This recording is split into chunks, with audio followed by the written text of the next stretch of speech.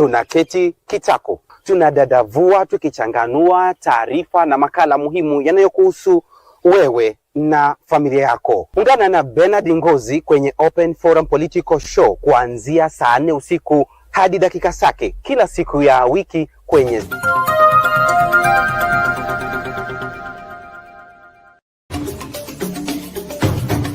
kutoka vijijini, mijini hadi jijini.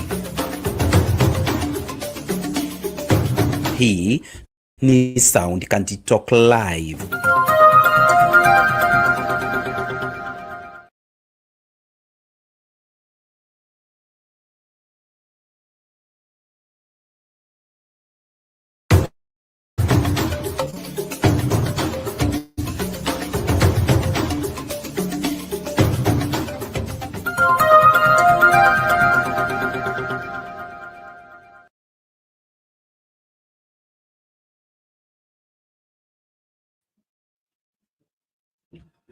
Good day, ladies and gentlemen. Thank you so much for choosing to be part of our conversation tonight. This is Sound Candy Talk Show, the show that gives you an opportunity to air what you feel and think about the latest development on our political front. Well, there you have it, the fears and the anxiety that we have had about Boniface Mwangi, the activist who was taken in Tanzania from his hotel room to unknown destination, now was dumped at the border police station after having been tortured and immobilized. Now that's what is latest, and we'll be looking at it. Is this relationship between Kenya and Tanzania worthwhile? And if you are not in agreement with your guest, what is the way out? Is there no amicable way of sorting this out other than exposing the very visitor in your country that you don't want to torture?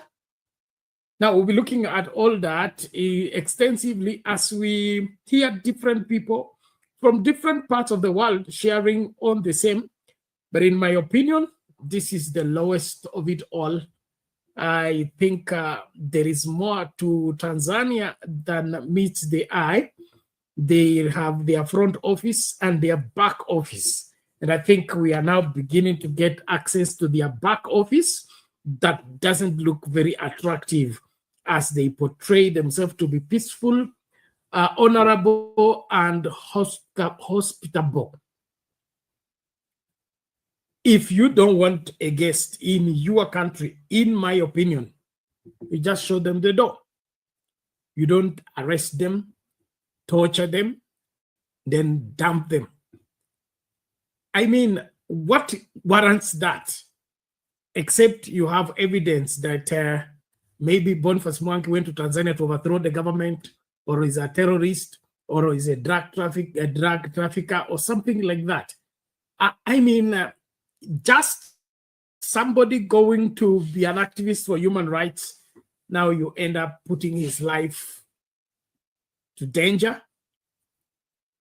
That's friendly. Okay? Let's keep looking at this as we explore further.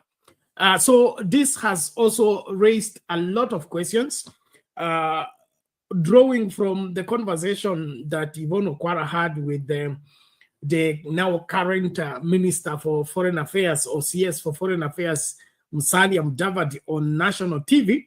And Musalia Mudavadi he was expressly in agreement with Samia Hassan, the president of Tanzania, on her take on why should Kenyan human rights activists go to stand with an accused person for treason in Tanzania. And so it appears that Musalia Mudavadi has already scored an own goal. So I don't know how he's going to navigate himself out of this. But to me, I don't see why somebody should be tortured simply because he got into your country, except he got in illegally without passport, without being cleared by immigration. That's a different ball game. But simply because you don't agree with his ideology or his approach to what he intends to stand for, no, this ought not to be the case. And if Kenya is intending to sweep this under the carpet, they are just demonstrating on how weak they are, in my opinion. And I stand to be corrected, but this ni kuwekwa kidole kwa macho uone kama msimamo na kuona mahali. Hebu karibu. Hii ni kuchokozwa, muone mtafanya nini. Hii ndio mtadu. So we will see vile watadu, lakini hii kwangu mimi haikubaliki, haipendezi. It's uncalled for. It's uncalled for.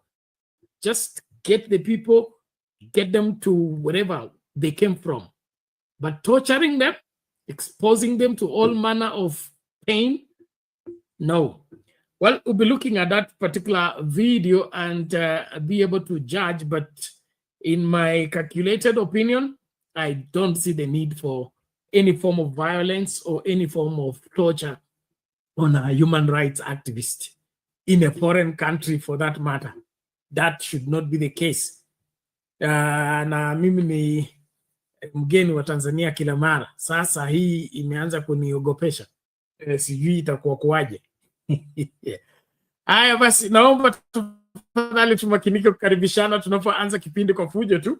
Karibisha mtu, tuko live TikTok, tuko live Facebook page Sound Candy Talk, YouTube tunaitwa Sound Candy Talk, as well as Sound Candy Talk Live. The two channels are active right now.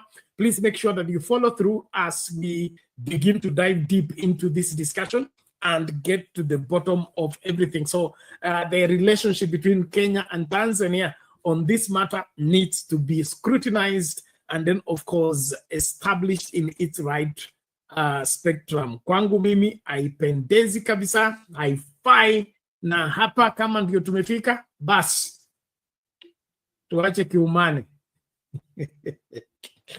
Well, naomba tumakinike kukaribishana. Then swala lingine tena ambalo la kuogofisha, another sad reality in Kerio Valley, another Catholic priest. Remember the one we talked about yesterday is being buried tomorrow. Now, just before this one is buried, another one has been shot dead in Kerio Valley. So is it insecurity, or there is a target to exterminate Catholic priests? What is going on with our Catholic clerics? And of course, they are being killed, murdered, things like that. What is going on? Is it a calculated move to silence the Catholic Church, or it's just an accident or an isolated case?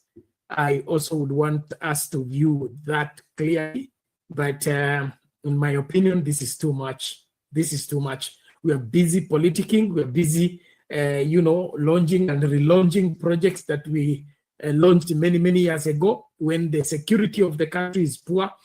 See the way now we're being treated by our neighbors, and we are laughing.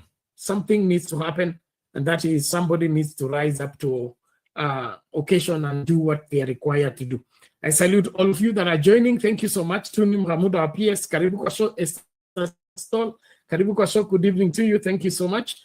Kuna huyu Douglas anasema Bernard is a coincidence that Kanifa, Boniface, and JND are not sponsored.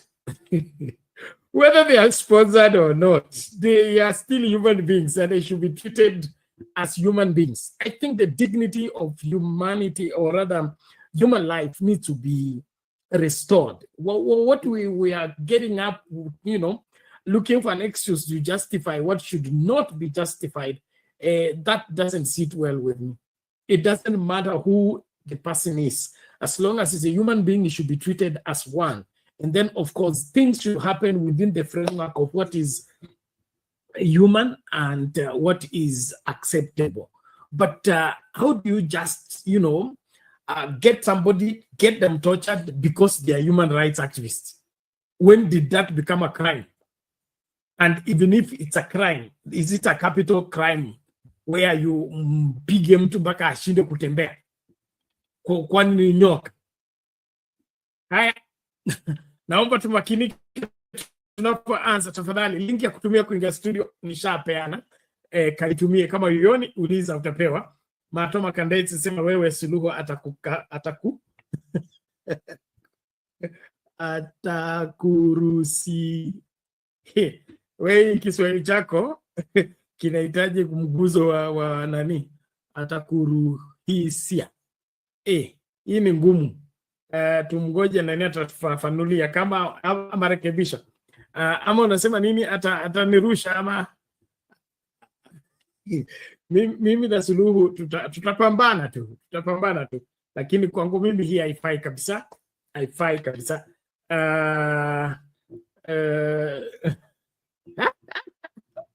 Douglas, you should go to hell now if you're beginning to talk like that.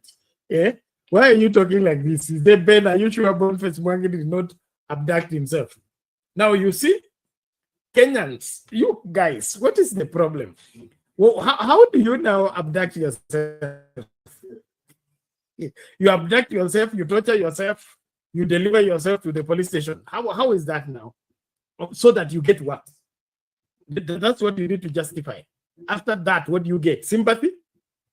Who looks for sympathy? Please, I think we need to scrutinize this thing. Suluhu amevuka mpaka na Wakenya lazima wamlainishe.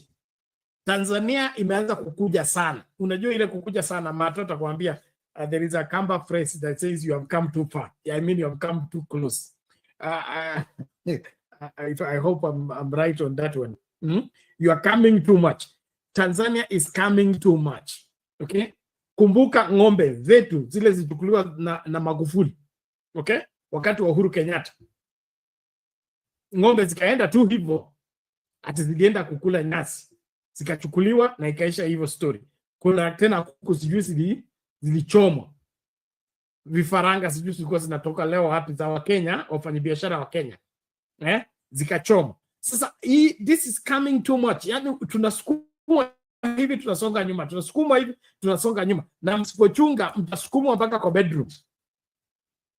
Now, I'm not advocating for any war anywhere, but I think our dignity and our respect should be preserved. This is too much.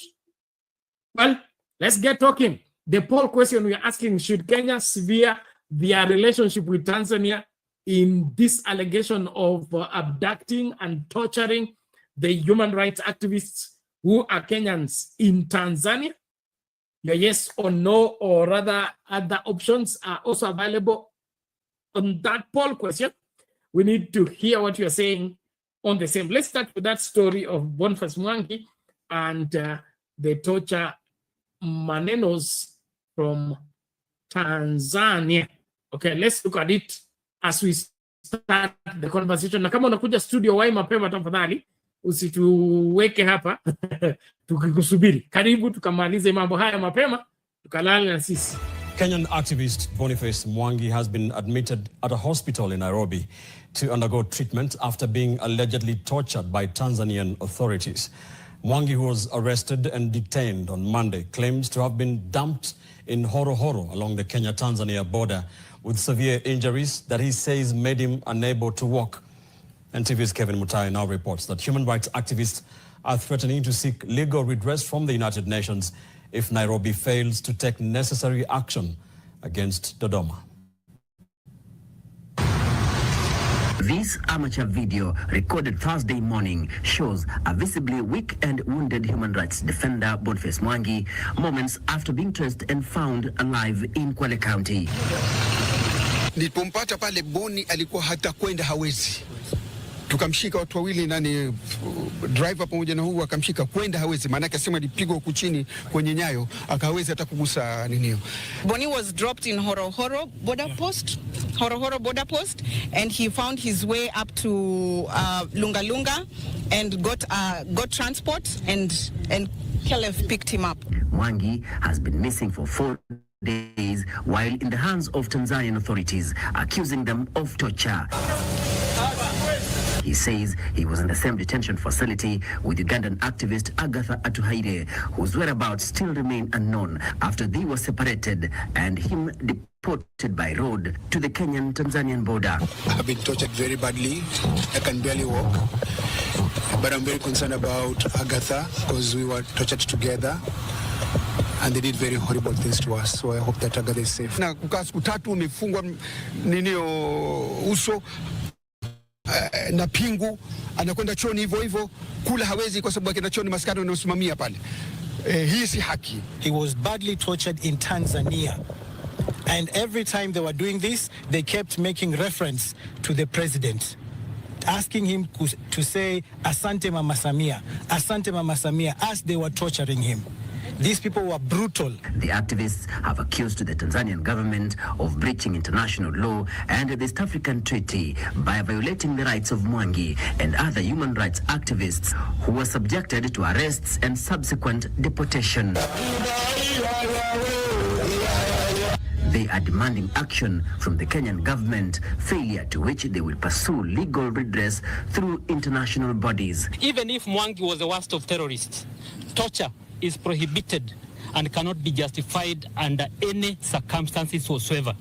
Another major violation of his fundamental rights was enforced disappearance. Tumeungana mikono pamoja na Kenya Human Rights Commission na mawakili, Kenya National Human Rights Commission na mawakili, ili kuhakikisha hii ni kesi imefuatilizwa. We have told them that we will expect nothing short of criminal charges and those officers to be arraigned in a court of law. The activist Boniface Mwangi will now undergo medical treatment with human rights defenders, asking the Kenyan government to intervene and investigate Mwangi's ordeal with the purpose of taking necessary action against those responsible. Kevin Mutai, NTV in Mombasa.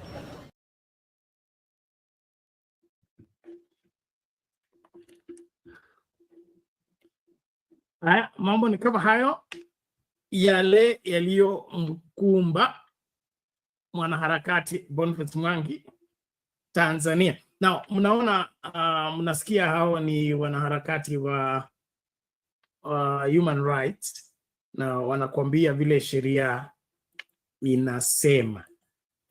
Kulikuwa ile enzi ilikuwa ya Moi, ya Jomo Kenyatta hapa awali, ilikuwa ni halali kutocha mtu au kitafuta information. So people taken into custody, they were tortured and pressed so that they give information or confess to their to their crime. But that law was changed. It is illegal to torture anybody for any reason. So if this is what is happening in Tanzania, then it is true what we are being told, that even during Magufuli's time, we had cases of people disappearing. Remember the Tundu Lissu's assassination attempt. And then this frustration of dissenting voices in the country. How the opposition must remain weaker and weaker as CCM continues to be stronger and stronger. And so this torture is a manifestation of some level of lawlessness in Tanzania, or rather Tanzania upholding laws that have been that are outdated. And they have been, done away with. For example, the law of hanging people. I mean, people have been sentenced for hanging is still, being contested because it violates the human right. So, what is this that is going on in Tanzania that they are still torturing people when the international law is not for that approach, for whatever reason. And then to make matters worse, these people being tortured because they are human rights activists. Mimi nataka mniambie makosa ya kuwa human rights activist, dhambi ya kuwa human rights activist, yani ni dhambi kubwa sana Tanzania, mpaka unafungwa macho, unawekwa juu unapigwa miguu kwa sababu wewe ni human rights activist. Ni lipi hili ambalo linaendelea katika nyumba ya jirani ambalo halieleweki? Naomba ukaniambie hapo kwa comments, ama njoo kwa studio moja kwa moja ukanieleze. Hiki kinachoendelea mimi naona ni mchezo ambao tusipochunga basi hiyo ndio itakuwa mtindo. And then of course there is a new surge for dictatorship that is being intensely sought, especially in East Africa. Okay, that they want to place the masses under control, and so this level of operation could be geared towards silencing dissenting voices and silencing the human rights voices. Now, this is not something that we should take lightly.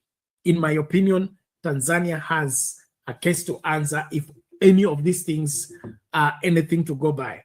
No reason to torture people, even when they are in custody, even when they are in prison. I mean, it's synonymous to bullying. Bullying we banned in school. So why should you pick somebody who is in a hotel, take them, torture them, keep them wherever, incognito, incommunicado, for 40 days? They are being sought after by family, by the embassy. And then, yani, mimi sioni sababu balozi wa Tanzania bado yuko hapa. Wa Kenya, mnaambie niko hapa, mimi nimekuja mzima, mnaambie haya mambo. Ni Mama Suluhu anatawala Kenya. Talk to me. Well, link ya kutumia kuingia studio ndio hii. Mnaogopa kuja studio? Njoo tuseme hii maneno. Ni Mama Suluhu anatawala Kenya. Nataka mnambie hiyo. Na anatawala Kenya kivipi? Jukumu la kulinda wageni ni jukumu la nchi ambayo ni ugeni. Sababu ya sikuwa na passport ya East Africa, sio passport ya East Africa. Nimekuwa Tanzania, nimekuwa Zambia, nimekuwa Zimbabwe. I mean, hizi nchi zote, the moment you land, you become their guest, and they are answerable. Ukishapigwa rubber stamp hivi ukaingia. Okay, one, we are Commonwealth. We have those privileges as Commonwealth. Secondly, when you get in, the reason why the immigration receives you and exits you is because they are responsible. So you admitted the person, he came through the legal means, through the migration avenue. You received him in the country. You should be responsible for their welfare. But if you take them in and now you put them to torture, then you deport them and dump them, that's irresponsible. And so I don't know any justification of this unless you tell me something better. So anything that justifies this, mimi sioni kabisa. Ni kama mgeni kuja kwako, ukamfungia, ukampiga, alafu ukamtupa nje. Na ni mgeni tu. Mgeni akiwa kwako, wewe ndio unamsimamia. Wewe ndio ulinzi wake, wewe ndio msaada wake. Itakuwaje wewe unamgeuka unakuwa sasa ndio unataka kumwangamiza? Well, what is this that Tanzania fears, and is it justifiable? And then of course, Mama Suluhu yuko tayari kwa haya mambo? Kwa sababu nikiangalia katika nchi hii Kenya, tuzungumze tu wazi na msinipige mawe, tuzungumze tu wazi, okay? Watanzania wangapi umekutana nao kwa street hii ya Nairobi? Wako mpaka wanauza peremende, wapo Kikomba wanauza nguo, wanatembeza socks, wapo hapa. So kama Wakenya wakienda Tanzania wanakuwa tortured, basi Wakenya nao waanze kukamata Watanzania hapa to torture them.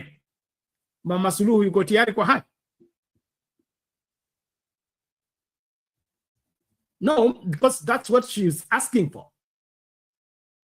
If the Kenyan people are not safe in Tanzania, then Tanzanian people should not be safe in Kenya. Is that what she's asking for? And is she ready for the same? Well, ladies and gentlemen, let's talk.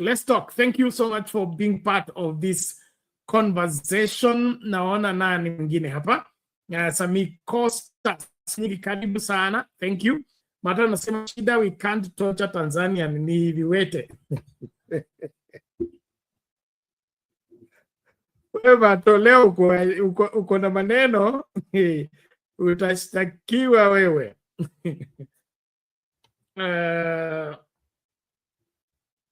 Okay, thank you very much. Okay, Tuni Mahmoud anasema the president is not saying anything. Maybe yeye ndo alipeana hizo instructions. May God have mercy on us. Okay, Karen anasema Suluhu has lost it totally. It is a shame. I agree with you. This is not how I'm in fact, being a mama, you need to, your rulership needs to be more compassionate and more motherly. I mean, you can't be cruel to this level that you detain and get people tortured simply because they have come to, empower the human rights activists at home. That is not it. Na kama wataki wafungi kwa mpaka, sio waingie kwanza alafu uanze kuwatafuta and then unadhulumu. Haifai kabisa. So ili swala ya kusema Watanzania ni wapole, Watanzania ni wazuri, Watanzania ni wakarimu. Sasa ukarimu kwa? Huu ndio ukarimu. Mgeni njoo mwenyeji apone. Sasa imekuwa mgeni njoo ukufi. Haya, mtaniambia. Nimesema leo msinipige mawe. Nataka tu tuseme ukweli, okay? Hii ndio ukarimu. Hii ndio upole. Njooni mtetee. Kwanza ukiwa Mtanzania wewe ndio unatafuta. Njoo hapa unaambie haya mambo yanaendaje. TikTok niitie Watanzania wakuja hapa. Sisi nataka tuongee moja kwa moja. Mnaambie. Hii ndio ukarimu, kwa sababu kama hili swala la Mwangi ni kweli, okay? Na Mwangi alitolewa kwa hotel room ila amelipia kwanza. Yaani wageni wamekuja, tourist. Wametoa mpaka dola. Wamelipa hotel. Wewe unawakamata juju. Uende kuwatocha. Kwa kufanya kosa gani? Alafu mnaambia ati hiyo ni halali. Hiyo si halali. Ati ni kulinda nchi. Hiyo ni kulinda nchi ama kubomoa nchi?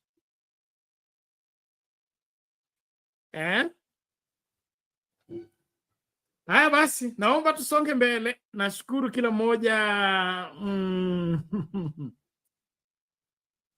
Okay, Sami Costa anasema alienda kwa wenyewe kutafuta nini? Wewe Sami, mimi nakuuliza uko wapi? Sami, wewe utuambie uko nchi gani kwanza? Hakuna mtu kwa wenyewe hapa. We are in the East Africa community. And if you are proper Kenyan and you hold an international passport, that passport is no longer Kenyan passport. It's called East African passport. So, kwa wenyewe ni wapi? When you hold a passport of that country, you belong to that country, or you belong to that particular, what is it called, community. So, kwa wenyewe ni wapi? If I'm a holder of East African passport, passport kwetu ni East Africa.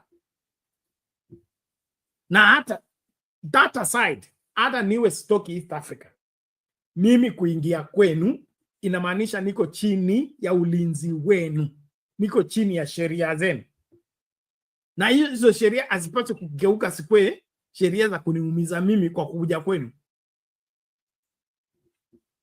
So iki ni jinai ambalo sijui mtasemaje, lakini kwangu mimi alijaingia. So hii Samia yako ya kusema alikuwa ameenda kutafuta nini, kwangu mimi haifai kabisa.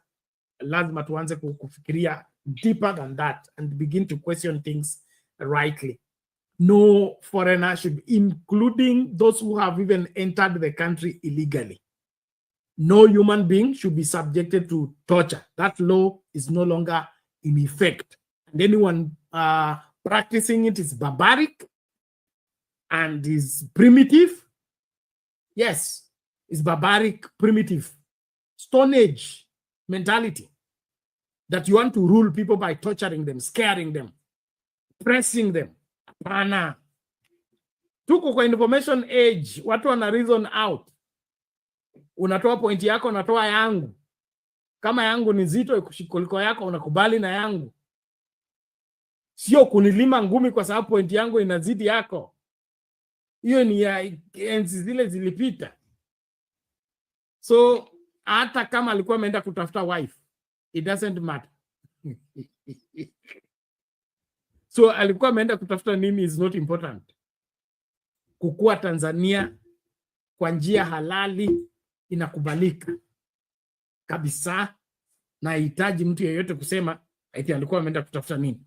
Haya, mambo wadao. Suluhu anawajua anajua Ruto ametufanyia hivyo, amewapiga vijana akawaua. Suluhu akifinya hivyo hakuna shida. Haya, huyo ni Simbo Marseille anasema kama huku kwetu tunauawa, sasa yake tufinya kidogo, makosa iko wapi?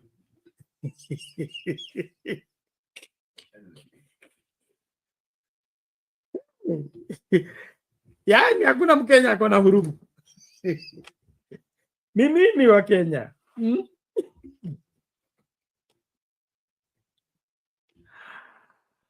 Even if human rights are violated at home, should we also suffer the same across the border?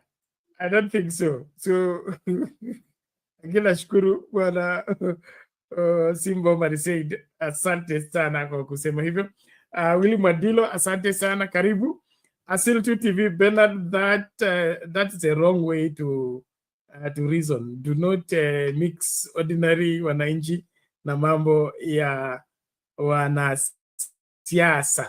Sasa hapo ndio ngoma inapanda, kwa sababu mi Asil2 TV na kuheshimu sana na nashukuru sana kwa kuwa kila mara uko sehemu ya mijadala yetu na umekuwa sehemu ya hii channel tangu mwanzo. Kwangu mimi nitasema hivi, okay? Jukumu kubwa haliko kwangu, mimi ni raia, okay? Jukumu kubwa liko kwa viongozi, okay? Sasa kama Mama Suluhu ndio kiongozi mkubwa sana katika Tanzania, okay? Na yeye ndio anasimamia usalama wa kila Mtanzania dunia nzima, okay? Sio Tanzania peke yake, kila Mtanzania, wale wako Amerika, wale wako Ulaya, wale wako India, kila mahali, wote wanasimamiwa na kulindwa na mama anaitwa Mama Suluhu. So itakuwaje huyo ambaye ana jukumu kubwa la kulinda usalama wa kila Mtanzania pembe zote za dunia, yeye ndiye anahatarisha maisha yao? Kwa sababu kama watu wanaotoka katika nchi zingine wakija Tanzania wanakuwa tortured, anauliza nini? Si anataka wenye hiyo nchi nao wafanye torture to other Tanzanians? So I'm not asking that to happen, but the responsibility lies with Mama Suluhu, her speech, number one, and then of course how she conducts herself on this matter. kama walikuwa wanataka Boniface Mwangi na wale wengine wasikue katika njia ya pekee, wangefanya vile walifanya Martha Karua, arudishwe kwa ndege, arudishwe Jomo Kenyatta bila kufungiwa, kupigwa, kuzuiwa, asipige simu, asiwasiliane na mtu yeyote, afungiwe, anyimwe chakula. Hiyo yote ni kwa nini? Ili tuendelee na upendo? Hapana. So mimi nataka wajibu ukue juu ya viongozi, haswa Mama Suluhu. She is responsible for every Tanzanian everywhere, and that means she should conduct herself in such a way that if Tanzanians are going to be safe in Kenya, in Uganda, in Rwanda, in Burundi, in Kinshasa, and every other place, the other countries' citizens should also be safe in Tanzania. Lakini si tukija Tanzania tunafungiwa, tunagongwa miguu. Hapana. That should not be taken. Na so tusisema ati ni siasa. Kwa sababu sasa Boniface yako anaongezwa maji. Ako Nairobi Hospital anatibiwa. Haikuwa siasa. Uchungu ni ule ule. Yeye, watoto wake sasa, mke wake, everybody is concerned. He's in pain. That pain inflicted is not politics. So let's deal with a practical issue as a practical issue. Kama wewe uko niko na kastori kidogo hapa. Kuna mmoja walimu wangu, Bishop David Oyedepo, alikuwa anasema akiwa mtoto alikuwa anazozana na mama yake sana. Kwa nini? Mama yake alikuwa amezoea like siku moja kwa wiki, kama tuseme Saturday, ataita watoto wote wa mtaa, okay, na wapikie chakula alafu wakule. Wakimaliza kula, ana dismiss watoto waende, na lasa Bishop, the small boy, ambaye sasa ndio kijana huyo mama, yeye ndio anabaki kuosha sahani zote, okay. So akawa anakasirika kuosha sahani, na anauliza mama, kwa nini wewe peke yako kwa hii estate, wewe ndio unapikanga chakula, unaita watoto wote wakule? Na akampatia jibu, akasema, napika hii chakula nikipatia watoto kwa sababu kuna mahali utakuwa ambako siko na mtu atakupatia chakula. So kuna vile ambavyo unafanya wema kwa ajili ya mtoto wako akiwa sehemu ambayo haupo, na yafanyiwe nini? Wema. Kama sisi tutakuja kutembea Tanzania alafu tunakuwa nini? Tortured. Basi hiyo inamaanisha standard ni hiyo. Standard ni hiyo. Wale wageni ambao wanakuja wafanye nini? Washughulikiwe. Na hiyo haifai kabisa. Na kama inatoka kwa ofisi ambayo ndio kubwa sana, basi hiyo pia inaonyesha picha mbaya. Na hapo ndio mimi nitasimamia. Nataka tuhakikishe hii masuala kwamba tunayasukuma vizuri, tuelewanwe.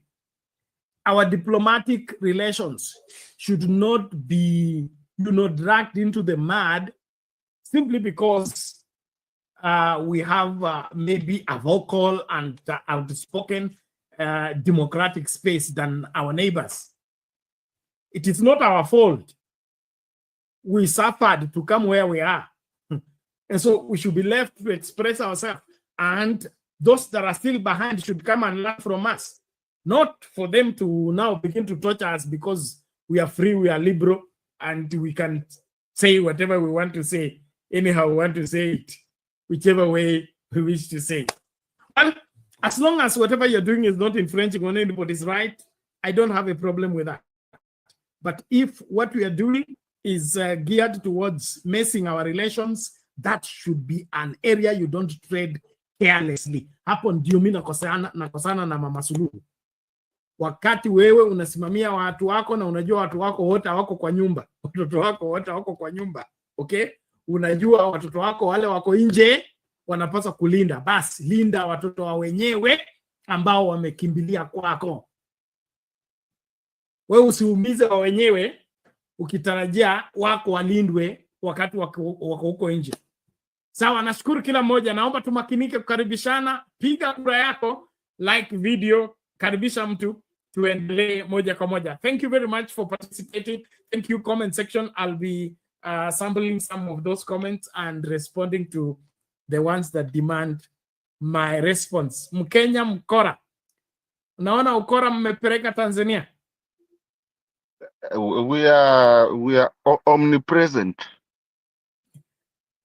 Tafadhali muende polepole. Hii mtaanza kupatia kompe Mungu mwenyewe sasa.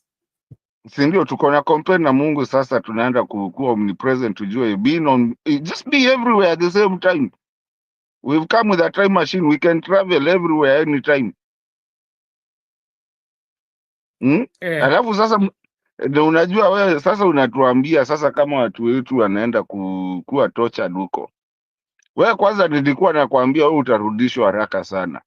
Mama Suluhu utaenda kumwongelelea Kiswahili yako akwambia rudi Siaya. Hata ajui kule unatoka. Mimi kwanza naenda huko Septemba. Na unajua kura yake si Oktoba. Ndio mimi nikienda nimeenda kabisa. Mpaka nipige kura nihakikisha ameanguka ndio nirudi. Kwa rights zako, kwani bibi ametoka wapi? Hata kama tutaoa wengine huko tuseme pia sisi ni citizens. Iko nini? Kwani kuna muda gani? Na kitu ya kutocha, the problem is that Bernard, on a later note, we cannot torture watu wa nini. Usitembea pale nini tau ukapata daktari wa mitishamba kutoka Tanzania. Sasa mnataka kutocha daktari wa mitishamba, anatoka Sumbawanga.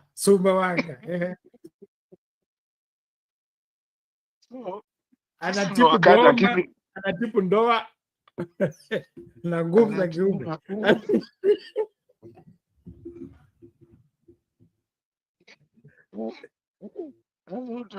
Sasa utamtocha aje sasa? Unajua tuna vinyano hao tu waatie tu, acha tupigane na Mama Suluhu. The Tanzanians in Kenya will deal with you when that time comes. Unajua wanasemanga samahani, naomba nikushike. Waambie wakuje wapatane na Kibra ikitupa mawe. Ndio wajue atucheze agwi. Sasa wametupa mawe kwa nyumba ya glass na wanaishi kwa glass. Wametupa mahali pabaya. Because now going on a serious note, Bernard, I've already seen 2 petitions of people asking for Tanzania to be taken out of the East African community. Already. And do I think it's imefanyika haraka? Yes, I do. But also, we don't have treaties to play with them. We, as East Africans, the member nations of East Africa, including Congo, were forced. Bernard, I know if you had that last passport, you're black, you were forced to go get another passport, you're blue, and inasema East Africa. Nowadays, in occasions, we don't just sing the Kenyan anthem. We also sing the Jumuiya one. Why? Because we have a treaty and a diplomatic treaty that everyone falls on. If one of the treaty countries is starting to treat the other person that they're not part of it, they can as well be expelled, or we expel ourselves. We've never treated Tanzania that way, and like you said earlier, I was listening to you, Bernard. Nilikuwa nakusikiza. Yes, kuna kuku na ng'ombe zilikatiwa mahali somewhere. By the same Tanzanians. Museveni is also pia yeye pale Migingo ametusumbua. Kagame ndio ameshindwa kutufikia. I think because he's landlocked. Lazima apitie mahali pengine kabla atufikie. So we as Kenya went through our troubles to get a democracy in our country. And this is the democracy that is being sought by even East Africa joining together, even Congo to be liberated. Businesses pale Malaba, we cross, they cross without even a passport. What is this that now you're telling us you can deport us? Hata kama mna to deport, please, you know, Tanzania is close to Wajaluo. Sorry, my Jaluo friends. Na Wajaluo hapendi kutembea. Siweke mtu kwa ndege. At least pandisha yeye ndege akuje in style. Sasa unamtupa kwa boda na boda amezoea kurukaruka hapo akinunua maembe. What am I trying to say? I'm saying our diplomatic agreements has to be relooked again, Bernard. On a serious note, we cannot have our neighbor deporting us for no crime at all. We don't deport them. Yet wako huko wakiuza vitu tunajua mitishamba, which is we know it's ni vitu za uongo. But because we have a treaty na sisi ni wale, so then we just ukishikwa shikiwa huko enda Kamiti. Na pia mimi nikishikiwa Dodoma, wacha niende Dodoma kama nilikuwa nimeibia mtu. Lakini kama mtu hajafanya makosa, and talking about activism, maybe Tanzania kwa kizungu inawalemea kidogo, maybe wajui activism ni nini. And no one was going there to do anything. They were just going to watch a case. Only Martha Karua ndio mnaweza sema cause ndio wako na license ya to prosecute, to do whatever in East Africa. Them they were just spectators.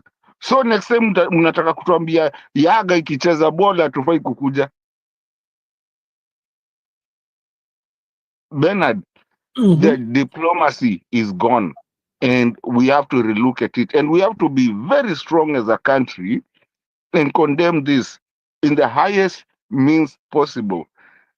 Rafiki yako ndio sijui amenyamazia wapi, ni kama walikuwa kwa nini cahoots together, because as a president angefaa kuashaongea. Hata huyu mwingine Baba Fidel hajaongea. I'm wondering what is going on. Parliament ya Tanzania imeshinda ikiongea juu ya Kenya the whole day jana. Kenya hakuna kitu tunaongea, tumenyamaza hivi, lakini mtu wao akiguzwa, the parliamentarians ndio hao wanakimbia. They want expedient investigation. Kwani Boniface Mwangi si mtu? Haya, acha nyamazia hapo for now. Okay, thank you. We appreciate that. Kile ambacho kinaendelea lazima kwa Kenya wajisatiti na watetee haki yao. Kuna huyu anaitwa Sami anasema alienda kuchochea kwa wenyewe, kila mtu akae kwao. Hiyo sheria haipo. Hakuna wenyewe East Africa. We are all East African citizens, na being in Kenya, Tanzania, Uganda, Congo, all the member states of East Africa community, we are at home. We share the passport. That means we share even the resources that are within that particular part of the world. Anasema we all need to support Tanzania because Boniface was never there on behalf of Kenya. Sami Costa, I don't know where you're getting that, your understanding. You need to update yourself. Human rights are universal, that's one, and are also within the framework of international law. And so any human rights activist is able to stand out for human rights in any place where those rights are being violated.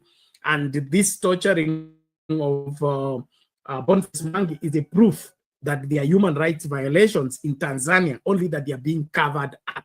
And that covering up is what has now been lifted so that the whole world knows that there is more happening in Tanzania than the front office. They show us that hao ni wanyenyekevu, hao ni watakatifu, hao hawezi kunini. Hata polisi akikuja kushika anakuambia samahani, naomba nikushike. Sasa huyu Boniface alikuwa anaomba samahani kweli wakati anapigwa miguu mpaka anashindwa kutembea?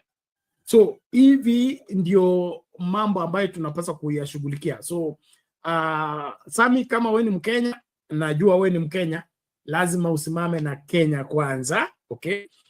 Baadaye alafu utetee nini wa Tanzania. Mimi sichukii wa Tanzania, niko na marafiki wengi wa Tanzania, ndio nakwambia September naweza kwenda huko nikienda ku observe hawataka observation, labda hiyo jina observation ndio shida.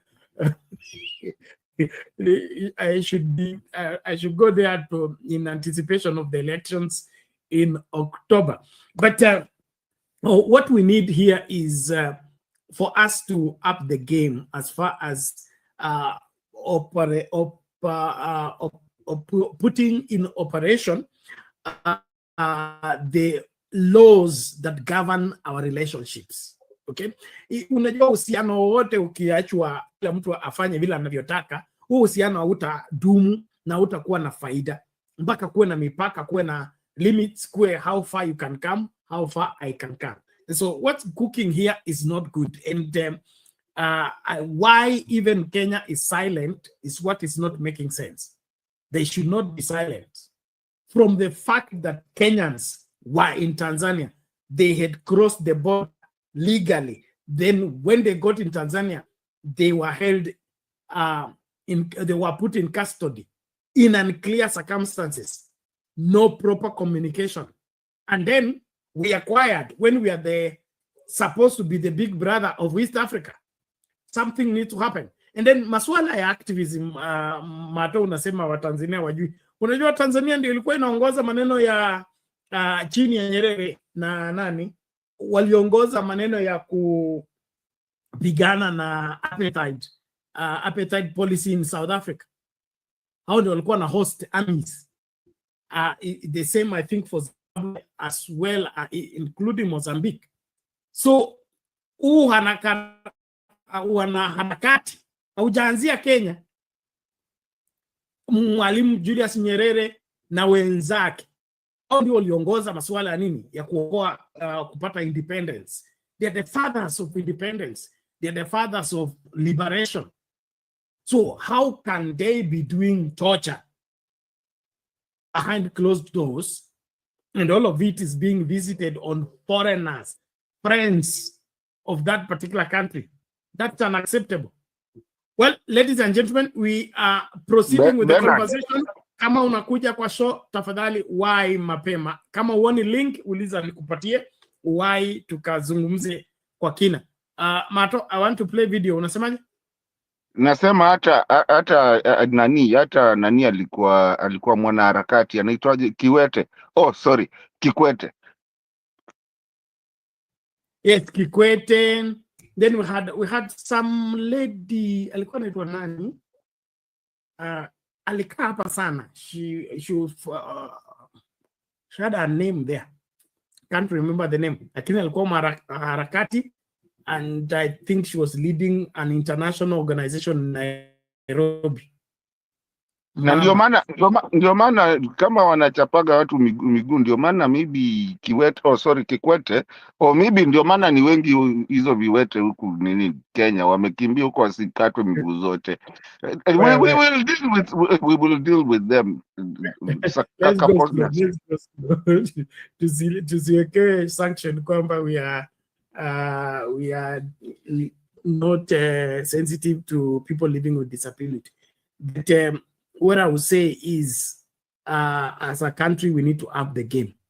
We are being pushed, and our neighbors are now coming too much into our nerves. And if we don't rise up and defend the whatever that's left of us, tutakanyagwa, tutakaliwa, na hakuna kitu tutafanya. So wakati ufika, kama ni serikali ama Wakenya wenyewe, tusimame na tuhesabiki.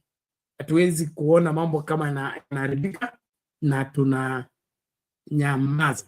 Wacha tumsikilize huyu Martha Karua akiangazia suala la Musalia Mudavadi akizungumzia hilo suala la Wakenya na kuhujumiwa Tanzania. Which is not his home. He had no phone. They returned his passport on dumping him there. And he found his way to Mombasa. Through the help of other people, he was able to call his wife. And that's how the wife organized to go for him in Mombasa, because he was injured, could hardly walk. He was ushered into the plane on a wheelchair and out of the plane in Nairobi on a wheelchair.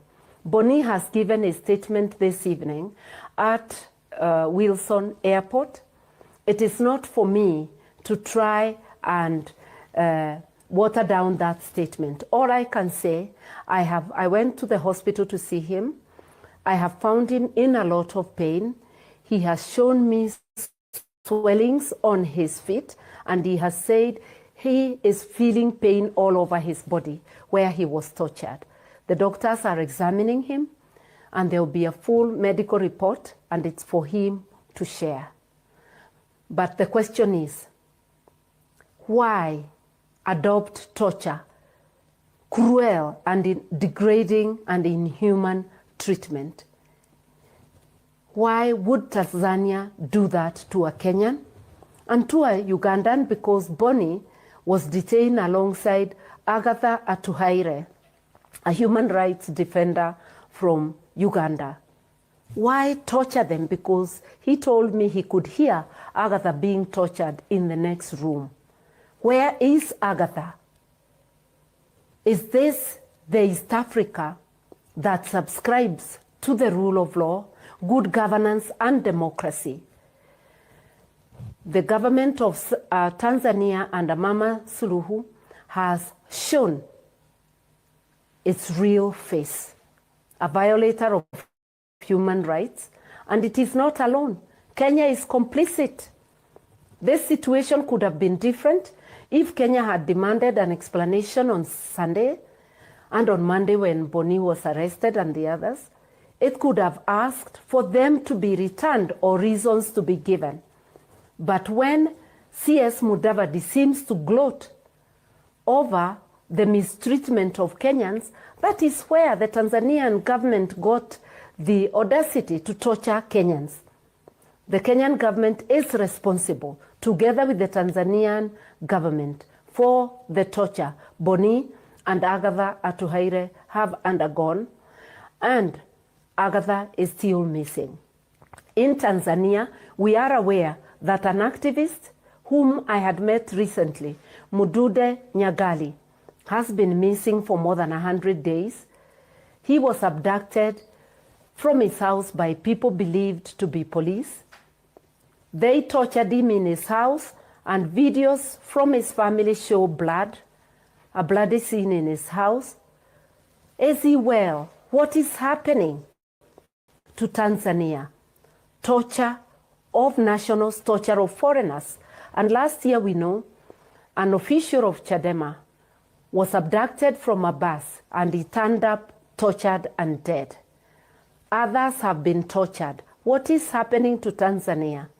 What is happening to Kenya, where citizens have been abducted, tortured, some turning up dead, some still missing? 2 of them, Rolongo 4, are still missing up today. Our governments are not taking any responsibility. Why do they exist if they cannot be able to look after the security of the citizens? In Uganda, routinely, members of Bobi Wine's party, NUP, are abducted, tortured. 36 members of Besige's party were abducted from Kenya, from Kisumu, July of last year, tortured and renditioned to Uganda, where they were charged before the military tribunal. They've only been released from those charges recently.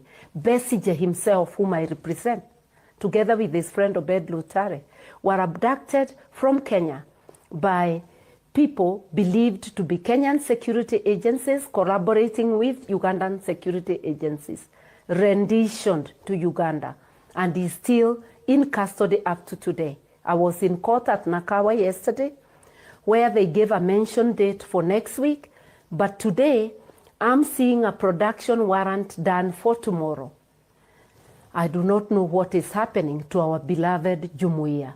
We are asking citizens to speak up against torture, against violation of their rights, against enforced disappearances, against desecrations of our constitutions, which have similarities in regard to human rights, good governance, and the rule. Okay, there you have it, Mother Karua there, giving a view about what's happening and more insights on what is going on. And from that conversation, you can tell there is more than what meets the eye in our neighboring countries. These forced disappearances.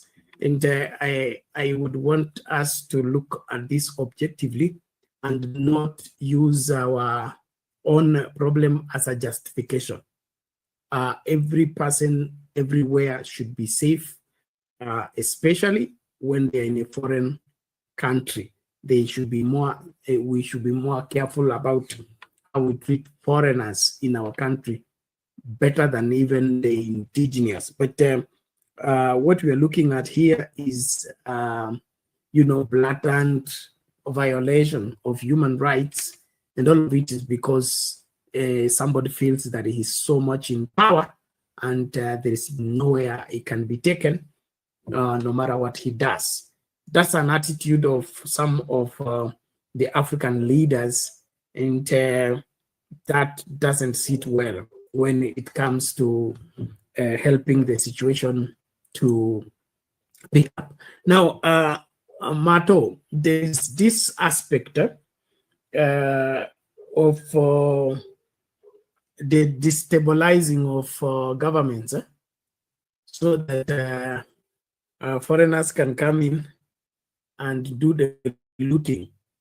We've had that with, of course, Burkina Faso, Mali, Niger, and then, of course, umesikia Ivory Coast kuna mtu alibebwa juujuu.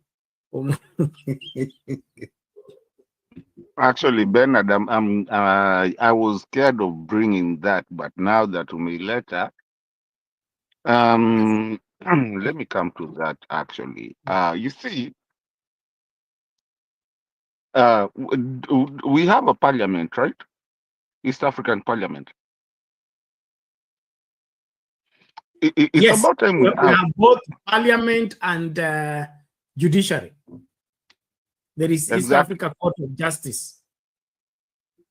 Exactly. So now, on a very serious note, wacha niache mavitu zangu sasa. Let me just be serious and get there. East African Parliament is not there for stooges. We need to see when they sat down and what they think about this matter. For the longest time, you never see them sitting. And this is a matter that the parliament needs to be called. I can almost bet you a lot of people watching us do not know the members of the East African Parliament by name or even by face. So that's number one. Now coming to that point, the difficult point I didn't want to bring.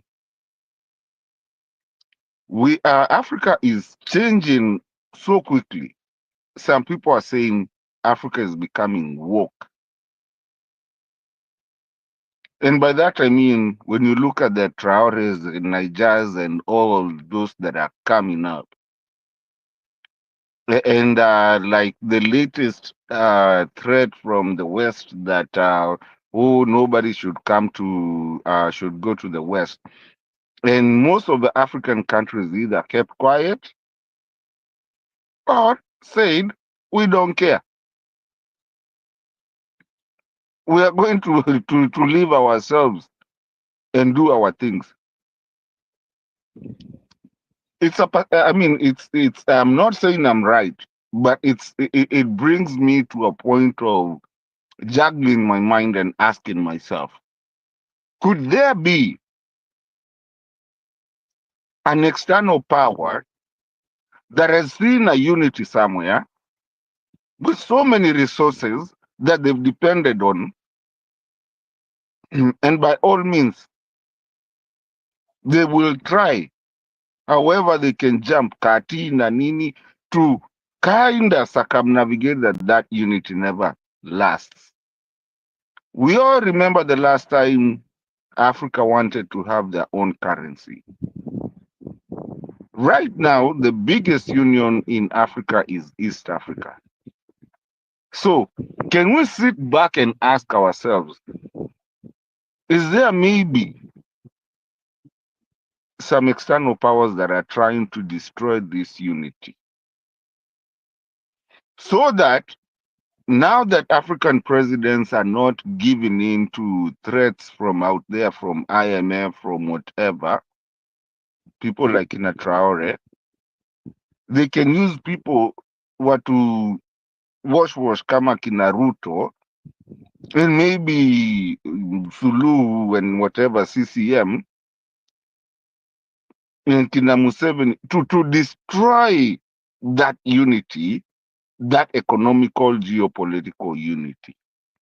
That's a question I want to throw to you. Nilikuwa naogopa kuisema lakini wewe umeintroduce. So I can see Lala is here. Na wewe ndio umeintroduce. Don't kill the messenger. No problem. We will have to dive in. We can't avoid it because we are part of this global family, and the relationships need to be redefined, especially with what is going on in Africa right now. I don't think there is turning back to this, and anybody who thinks that they can even delay this is dreaming, in my opinion, from where I sit. This is the plane is already on the runway. You cannot stop it. It has to take the flight. And so any other person thinking that he can derail what is cooking in Africa right now, he will be shot. And then, of course, the greatest fear is the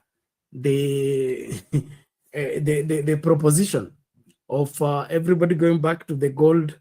It's called the gold system of valuation that may end up making some people victims of this drastic change, sudden change that doesn't give you time to prepare.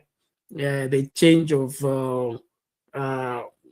in the morning you had nothing, in the evening you have everything, or in the morning you had everything and in the evening you don't have anything, and you didn't have time to prepare in between or adjust. So what's cooking is very much, and that is what I see happening in Tanzania, that they didn't take time to grow their democracy to a level whereby they will be able to enjoy input like what we have in Kenya, whereby it's possible for opposition to help government to run government.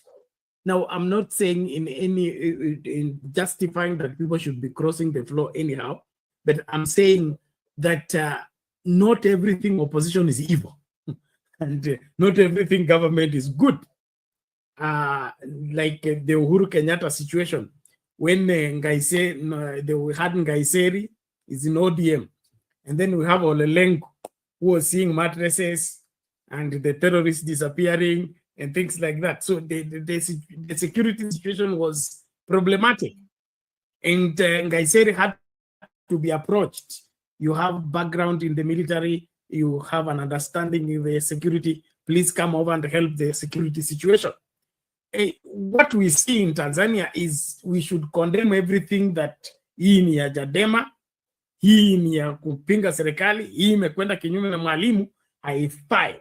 And in the process, kuna watu ambao wangekuwa wanachangia kukua kwa nchi na kukua kwa demokrasia ambao hawapewi nafasi simply because wameassociate na Chadema ama wameassociate na party ambayo sio CCM. Na kwa hiyo hii miaka yote 60 ya kuwa huru haijakuwa huru kweli kweli. Kwa nini? Tumezuia ile hali ya kufungua nafasi ya watu wote katika hiyo jumuiya ya Tanzania kuwa na nafasi ya kuchangia maendeleo. So imekuwa maendeleo ni CCM. Vile tulikuwa tuna KANU, KANU yajenga nchi, KANU yajenga shule, KANU inaoza watu, KANU ndio inafundisha, KANU ndio kila kitu. Bernard, let me add on to that point kidogo, please.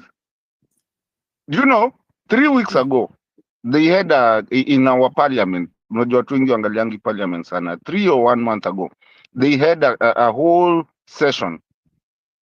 Sijui Bernard amekatwa, lakini they had a whole session for those who are listening before Bernard comes back. And Lala, thank you. They had a whole session of trying to inaitwa nini, kulipia watu bond when wameshikwa outside the country.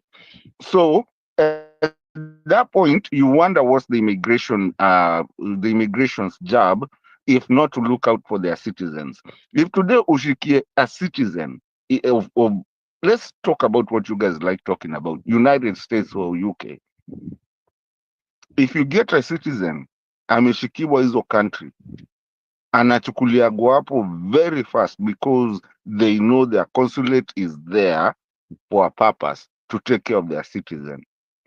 So I wonder, even in other people in diaspora who can say, I bet you've known mtu mwenye ameshikiwa huko. Why the Kenyan consulate all over the world will never answer a call wakijua ni kitu mtu ameshikiwa huko, yet it's their citizen. So you wonder, what are the consulate doing out there?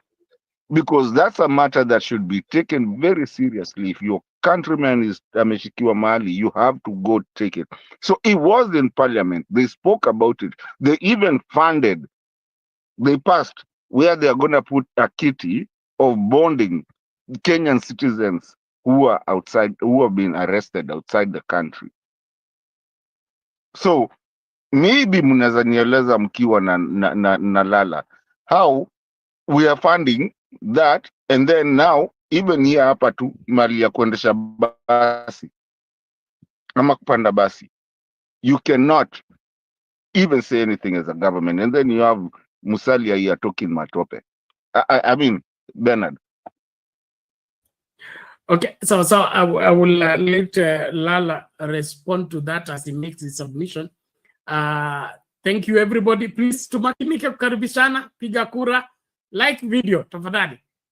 Lala, are you still there? I'm here.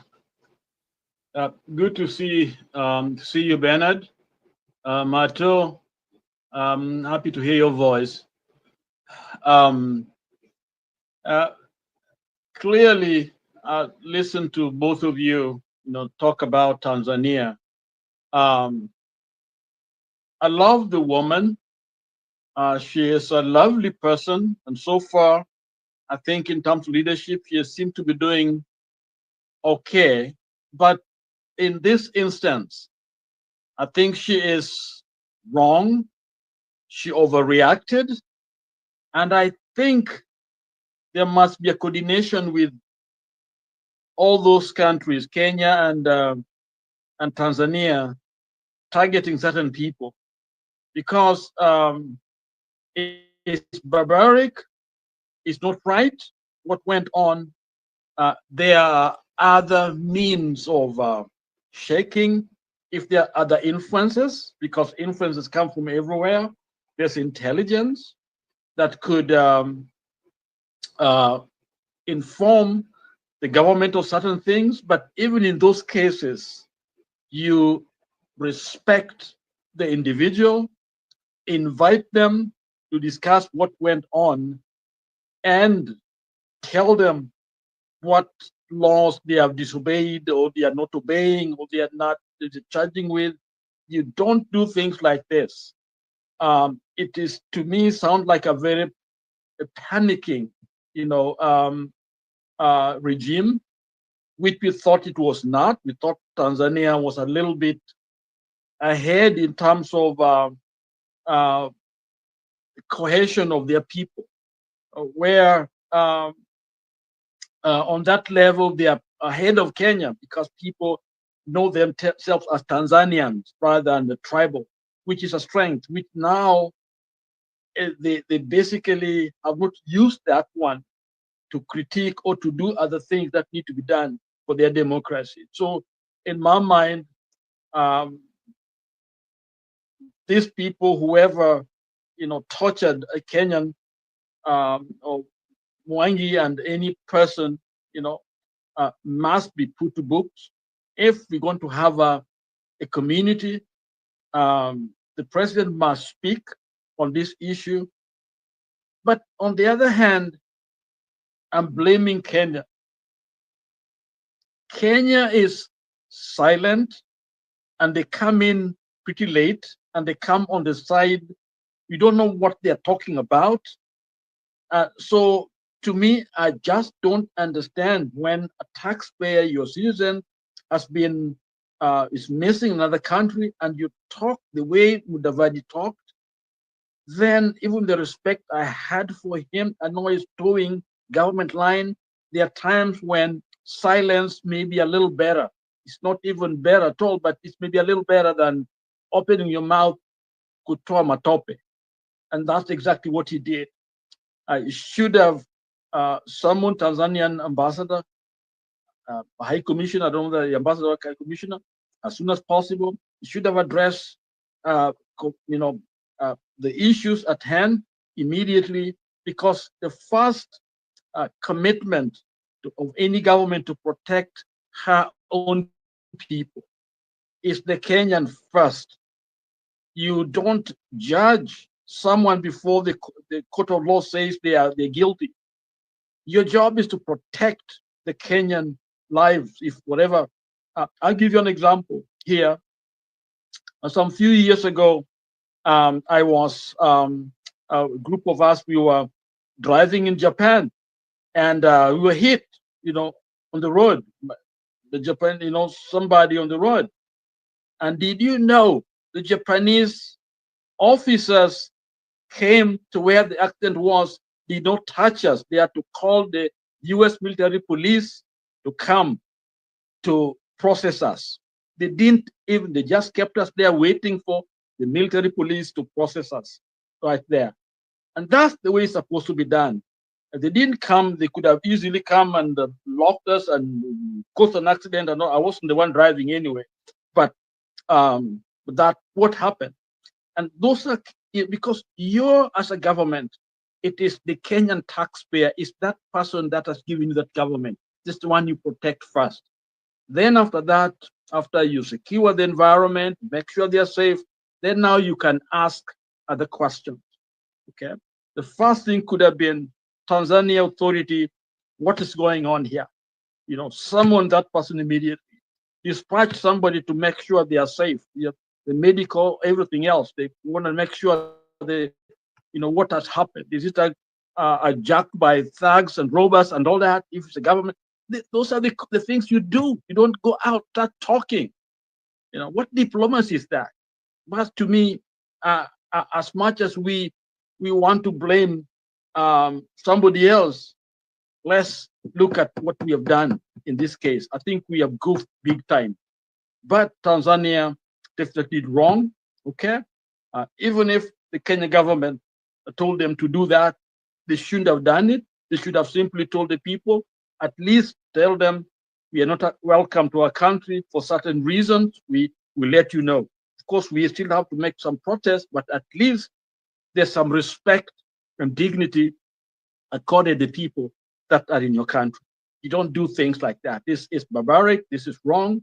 Mama Suluhu, mmefanya makosa, na we need to ask for some kind of explanation or some understanding, and so that we can be good neighbors. Otherwise, back to you, Bernard. All right. Thank you, Reverend Lala. We appreciate that. And it's clear that Kenyans are on their own when it comes to being mistreated in the neighbor's house. It appears that the Foreign Affairs Ministry speaks on behalf of the government that is supposed to be, reprimanded for mistreating us for being there in the first place. I've just been checking the history of let me just play that video. It's an old video, but before Mato comes in, there is this Magufuli and the Kenyan animals, where I think Amina Mohammed was the Minister for Foreign Affairs at that time, and she wrote a protest letter to the Tanzania government about the detention of the animals, but they did more than that. They did not just detain the animals, they auctioned them. Okay, let me just get that ready. One moment, get that video, and then I'll talk and weigh on that. And this is, I'm playing this to show that the Tanzania-Kenya relationship has not been all smooth, and we are playing it low, and I think that's why they keep coming. Let's listen out to this. Living on the edge of the map with neighboring Tanzania, the borderline that divides them doesn't really exist. But the reception for drought-afflicted Maasai pastoralists living on the shadow of the Kilimanjaro and who crossed the line into neighboring Tanzania in search of water and pasture for their animals was a cold and harsh one. Hakuna siku tumeenda pande hiyo. Leo ndio siku ya kwanza na tumeona kitu ajabu sana. Siweni kama siku nyingine zinaendelea pande hiyo. Ili mtu ikionekana anataka kukata shingo, siwezi kurudi tena. 1,325 of their animals were rounded up and auctioned. A number of herders like Ole Matui were also arrested, an incident that was at the center of a diplomatic disagreement between Kenya and Tanzania. Tanzania maintains the herders broke the law, but Kenya feels a neighbor's actions were a bit extreme. Like we say, governments come and go, but the people of our two nations will always be there. And two wrongs don't make a right. They don't. And I think that we need to learn to talk about issues and to have discussions, and we must talk to each other, not at each other. These actions were backed by Tanzania President John Magufuli, who Monday only slammed the door on any efforts of a peaceful resolution of the matter, with remarks to the effect that Tanzania was no grazing field for Kenyan livestock. In another recent incident, Tanzanian officials impounded and set alight some 6,400 chicks at the Manga post in Longindo district of Arusha. Authorities there said the action was meant to curb the spread of animal diseases like bird flu. Kenya has now protested what it sees as Tanzania's campaign of hostility that blatantly disregarded the plight or interests of the affected Kenyan citizens. In a protest note delivered to Tanzania authorities at an East Africa community meeting in Arusha, Kenya raised concerns about a neighbor's policy shift that seems to condone ill will expressed on Kenyan citizens and their business interests. We have protocols, we have ways of dealing with issues in the East African community that should work. They should not be ignored or put aside. The Foreign Affairs CS says the government would pay compensation to the herders in Oloitoktok in an effort to put out the flames. The Maasai herders had threatened to retaliate against Tanzanians living and working on the Kenyan side of the border. People are also watching. Yes, they feel they've been treated unfairly, maybe. They feel that things should not happen. And I think when you have a tit for tat, then what you're doing is perpetuating right, are wrong. With relations between the two countries at a crossroad, Kenya is choosing the high road. I wish what happened never happened, right? I think we all wish that, but that has happened. So what we need to do is now make sure that our conversations can end up stopping anything like that from happening in the future.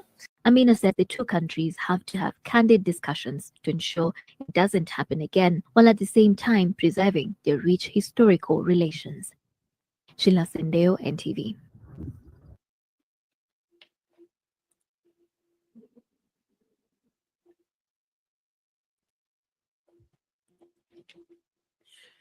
There you have it. That I wanted us to have that recap of what happened during Magufuli's time with Uhuru Kenyatta and our animals and the chicks. Tanzania went, did all that and got away with it. It is now the Kenya government that compensated the Maasais who lost their animals. But Magufuli alichukua ng'ombe, akauza, pesa akaweka mfukoni. Alafu bado tunasema sisi ni ndugu, tuendelee hivyo hivyo. Hiyo ndio maendeleo. Mato. That's exactly, Bernard, the questions that people need to be asking, because, saa zingine tunaogopaga kuuliza maswali ngumu. You see, that time venye ili happen hivyo, kila mtu tu alinyamaza, akasema ndugu zetu tuendelee. But again, Bernard, and especially like that video you just played, which cow knows, ng'ombe gani inajua nyasi ya nini ya Tanzania inaonjaje na ya Kenya inaonjaje? You gotta watch. You gotta look at this. And actually, do we really have borders between Tanzania and Kenya, other than gateways? The rest of the land, the vast land, is very open. Watu wajafika mahali Trump anaweka ukuta. So mimi nikiwa naishi huko mashamba huko na Tanzania iko huko, kwanza hata unajua watu wanajua kama waliingia huko lini ama walitoka lini, wameoana, wako wapi, kila kitu wanafanya pamoja, they are working together and everything. Only a roadblock ka barabara, na huko kwenye hakuna barabara. So what I'm trying to, ile kitu Bernard, we need to focus in is the politics and what is happening, because there's so many Tanzanians who will tell you they don't even know where the border is. And there's so many Kenyans who will tell you they don't know where the border is. The fight inaanzishwa hapa sasa, it will come to affect us eventually. Not just Kenyans. The whole of the demarcations that the colonial powers left us, that were not even fenced to know where, or even they didn't have a beacon to know where you are and where you're not. I'll take you back just for people to remember. There's a time a president said that all the way to Naivasha belongs to that country. Yes, there was feedback. Okay. So now when neighbors start fighting each other, now we will have to go back and look at who belongs where, who doesn't belong where, and where's the border. Where can you put your foot and where can you not put your foot? What can you sell somewhere, or what can you not sell somewhere? If you look at the border areas of our country and any other country, especially let me just talk about East Africa. People don't even know where you come from. They just know you. And that's the essence of the unity that was coming to a point of having even the same parliament, same national, Jumuiya anthem and all that. So Bernard, we're walking on eggshells. Don't forget, Ukraine and Russia, they are right next door neighbors. And look at them. Look at what is happening to them. I don't understand why Africa thinks that they can never go into war with other countries that are next to them. These small things can get to a place. It's a ticking time bomb. One small thing, na tuko vita on our own selves instead of uniting. Yet, the constitutions that we keep on talking in parliament, we keep on saying, oh, Malcolm X did this, oh, America is this, oh, America that, oh, UK this, oh, Australia that. Bernard, we are tunajichoma wenyewe kama Afrika. Soon we were about to start, get a language. I think the proposed one was Swahili because it's spoken in almost all East African Jumuiya people. Now where we are heading, and Bernard, mtanyamazi hapa na nitoke because I'm about kusema kitu mbaya. I still go back to 2 years ago, Bernard, when I asked you, are we ready for a female leadership? Because I think, na sisemi tu ni wanawake wote, I think someone else kama Magufuli would have never uttered those words. I don't know. Maybe we need to rethink. Najua nimechoma, wacha nikimbie kabla nianze kuchapwa. Wewe kesi yako baadaye. Reverend Lal, you have something to say on that, or you switch gears?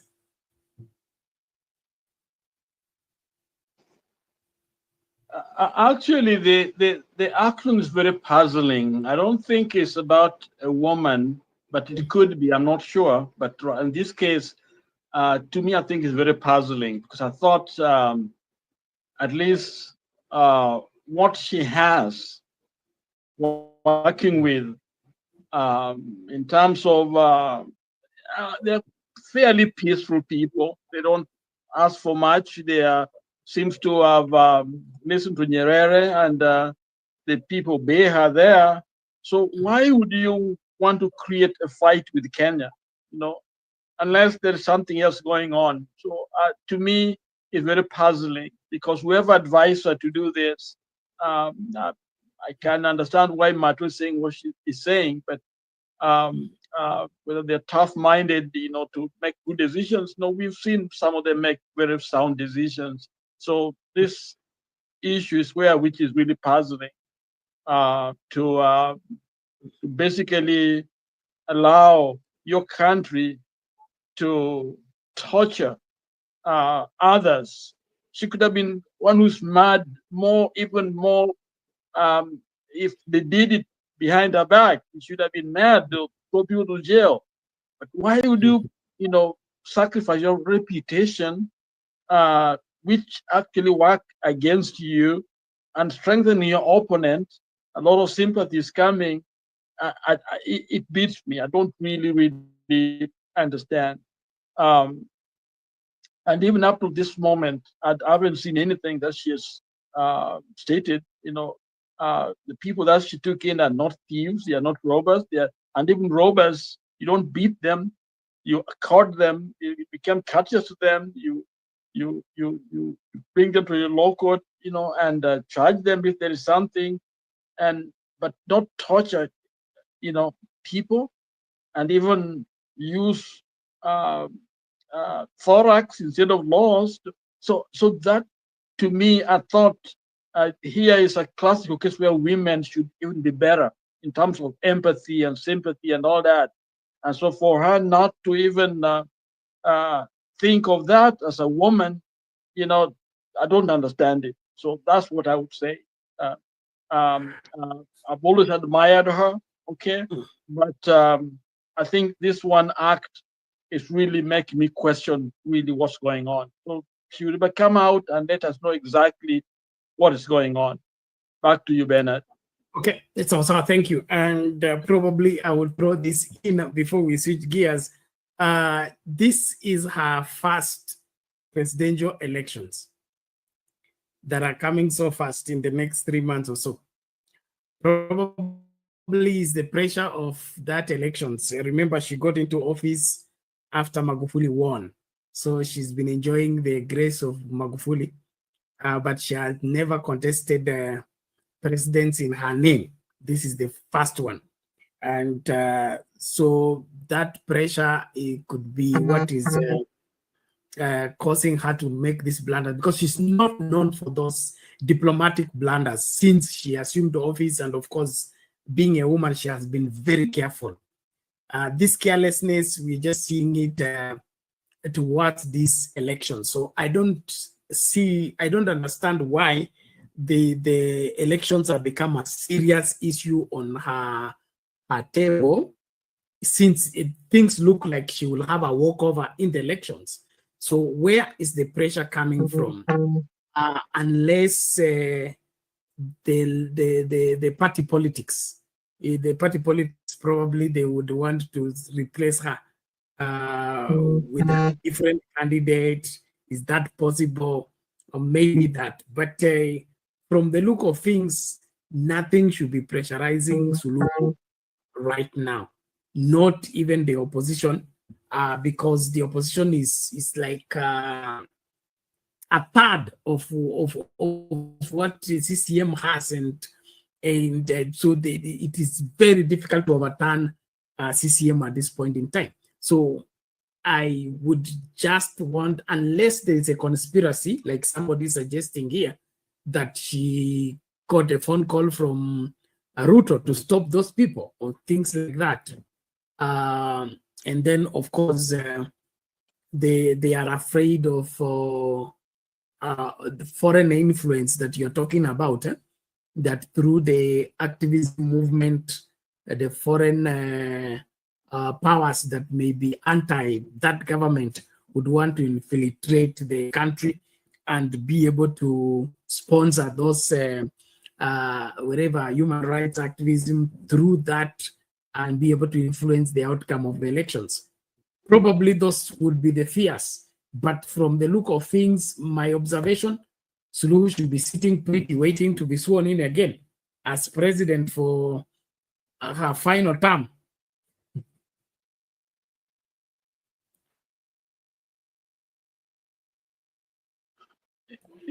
Yes, Bernard, and that's what is puzzling, because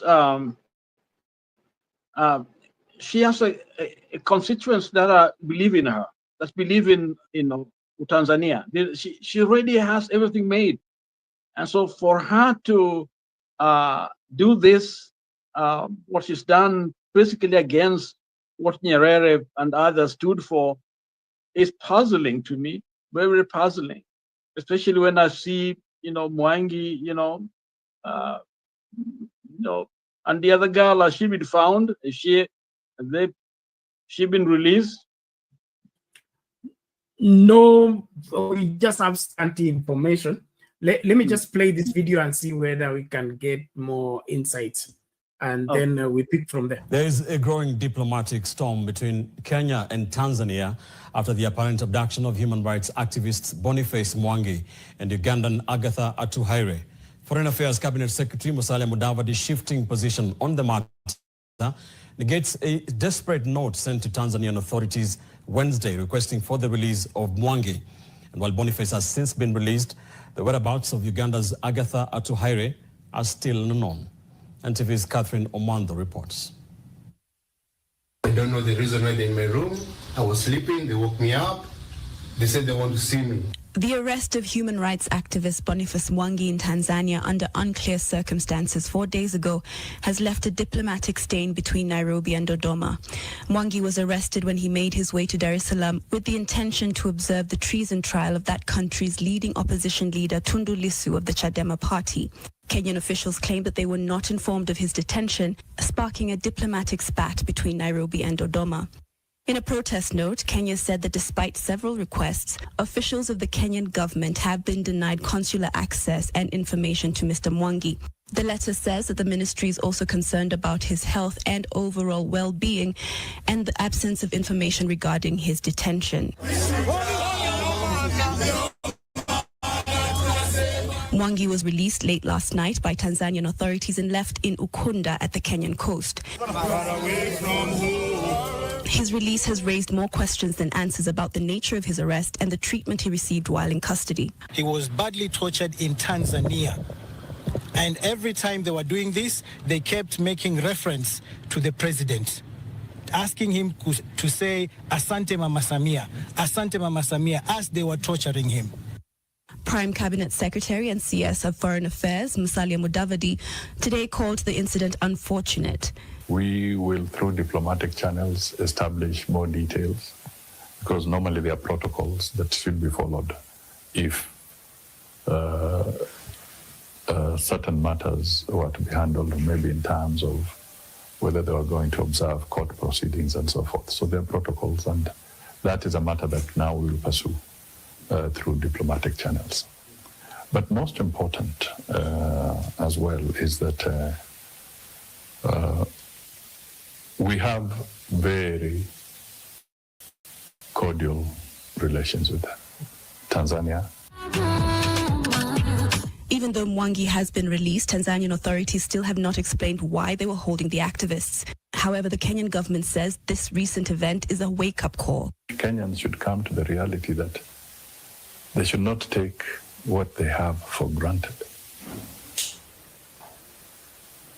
What applies here does not necessarily apply elsewhere.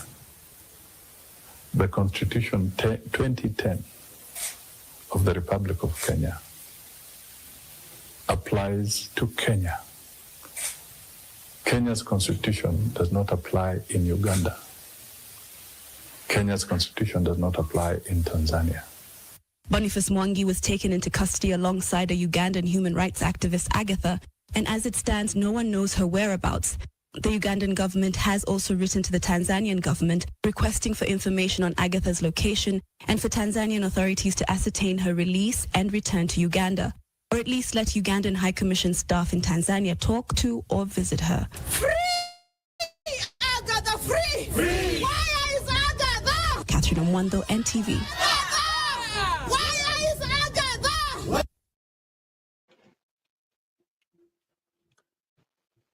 Okay, there you have it. Your foreign affairs minister is disappointed, and he's now blaming it on the Constitution. I thought human rights are cross-cutting their international provisions in the application. They don't have to bank on the 2010 Constitution. Reverend Lal. Bernard, I think Mudavadi is somehow confused, because I listened to some of his utterance earlier, where he was basically blaming the Kenyans for doing, for even stepping out there. They have not broken any law, anything that should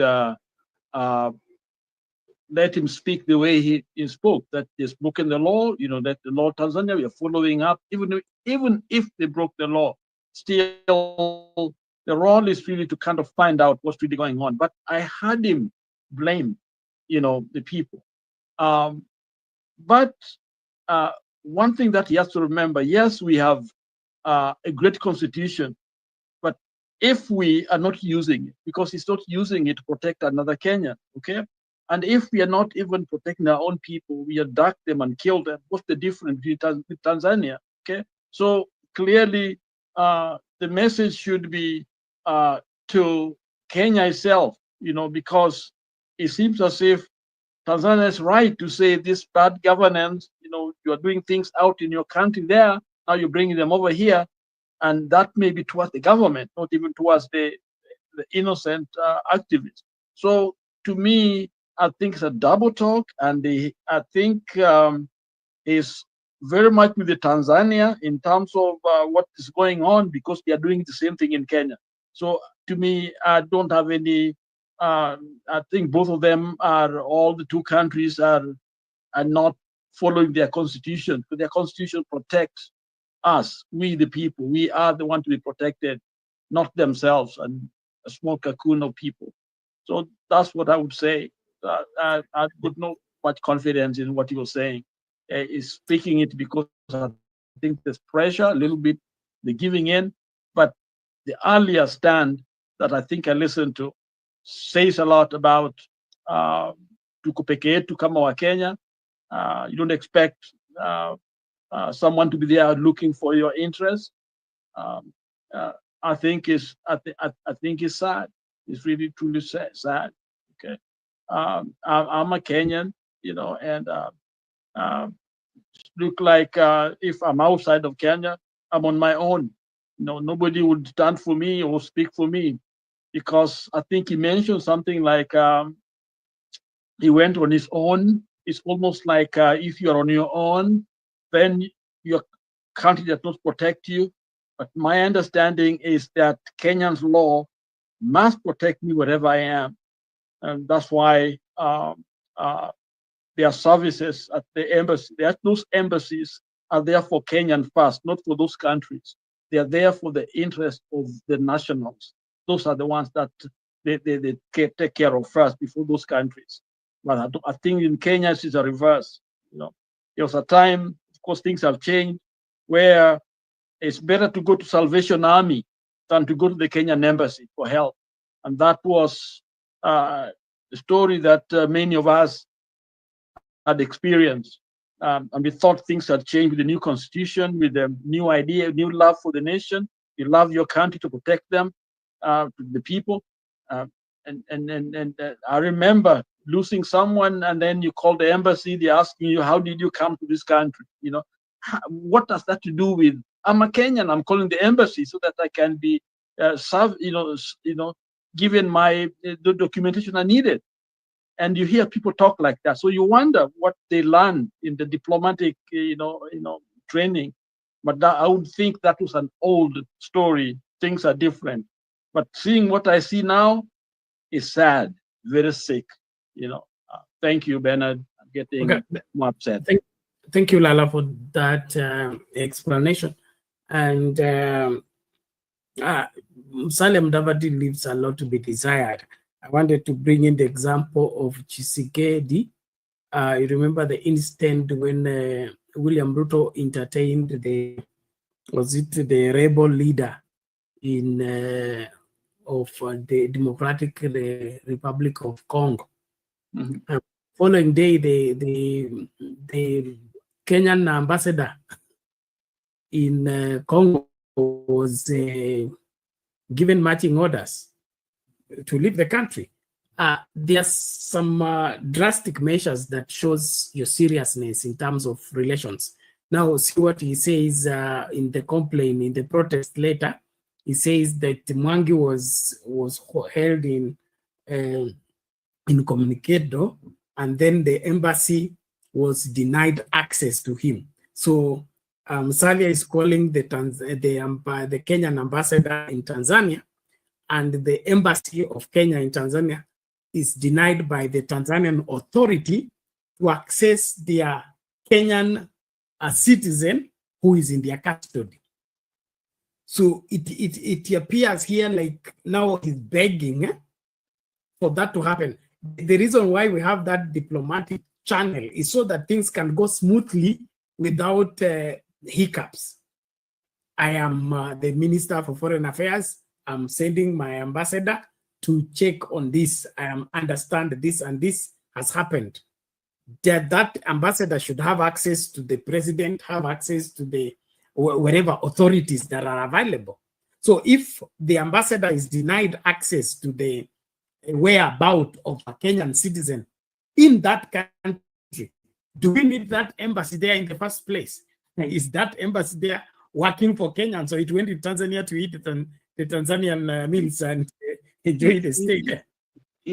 That's true, but even on the other hand, you see, Tanzania has an high commission in Kenya. Summon them immediately.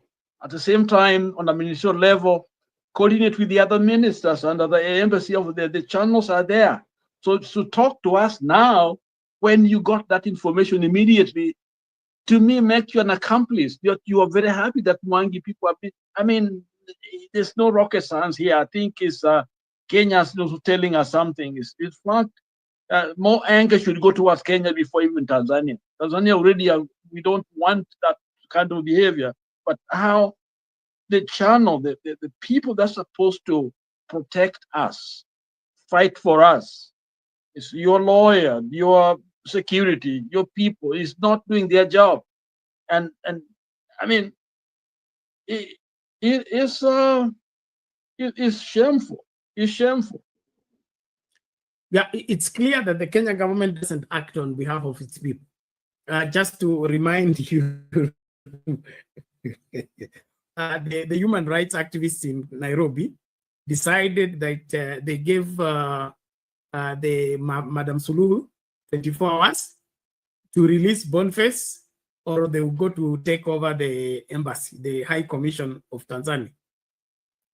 And now this should it's shocking to me, okay, that by this morning, all the police, the law enforcement agents of Kenya were surrounding that commissioner, High Commission residence, where it's housed, against Kenyans, so that the protesters should not access it. So police wa Kenya ndio wameenda kuzingira hiyo embassy ili wa Kenya waziende kuprotest kwa kuachiliwa kwa Mkenya. So I don't know. Is that how it works?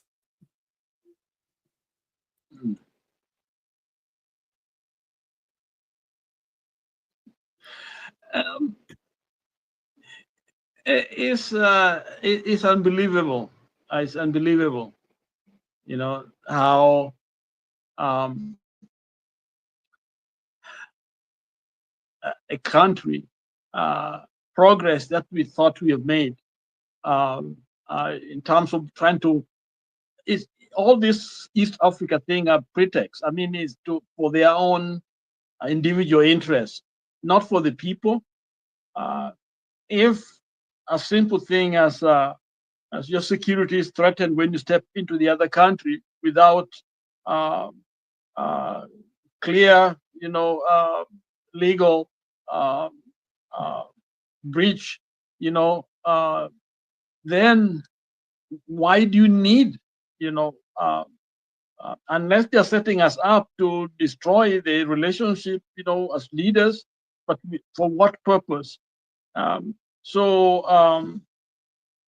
Mwangi, whoever is all of us. Is a picture. Is a representative of all of us. It's me who was there in Tanzania. Who was harassed. Is because he's innocent.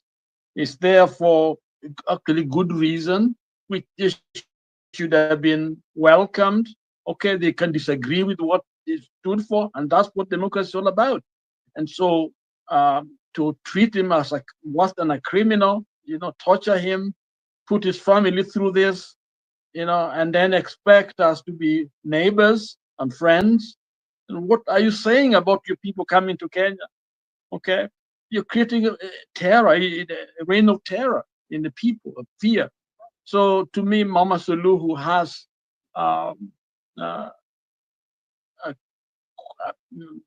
some things to answer. There's a lot of questions that must be answered, because it doesn't help his country, it doesn't help the people of the region. It actually makes things worse.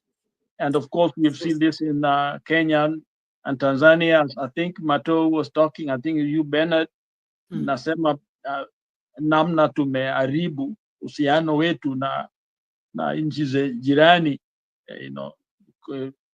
kama Sudan, Rwanda and Burundi, and not Burundi, but Rwanda and Congo. Tumeharibu kabisa, and so sometimes we don't know whether they are protesting that, where we handle things outside, whether they are protesting the way we handle our election, things like that, so they don't want that example near them, so it's a message to us, it's to all of us. So that's my take on that. Yeah, thank you. And we are about to call it a day, ladies and gentlemen. Two things remaining for us to look at quickly. One, another Catholic priest has been gunned down, or rather shot dead, in Kerio. Remember, the other one is being buried tomorrow, who was rescued by a good Samaritan, taken to hospital, and then succumbed later. And so we were asking questions: what is happening? Is there somebody targeting the Catholic priests, or it is just isolated in coincidences? There is that matter. And then there is another matter where the official public seal that has throughout history of our government in the custody of the Attorney General, who is the official legal advisor to the president and the person to assess whatever laws that are being passed or treaties that are being agreed upon are in consistency with the Constitution before they are sealed. So he keeps that seal, and it is done that way. But it is now coming up that that seal was taken over and is now in the Public Service Commissioner's head of public servants or service, who is working directly under President Ruto, meaning their laws, their treaties, and their agreements that are being sealed without the knowledge of the Attorney General and without the input of the Attorney General. And it says that there was a law that was hurriedly through the parliament that authorized that. So I wanted us to weigh on that shortly before we close. And I want to bring up that particular video, or giving the insights into the same, and then we discuss. So quickly tulete hii ya nani ya Catholic priest, ni kipi kinachoendelea, dakika 2-3, alafu tuzungumzie masuala ya siri. Mbona siri itolewe mahali inapaswa kuwa, iwekwe mahali pengine, na kwa nini sheria ibadilishwe kufanya hivyo? What is cooking in Ruto's office? Welcome back to KTN Prime. We continue informing you. Now, another Catholic priest, Father Alois Bet, has been killed after being shot dead in Kerio Valley during a gunfight on Thursday.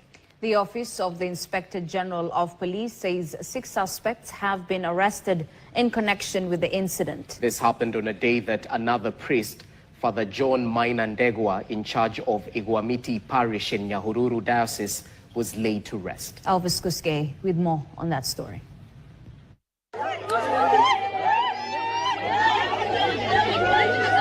The slain priest, identified by police as Father Alois Bet, was ambushed and shot dead near Kapkane Primary School in Tot in the county of Elgeyo Marakwet at about 1 p.m.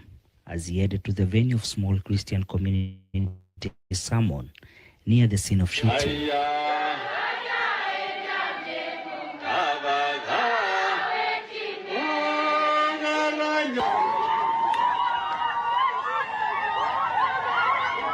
Elgeyo Marakwet Police Commander Peter Mulinge says the priest had parked his vehicle along Chesongoch Tot-Little Road and walked to the venue of the afternoon sermon. We have just lost our Catholic priest, Father Alois, few kilometers from where he was today, doing some work with the community. And Father Alois was a great father. At 2 p.m. I was told that father is no more and his body is being now transported. We have lost a very important person in the society. That is our father, who has been assisting us in terms of spiritual nourishment. But he was laid ambushed by assailants who shot and killed him. The priest, who was attached to St. Mlumba Catholic Parish, died on the spot. In a statement, the Office of Inspector General of Police confirmed the incident, saying a manhunt has been launched. So far, 6 suspects are being held in connection with the killing of the priest. The IG in the statement said the incident was not in any way related to cattle rustling.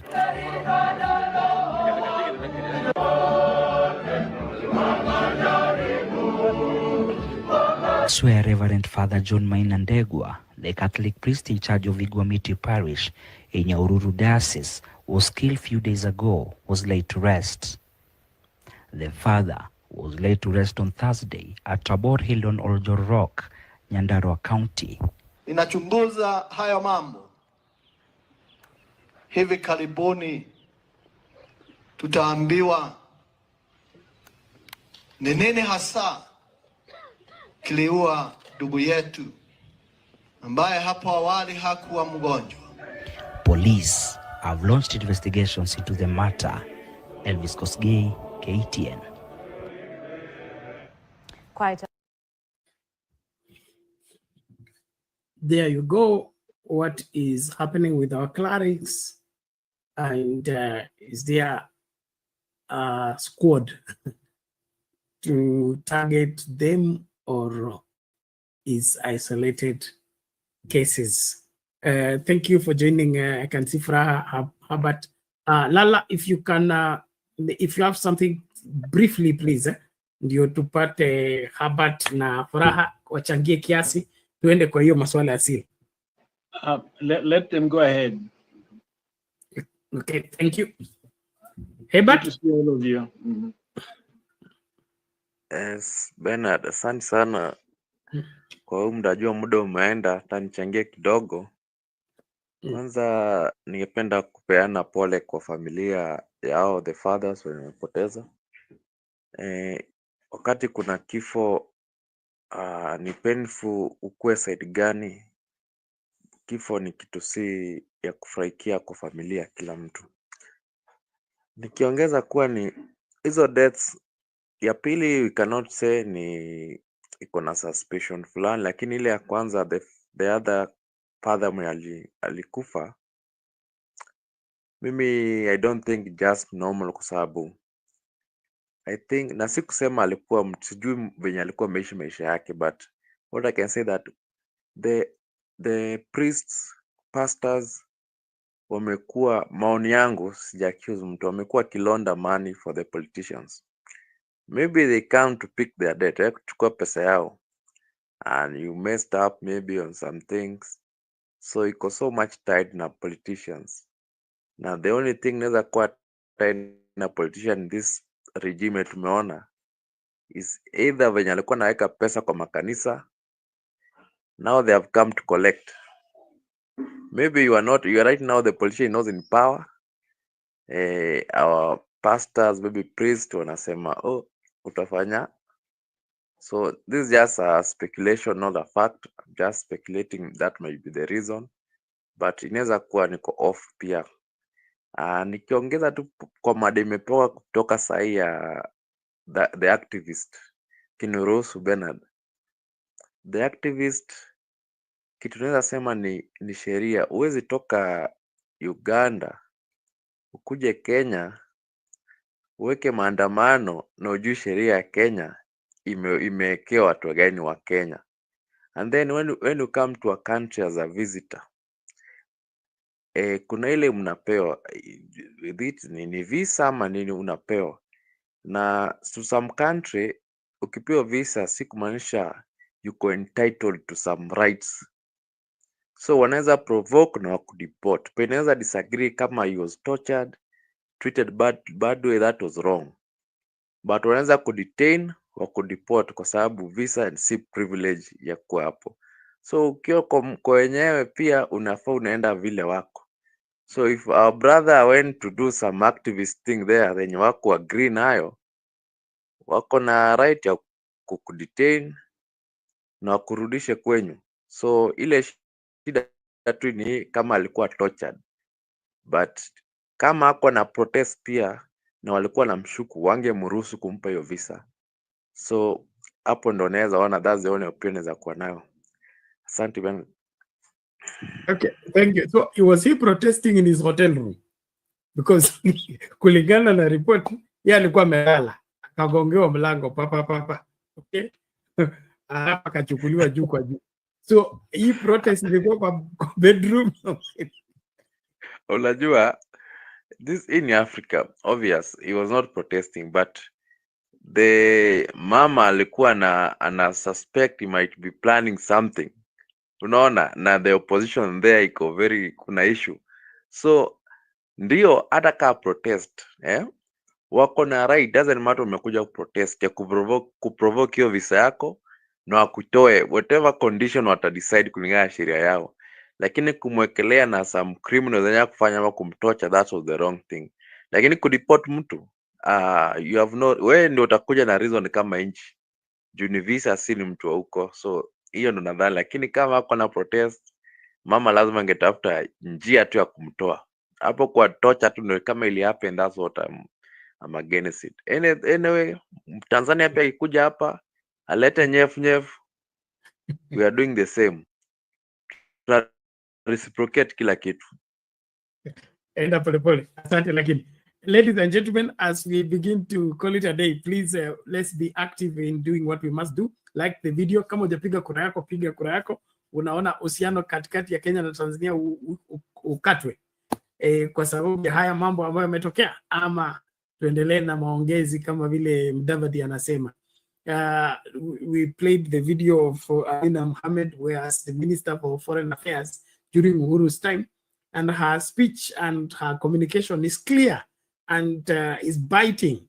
But this one ya mtoto wetu hairidhishi kabisa, unless mtanifundisha baadaye. Furaha, hali vipi? Salama, long time. Hey, wewe unaonekana siku hizi usikiki. I'm around now. So to maybe just before I go to the priest issue, I just want to have a take on what Herbert is saying. First of all, you have to be aware that this is not the first time that Boni has been in Tanzania in solidarity with what would be considered the opposition or other activists in bringing change into that country. It's not the first time. So that in itself sets a bad picture, because he has been there before, and he wasn't deported, he wasn't tortured, nothing was done to him. So that in itself is questionable, that why this time? And he has also been to Uganda for the same purposes. They go, they listen. He has stood with Bobby Wine during the times when he's had issues.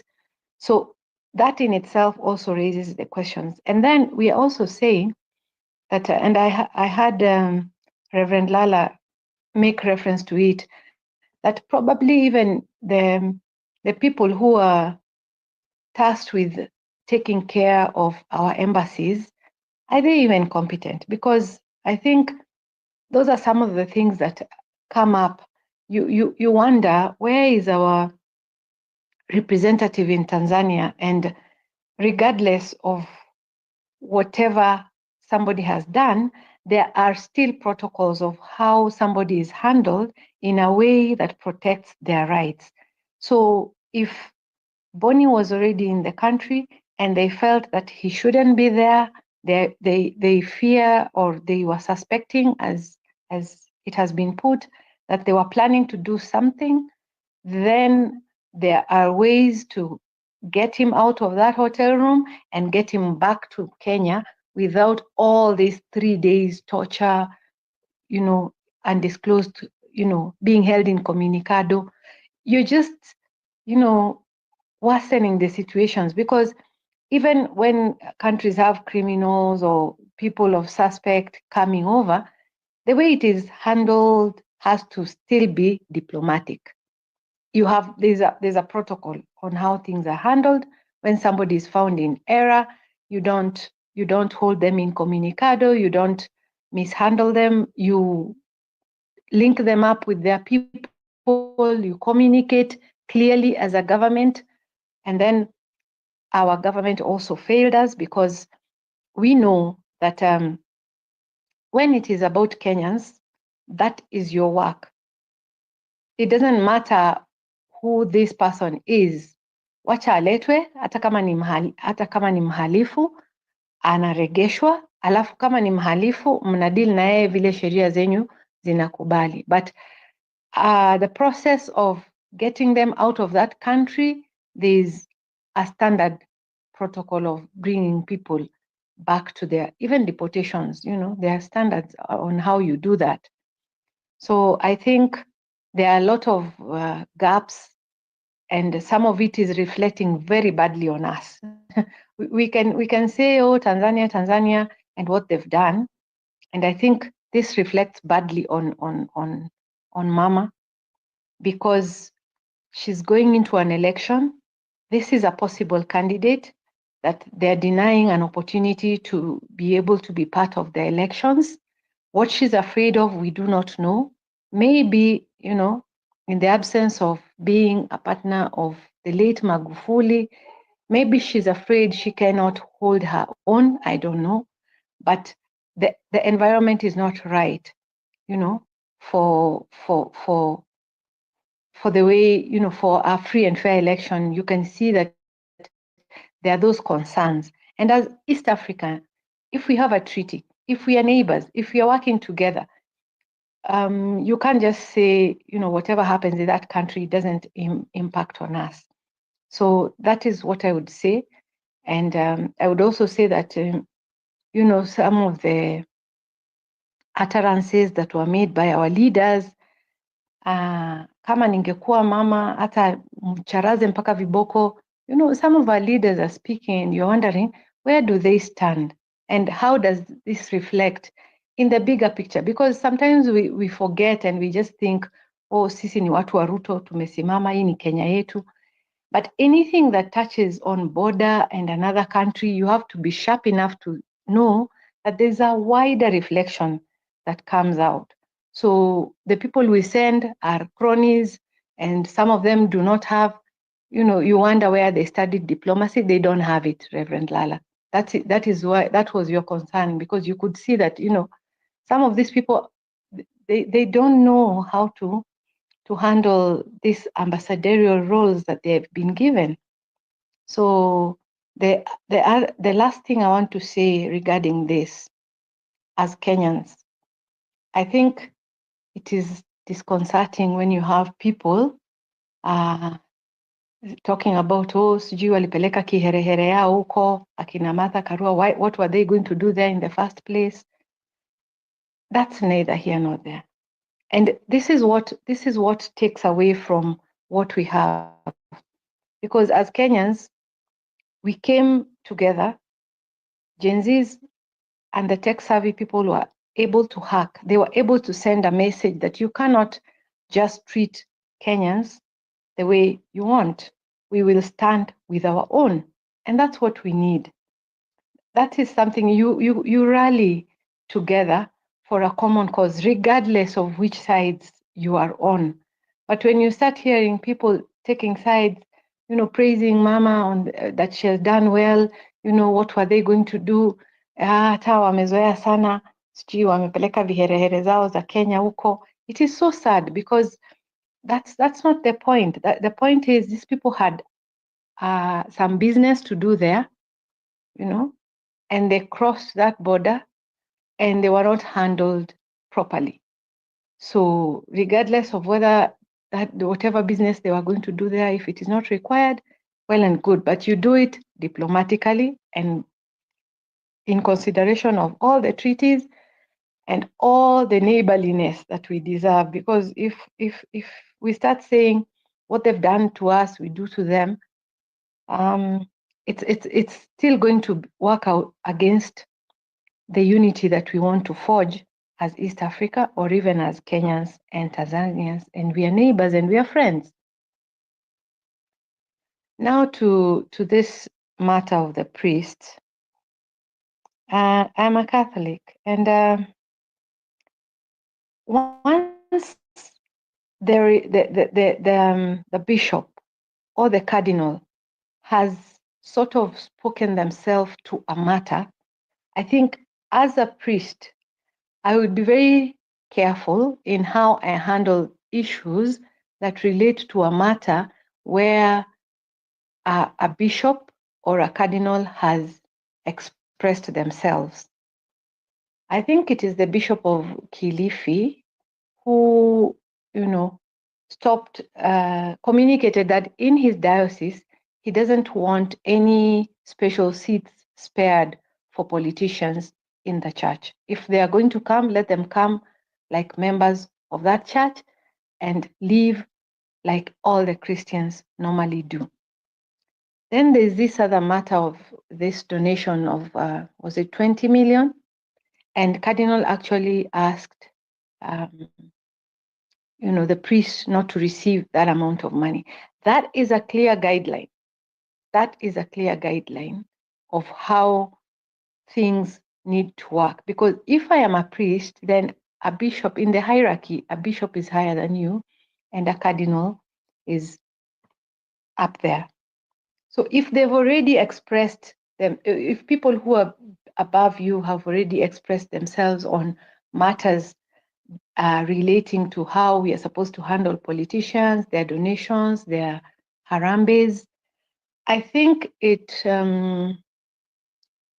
doesn't look good for the late priest, may his soul rest in peace, to involve himself with the person of the former DP and have a harambe there.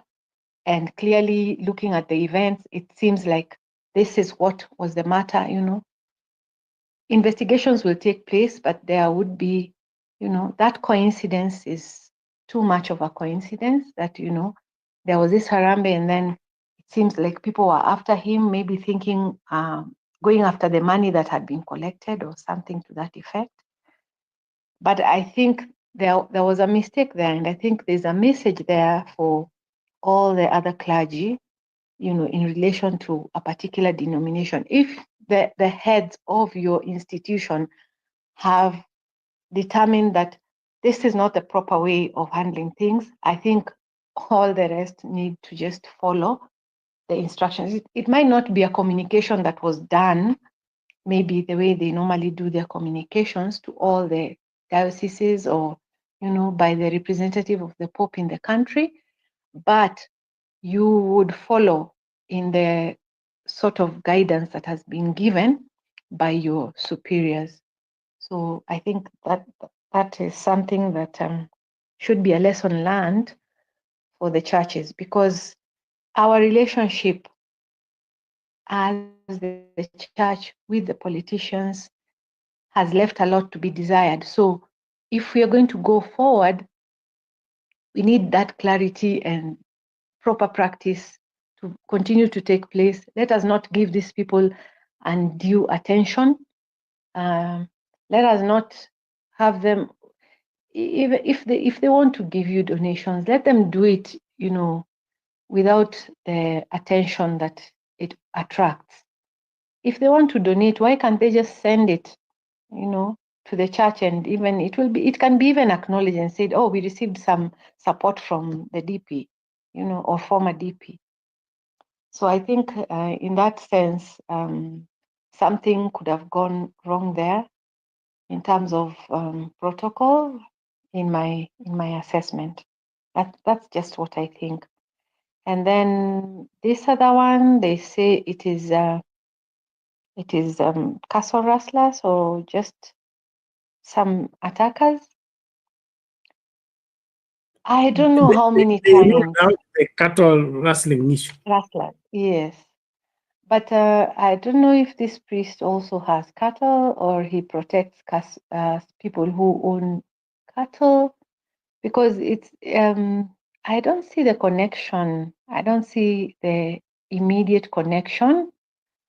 So if it was accidental, that, you know, maybe they were just attacking and they didn't know that this is a priest, it's understandable that would be an accident. But if they knew he was a priest and they killed him, then the investigations will if they are going to be conclusive, that is, because in Kenya that's also another story.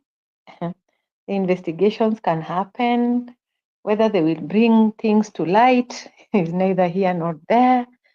Even when things are very certain, sometimes nothing comes of it. So let's put our ears on the ground, hear what actually happened.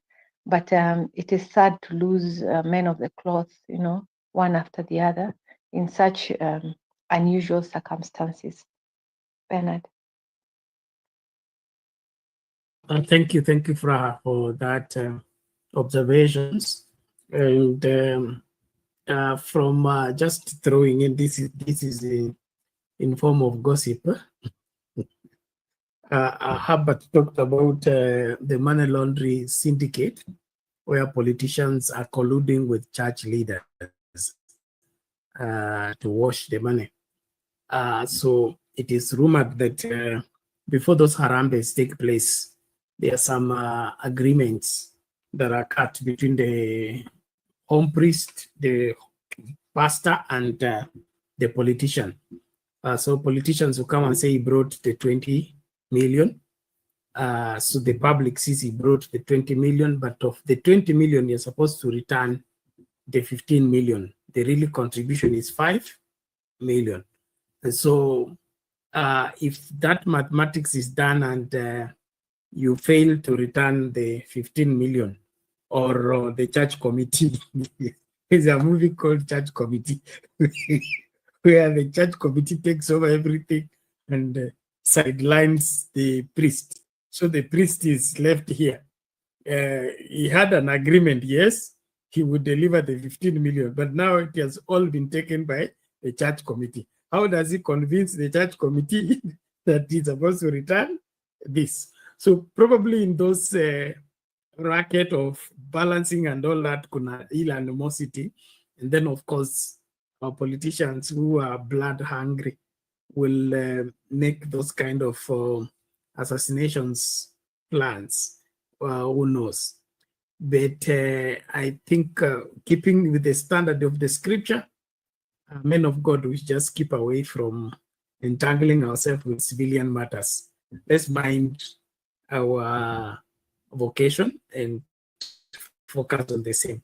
This getting entangled with these many things is in danger as at now. And then also the attitude of eliminating people in our society is becoming almost a norm, and we need to be careful, whereby before the society returns to the place where there is appreciation of the sanctity of human life, and that preserving life being a priority. But this business of taking somebody's life simply because he took your money or he took whatever he took, that need not to be normalized. It should not become a way of life. Let's get back to really values of life, that hata kama mtu amekukosea, kuna njia kumsamehe, kuna njia kuweka mikakati vile atarudisha hiyo pesa kama amechukua pesa yako. Sasa ukimuua unafaidika na nini? Utamuua, ataenda kuzikwa, utarejeshewa pesa kwa sababu amekufa, ama unangoja insurance yake ikulipe? So let's think soberly and be able to handle matters accurately. But our country is not doing well. The security issue also is not functioning well. I don't know what Murkomen is up to, but mtu kupigwa tu risasi in broad daylight, kwanza ako kwa mass. I mean, amekuja conduct mass and then he's shot.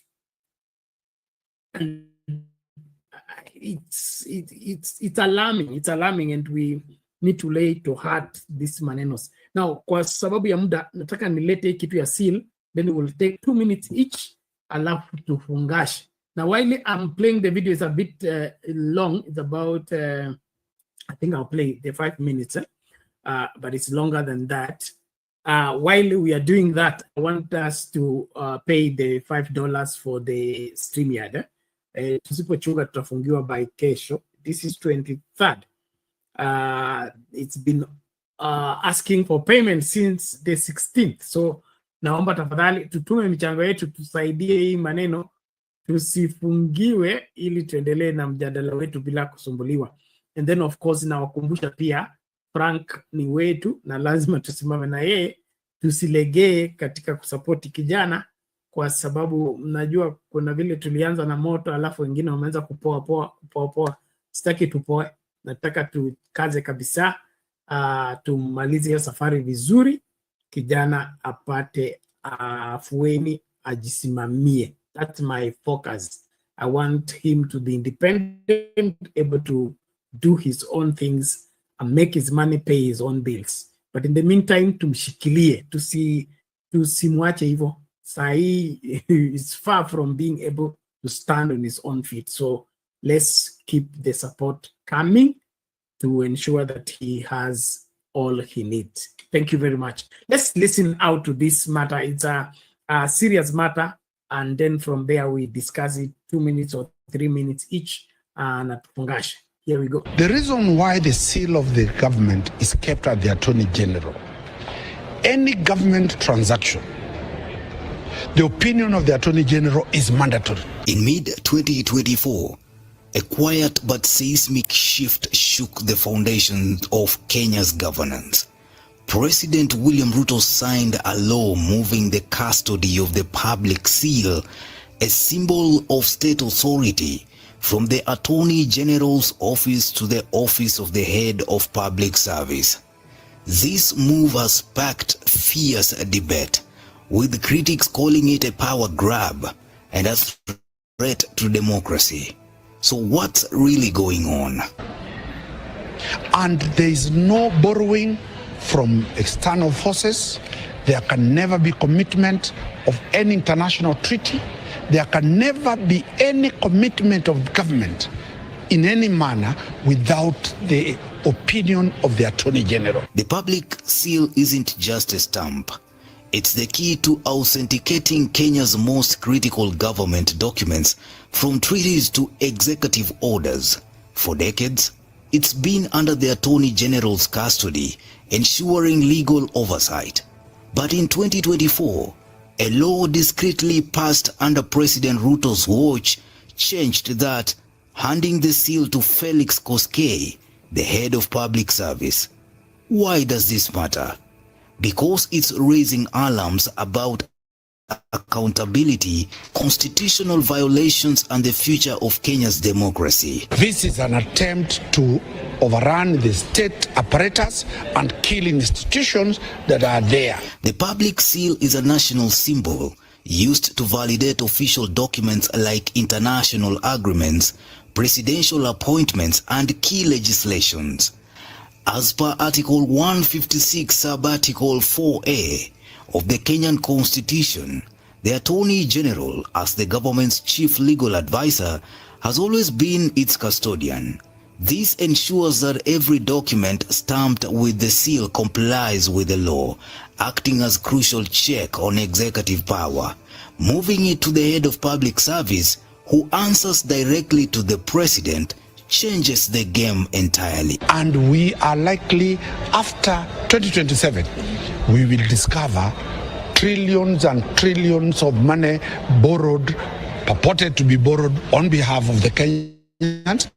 We will find serious treaties that have been signed against the Kenyans' wish, and this is not acceptable. In mid-2024, President Ruto signed a law transferring the public seal's custody to the office of the head of public service, led by Felix Koskei. This wasn't a loud announcement. It was done quietly, with little public or parliamentary scrutiny, as reported by the media. The move came amidst political turbulence, including protests and the impeachment of Deputy President Rigathi Gachagua. Government spokesperson Isaac Mwaura defended it, saying it was anchored in law and that the Attorney General's role remains intact. When you look at the law is very clear. The seal is under the head of public service. That is the law. It was passed recently because of the executioning. The role of the head of public service is to execute the orders of the president. That is why even my office is under the executive office of the president, chief of staff and the head of public service. Next question. But when pressed for specifics on May 19th, 2025, Mwaura struggled to name the exact legislation, leading many to question the government's transparency. So, Dr. that is to say the AG doesn't hold the government seal. The new law is that the head of public service is the one who has the public seal. But was it communicated to Kenyans? Are the citizens aware that the government seal left the AG's office to head of public service? Ronnie Reagan, that is a process that went through Parliament. The law was passed. There was public participation. When was that? Sometimes last year. So let us maintain that way. You can confirm with the Hansard. You can confirm with the proceedings of public participation. And there's nothing wrong with that, for your information. So what happens to AG? So therefore, the AG remains with his powers as the principal legal advisor of the president. But the seal of the president, of the government, is within the executive office of the president. Let's go to the next question. Why would Ruto... There you have it. The rest of the story, you can get it on TikTok. We have uploaded the entire video. But you get the gist of the whole thing. Tutaanza kwa lala, ama? Let somebody go first. I'll come next. Okay. Herbert? Asante sana Bernard. Okay, hapo kwa seal, hiyo ni a very serious situation yenye nchi yenye tumekuwa independent for how long? Almost over 50 years. And such moves bado, they are making some very foolish moves. Kama hii serikali, shida inatokea hapa. Ukipitisha sheria, you can't even publish, huwezi hata gazette. No one knew. And then he's saying some years back. I'm suspecting that this elite, this Kenya wanaita the elite, hao wanajifanya the top. They're preparing to cover their hizo mashimo wamekuwa kifanya. For all those presidents, nyuma, tukianza maybe from Kibaki till Ruto hapa, they are going to stamp every fake document to cover up what they have been doing all those years. Then mkikuja kuclaim wanasema ndio it was approved. This was approved this way. Because wame suspect there's a storm coming. And it's a storm that sidhani kama kuna mtu atabaki. Because whichever way lilisema, hata waseme kulikuwa na kura ngapi, I don't think kuna Mkenya ataamini. It will be bad. It will be bad. So this movement, hii Kenya move wame-make, is obvious. Wameshajua hapa mbele ni kubaya. So the only way they can cover their what? Karibu ni okay. The only way wanaweza jificha is to create those documents chini ya maji. Then hata mtu akikimbia exile, I seek some refuge somewhere, you will be having some paper to substantiate, aseme it was legal na ni nchi tu umekuwa incited against yeye. I think wanajificha. Even this opposition mzee bure kabisa running now into government, which proposition iko ndani ya serikali fanya ni ati given a position. These people are preparing something big to cover up every shilling yenye wamekuwa kitunyang'anya. I thank God because najua hakuna mtu anaweza panga kesho asubuhi. Only God know the next second. So they might think wako clever, that they are making a very wise move. But what I know is that always there's going to be chaos, and order come out of chaos. chaos cannot come out of order, but inside chaos there's always an order. So when you see some chaos, I know kuna order. That's why God anasema in chaos, nyi mnaona chaos, yeye anaona order. So whatever they are preparing, they think it is order, but it's chaos. Na hiyo chaos wana create, it will bring out order in this country. Hiyo move yenye our president ukiwa mtu amemake anajipiga kifua hapo, I'm telling you, huyo mtu tumemwachia jua. 2027 I don't think hakuna mtu from CS. Kama umekuwa opposition kwa serikali and you have messed up our funds, our resources. Look at, I saw a clip, some MP and invade a forest with a guy. Polisi wanashindwa hata kumsimamisha, wanaingia na chainsaw na si chaka yake, that he was given some document to approve. Everything Nyanyuki, the whole Nyanyuki, very few people are owning that place. Hii nchi inaenda kubadilika. Hii sila amechukua, he might think it's wise ati ana make. Hatuna shida na hiyo seal, kama tulichukua ile ya parliament, ile rungu, hii seal tunaikujia huko, we come for it. That's not hiyo, hata wakitaka kunikujia nikujie, tutaikujia hapo. That is chaos is trying to create, thinking that amejipanga. Whoever is advising him to do that hajui Kenya anachezea. From mzee who we respect for very long time, he's not even speaking about it.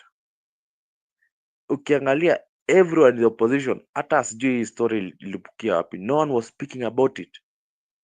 And right now they are preparing to create some, like this issue IBC, at kama we are in agreement as the whole country, tuna feel temperature ni moja. No, wako hapa juu wanaona, wanajiangalia wenyewe, hapa chini wajui kenye naiva. Down here it is boiling, na penye tunaenda kufika, I don't know kata malize mwaka hii silt, watu wata cool to down, people will be doing their own business. I'm telling you, it will not, by next year we are going for that ceiling. Lazima tutaenda tulupue hiyo ceiling, ilupuke kabisa. Hakuna, no going back again, no going back. We are coming for, mimi naweza pair, we are coming for that seal. Mimi nimejaa hiyo story, hata sikuwa na hiyo mood. That is wrong, I disagree. Bernard, back to you. Thank you. It's alarming. It's alarming on how we blatantly violate the law just for personal gain. I think a time comes when the interests of the country should be given priority. Hata kama tunataka kukula, tukule kiasi na tulinde mali ya nchi. Yes, Lala? The question I have is, I think the gentleman who was talking, the government spokesperson, stated that this was passed in parliament. Now the question is, do these legislators read? And if they read, how could they do that? Okay. My understanding of a seal, I think, let me, for the US, it is basically signifies national authority, sovereignty, and self-government. Okay, so it is used to authenticate official documents, including treaties, proclamations, and presidential communication. Okay, establishing their legality and validity. It also serves as a visual representation of the national identity, values, historical narrative. That is on the US side, and I don't think we are very much different from that. So when it is under the Attorney General, whom we all agree is the lawyer for the people, okay, the Attorney General actually is the lawyer for the people of Kenya, okay. And that's why even the US, there's always question between the Attorney General and the President, because the President is supposed to basically serve Kenyans. Attorney General is there as his chief legal advisor, but the relationship is always scrutinized because he's supposed to be independent.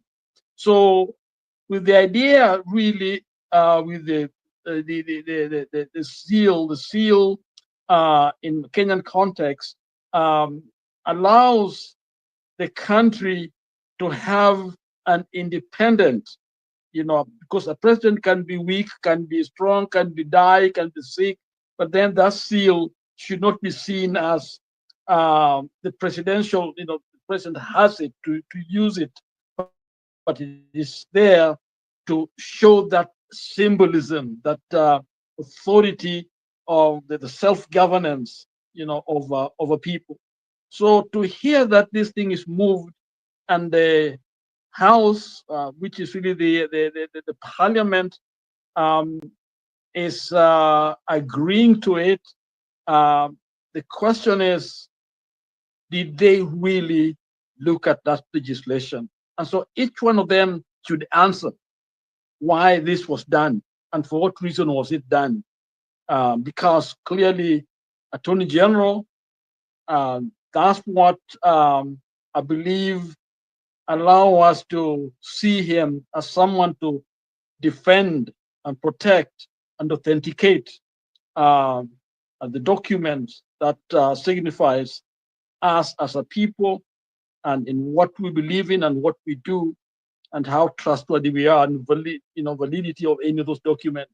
So I don't know whether has any of them said anything why they allowed that to be passed in the parliament.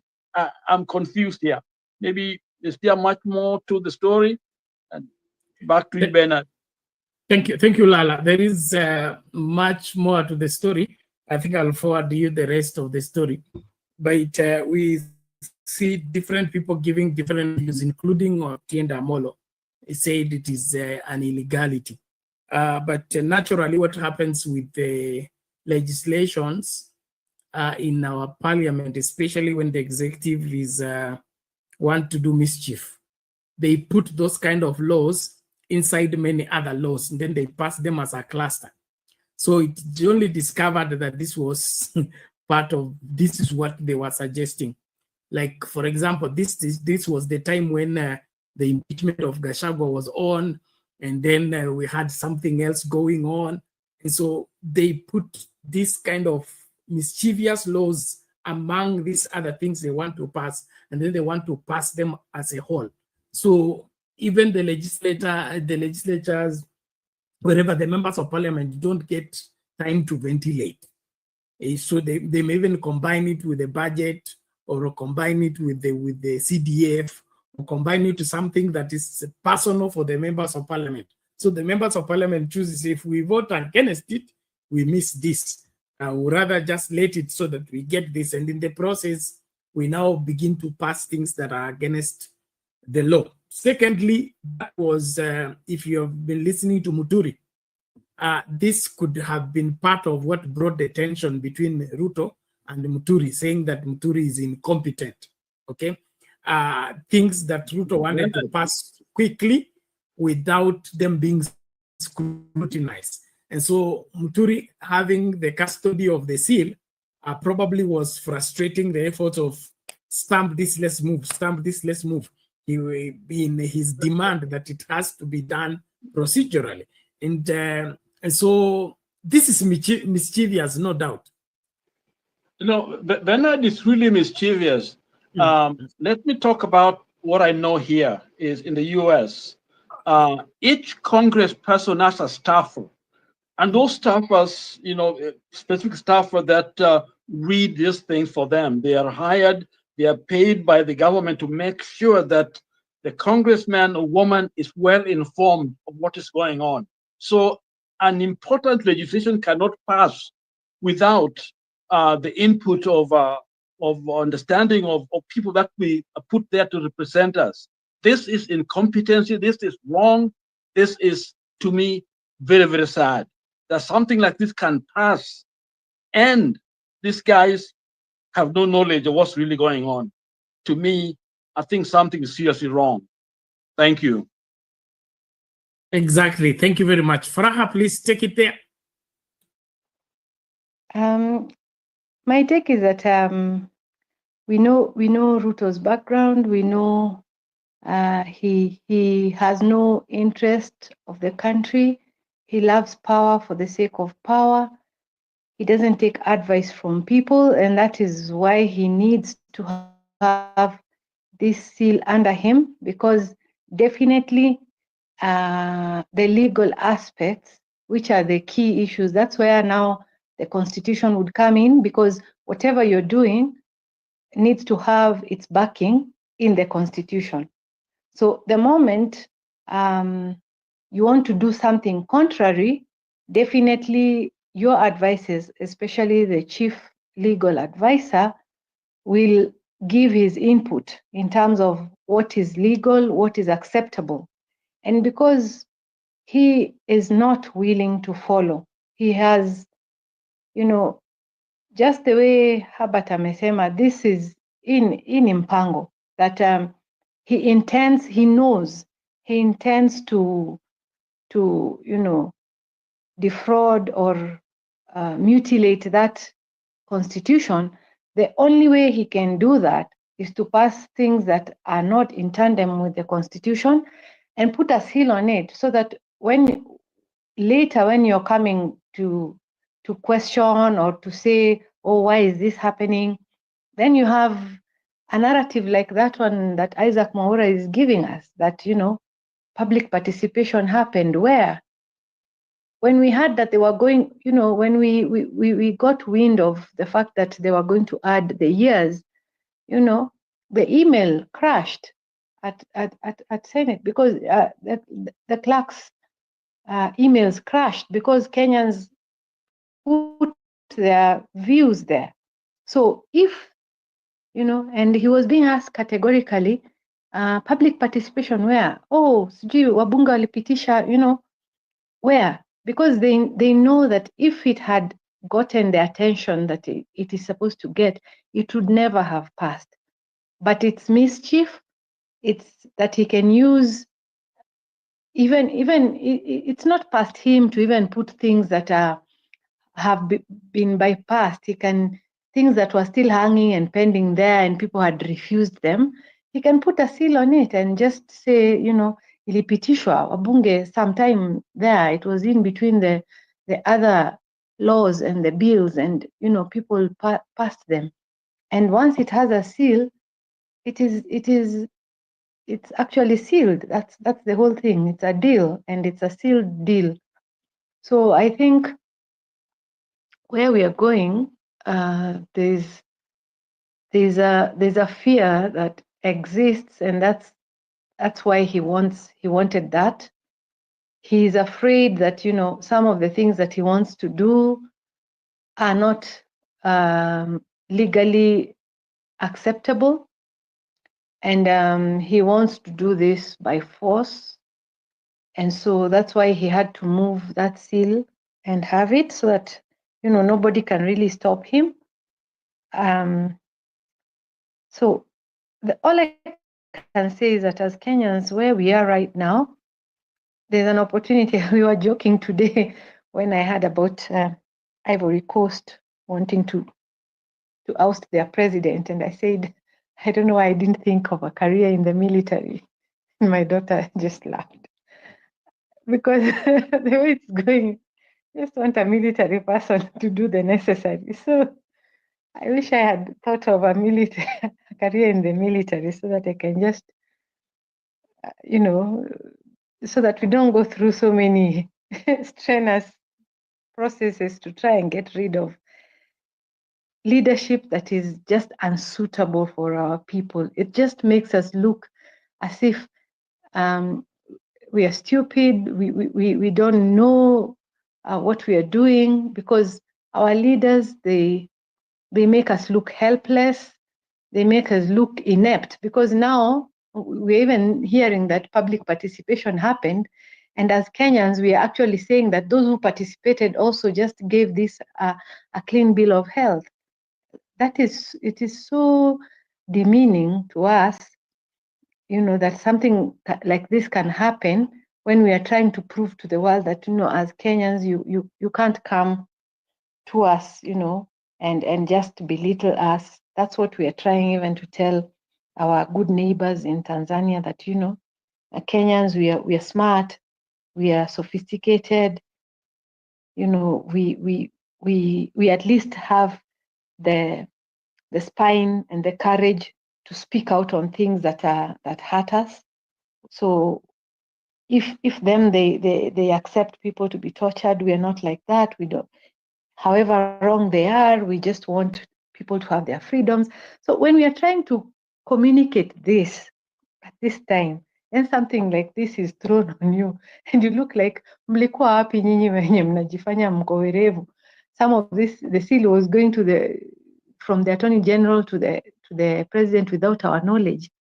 It is mind-boggling, but I'll look at the whole. I haven't had an opportunity to look at the whole story, but I think, I don't know how we are going to salvage some of these things. We need to look ahead. Like, I want to believe in her, but that, the steel can be returned. There's nothing that is so difficult. Kenyans, we've proven that when we come together, we can make things happen. And as we approach next month, that date when, we made a very big statement, I think it's a blessing that some of these things are happening as a build-up to that time, because I'm sure that day is going to have a very big meaning in this country. And so I want to think that, all the sober minds that are still looking and trusting that the change will happen, we don't give up. We can, if it's an illegality, that the way the lawyer Dunston is saying, and the way you said, Otiende Amolo has said, if a legality happened, there has to be a way to be able to overturn it. That's what I believe. Definitely. Thank you so much on that. And this is one of the things that really make this country not to take off. Because we want to take off, and then somebody twists things that are supposed to be obvious. This is not different from a student taking the headmaster's rubber stamp and clear himself from school. Because the reason why that rubber stamp is secured is there is one person or two people that can authorize that transaction. But now, if you are a participator, you're supposed to go and seek clearance from this person. It's supposed to scrutinize whatever you have brought. If he agrees with it, he stamps. If not, he tells you go and change this and this before this happens. Now you take the rubber stamp and go and stamp everything you have. It beats all the understanding in all the world. And how somebody who is the president should sit down and think and imagine such a thing and go and execute it. It beats all my understanding. I mean, do we want to remove this country completely from the rule of law, or what are we up to? Let's now throw away the constitution and just continue existing. Because why should we pretend to be following the law, but when the law begins to demand that you should be cleared by the Attorney General, or the law should not be passed until this is done, you don't want to follow that path. You want to reverse it, get the stamp for yourself, whatever you need. No. As Kenyans, we must return this country to the rule of law, and these people that wants to have the law of the jungle in this country, we should stop them. And the only way to stop them is to insist which part of the law approves this. Like those draconian rules that came up, so-called security, those ones that they want to use to control the internet and all that, that's how they pass. They put them in a cluster, come, and then they are members of parliament after they have eaten their rice. In the afternoon, they pass. Only for them to wake up when now that law begins to choke them is when they realize we did not read, we were not aware what was happening. I think as a people, we must not take this lying down, especially with the Ruto administration. there is not one thing Ruto has brought into effect, including change of law, that has been found constitutional. And that in itself shows that we are dealing with somebody who is not keen in following the law. He will destroy the law if it's not agreeing with him. And that makes him unfit to be in that office. And so as Kenyans, we have to think seriously and make up our minds on how we're going to go forward from here. If we tolerate this, we are digging our own grave. And I don't think that's healthy for us, especially for our children and our children's children. Vitu zirudi mahali zinapaswa kuwa. Kama Ruto anahitaji kuomba ruhusa kutoka kwa parliament, aende kuomba ruhusa kutoka kwa parliament. Si aende kulipa wabunge wampitishe. That bribery should stop. If it needs to be cleared by the Attorney General, let it be seen that the Attorney General has capacity to say no, has capacity to advise it is not this way, it has to be this way. As Attorney General ambaye ni extension, the left hand of Ruto, are doing what the right hand has said. So as Kenyans, let's engage on this soberly, and of course, that video I think is on our WhatsApp group. So kama hujaipata nitakusukumia ukaisikilize. Then if you're on TikTok, nimeupload kwa TikTok yetu Sound Candid Talk, you can hear the entirety of the video and different contributors on the same. And it's very sad that we can do that at the highest level of our leadership. That's how we rig elections. That's how we corrupt the police, we corrupt the army, corrupt everyone, just by, refusing to do what the law requires us to do.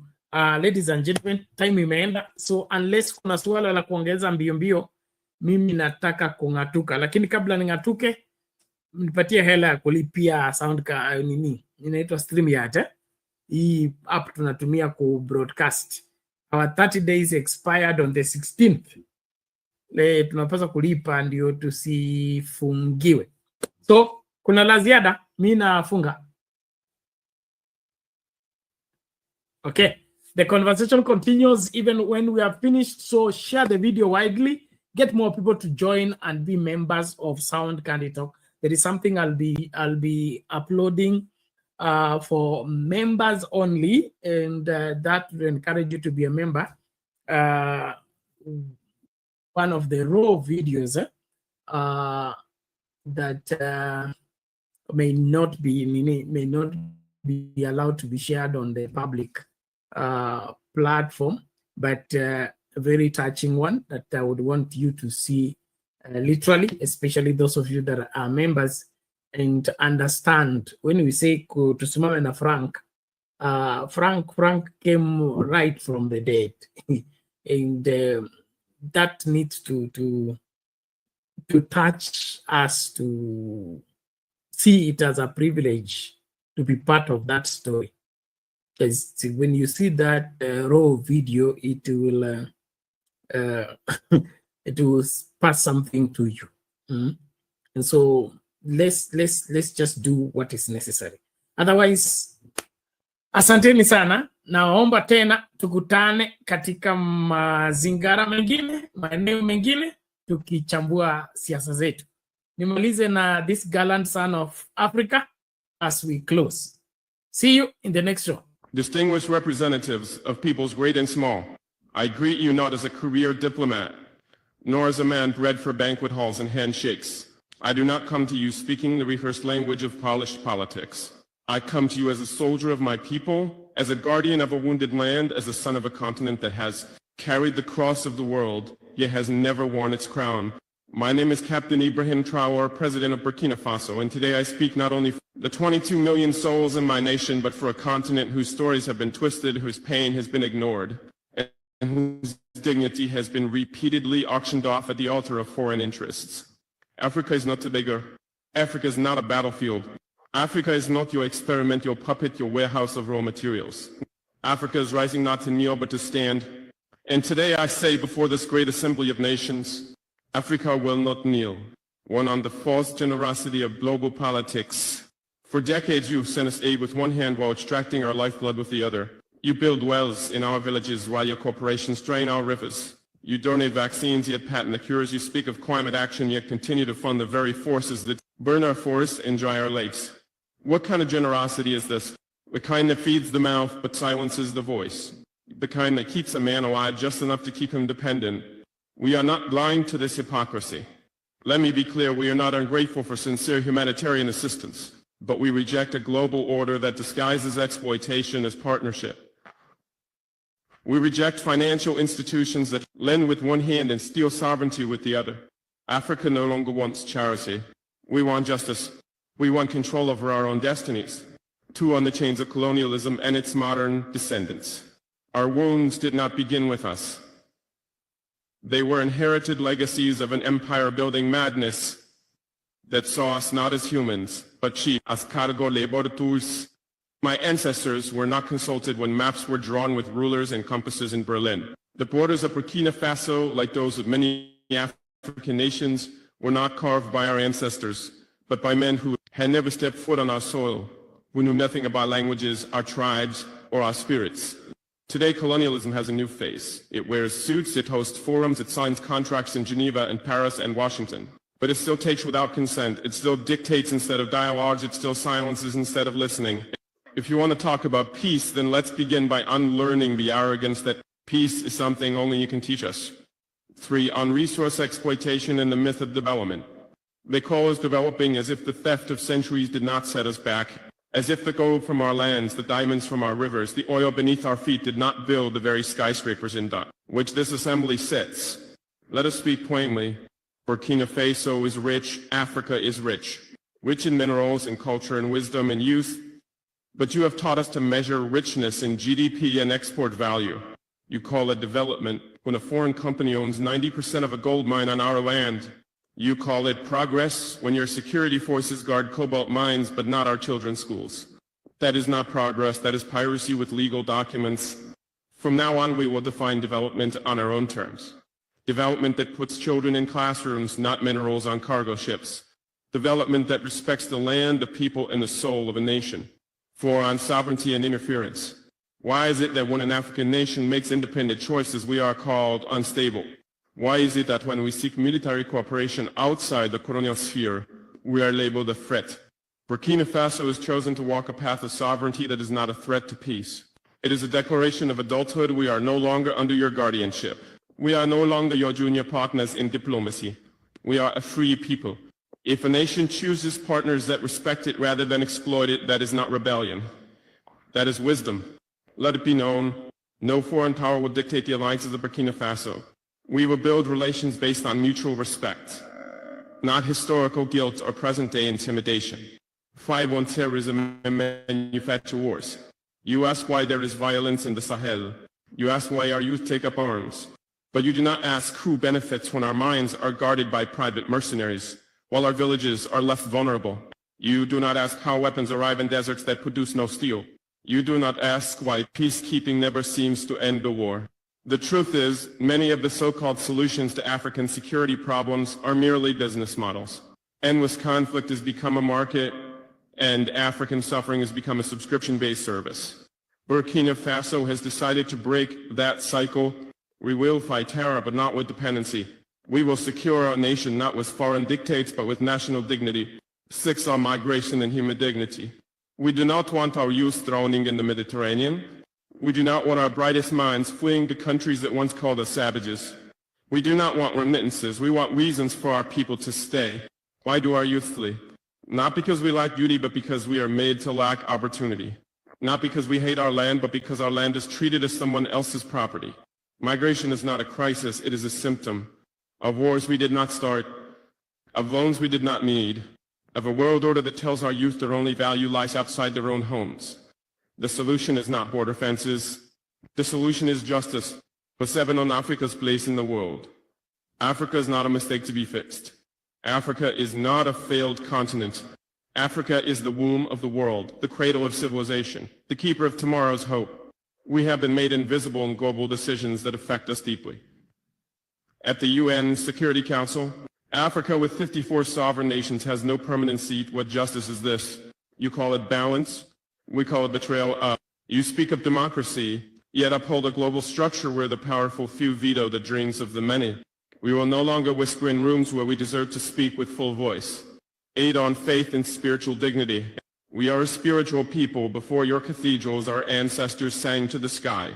Before your missionaries, we knew the language of the rivers and the laws of the sacred forest. Christianity came, Islam came, and we received them not as slaves but as seekers. But now we ask, will the church and the mosque stand with us, truly with us, when all people are displaced by greed, masked as globalization? Will your pulpits echo our cries or only repeat the songs of the powerful? Faith, too, must be decolonized. It must walk with the poor, not the privileged. 9, on unity among African nations. This is not a speech from one country. This is the stirring of a continent. You see Mali, Niger, and Burkina Faso forming a new bond. You fear our unity. Why? Because it threatens the myth that Africa can only rise under your supervision. We are uniting not to wage war, but to wage dignity, to pool our courage, to share strength, to protect each other when the world turns its back. Pan-Africanism is not a dream. It is our lifeline, and we will build it stone by stone, heart by heart, with or without your approval. 10, to the youth of Africa, to the young boy selling oranges by the roadside, to the girl who walks 10 kilometers to attend school, to the child whose only toy is a stone but who dreams of stars. You are the reason we fight. Do not believe the lie that your continent is cursed. You are the blessing. Do not envy foreign passports. Be proud of your name, your land, your roots. The world may not applaud you now, but the future will speak your name in honor. 11 final words we will not kneel. I do not come to declare war, I come to declare will. So we will not kneel to fear. We will not kneel to foreign banks. We will not kneel to outdated empires masquerading as friends. Africa is not asking for a seat at your table. You've dreamed about the perfect wedding, the dress, the vows, the happily ever after. But let's ask the most important question. Before you say I do, are you truly ready for the lifelong commitment that comes after the honeymoon period fades? Bernard Ngosi's groundbreaking ebook, Are You Marriage Ready?, is the ultimate guide to building a successful, lasting marriage. This isn't just another relationship book, it's a heart-to-heart conversation that prepares you for one of life's biggest decisions, getting married. Are you choosing love or just infatuation? Are you building a marriage or just planning a wedding day? Reading this book was a game changer. I realized I wasn't as ready as I thought, but now I'm on the right path. Don't wait until it's too late. Invest in your future. Download Are You Marriage Ready today. Link in the description below. Your future spouse deserves the best. Are you ready?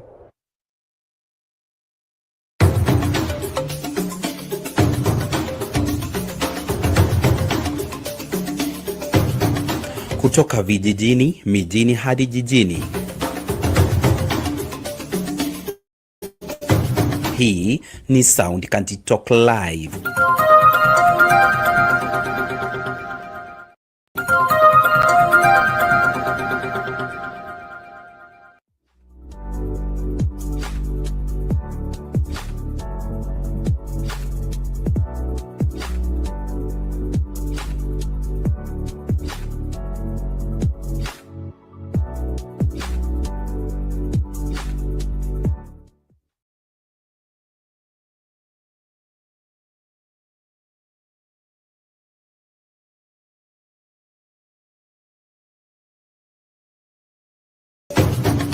Kutoka vijijini, mijini hadi jijini. Hii ni Sound Kanti Talk Live.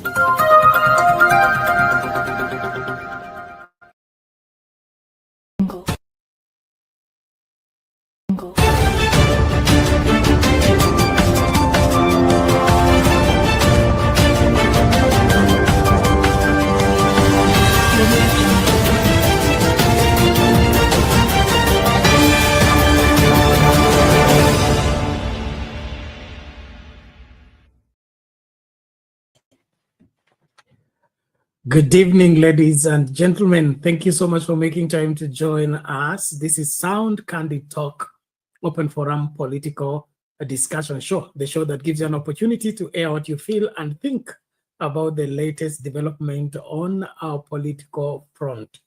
Well, a sad day in our country as one of the Clarice is mysteriously pronounced dead after many political players around his life, as well as the parish where he was ministering.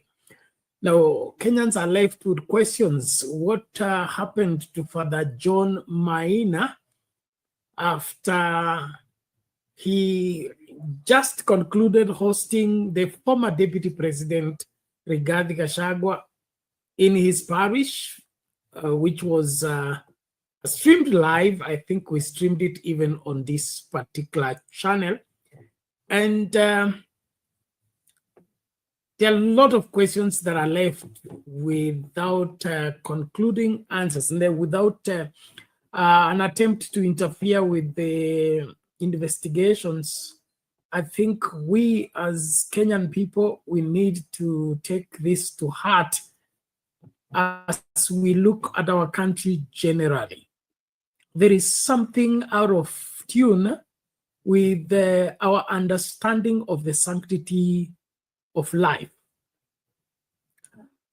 This aspect of people settling scores by getting others killed or getting others eliminated, I think is something that requires us to have a conference with ourselves as a people. We cannot continue like this.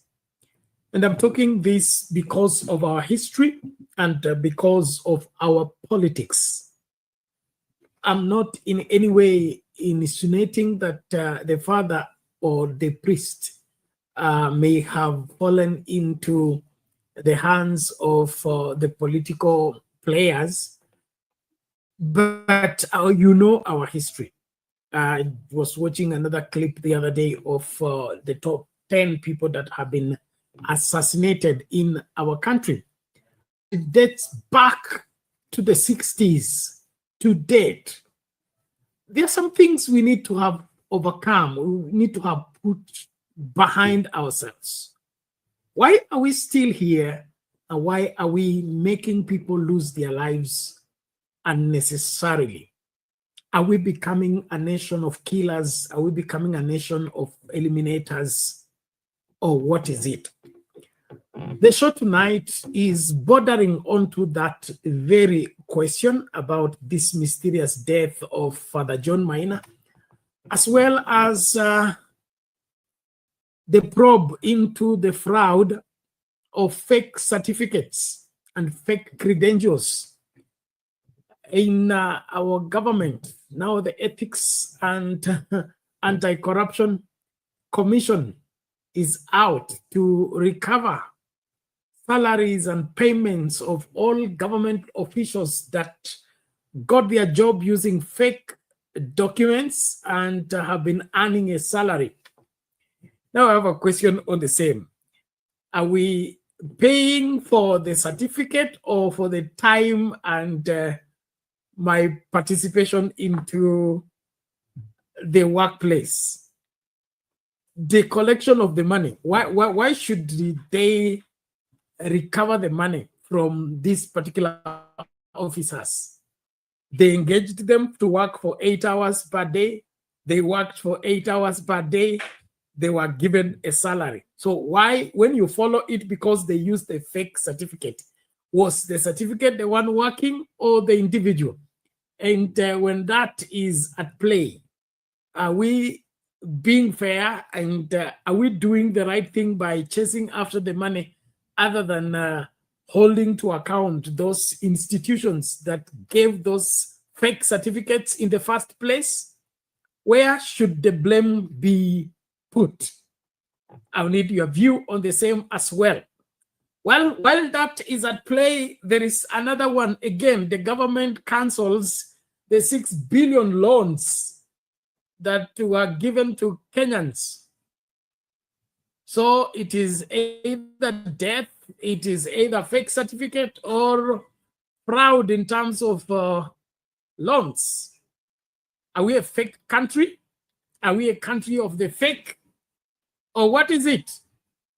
I call on you to be on the forefront as we start the conversation. Please make sure you don't watch the show alone. Karibisha mtu tukamakinike pamoja tunapoangazia masuala haya.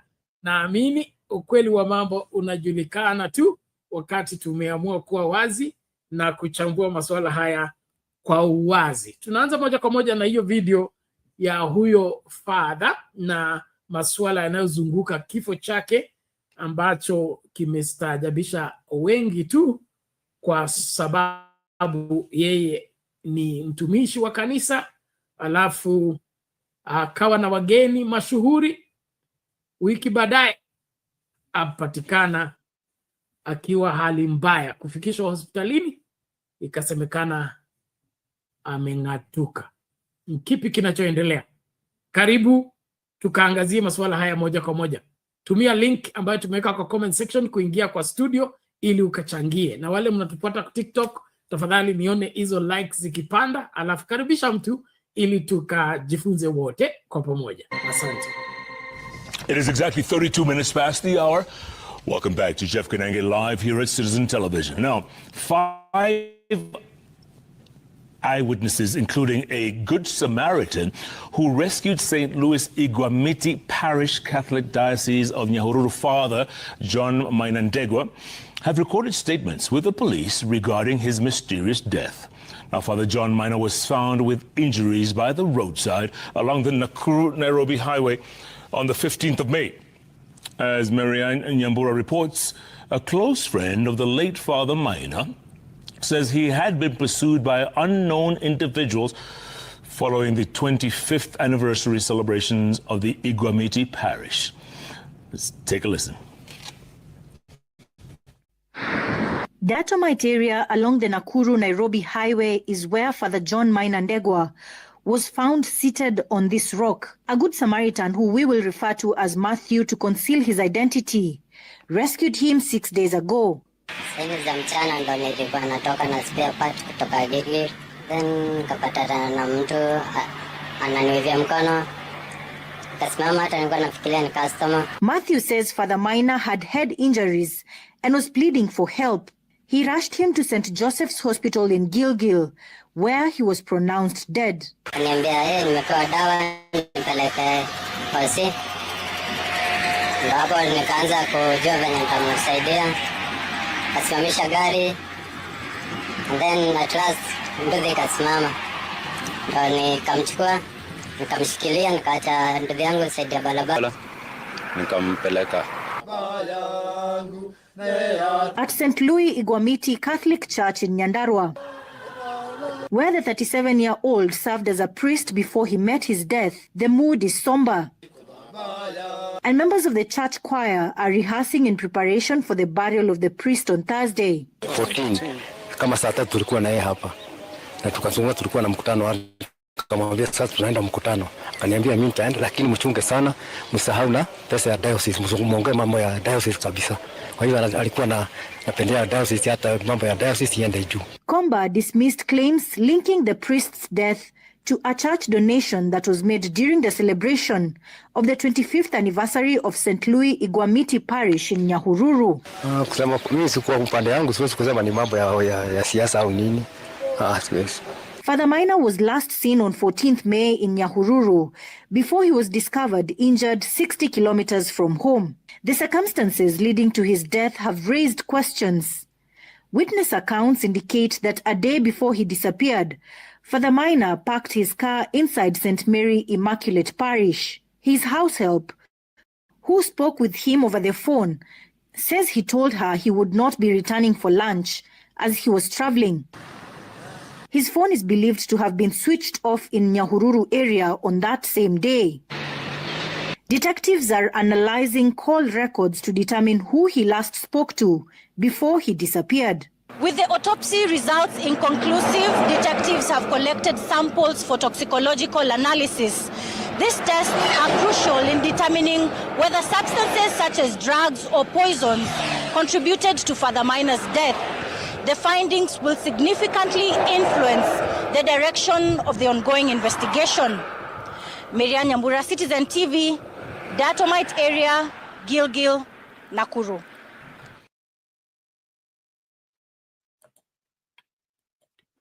Okay, welcome back ladies and gentlemen. Mambo ni kama hayo, vifo visivyoeleweka vinaendelea kudhamiri katika nchi.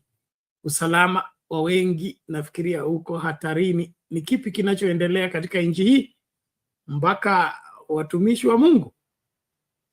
Mami, habari leo?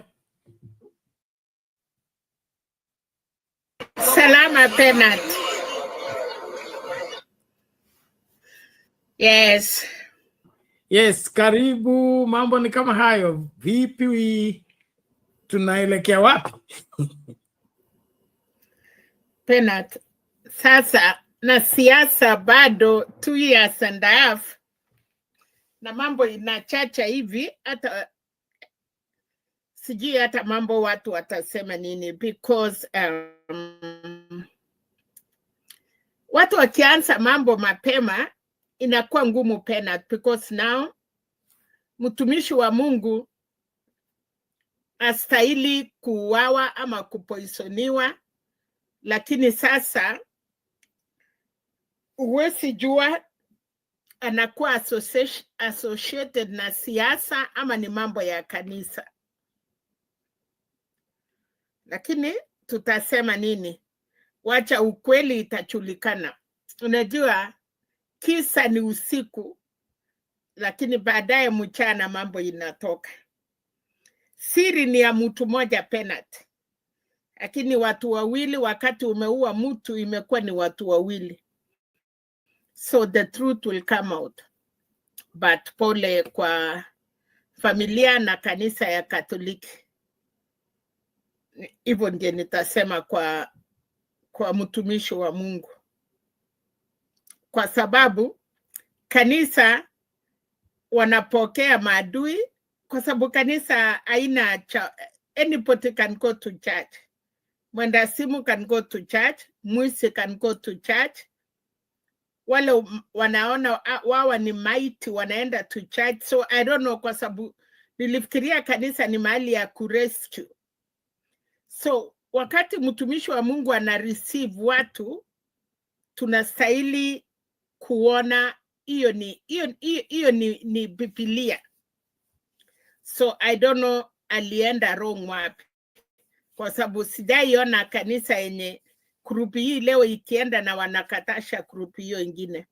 Unless unajua pia hii mambo ya kanisa, wewe unajua ile siasa pia, siasa kanisa wanakuwa naye chenye watu wenye si wa Kristo ama ile watu hawako kwa hiyo makanisa wanaelewa. Kuna hiyo pia competition in church. So anyway, tutaomba Mwenyezi Mungu. Pia tunaambiwa siku yako ikifika na njia yetu ni nyepamba, and they say we met our own death. Penat, wakati ulitoka kwa tumbo ya mama yako, Mungu Mwenyezi anajua njia yale ile tunapita kwenda kwake. Wengine wanaenda through accident, wengine wanalala waamuki, wengine wanaenda through all of these things. So hapo mimi sitasema kitu. Kuhusu siasa, naona Ukambani leo walikuwa sasa Kenya ni ngumu. Naona manyumba ilikuwa inapeanwa Mukuru kwa Njenga, tena nikasikia sasa sijui Kenya tuko aje Penat. But for me 2.5 years is a lot. Naona hiyo ilikuwa ya kina Madhakarua, leo wamekuwa Uganda kwa sababu ya PSG. But all in all, dictatorship inaendelea kushika misisi in Africa. So it is up to generation kusimama, because if they don't, Penat, maisha ni ngumu. Wakishikana sasa East Africa, tutakwisha, kwa sababu wahalifu ya Tanzania watakuwa wanashikana na wahalifu ya Kenya na wanashikana na wahalifu ya Uganda, na si wahalifu wananchi, wahalifu ya punduki. Kwa sababu niliona kama Kenya iliambia Suluhu fukusa hawa warudi. So I don't know wafukuswa waende wapi. I thought tuko na passport moja na tuliambiwa nchi moja ikiwa na shida, na sisi pia tuko na shida Penat. Biblia inatuambia jirani akilia tulie nawa. Wakiwa na raha tukue na raha nawa.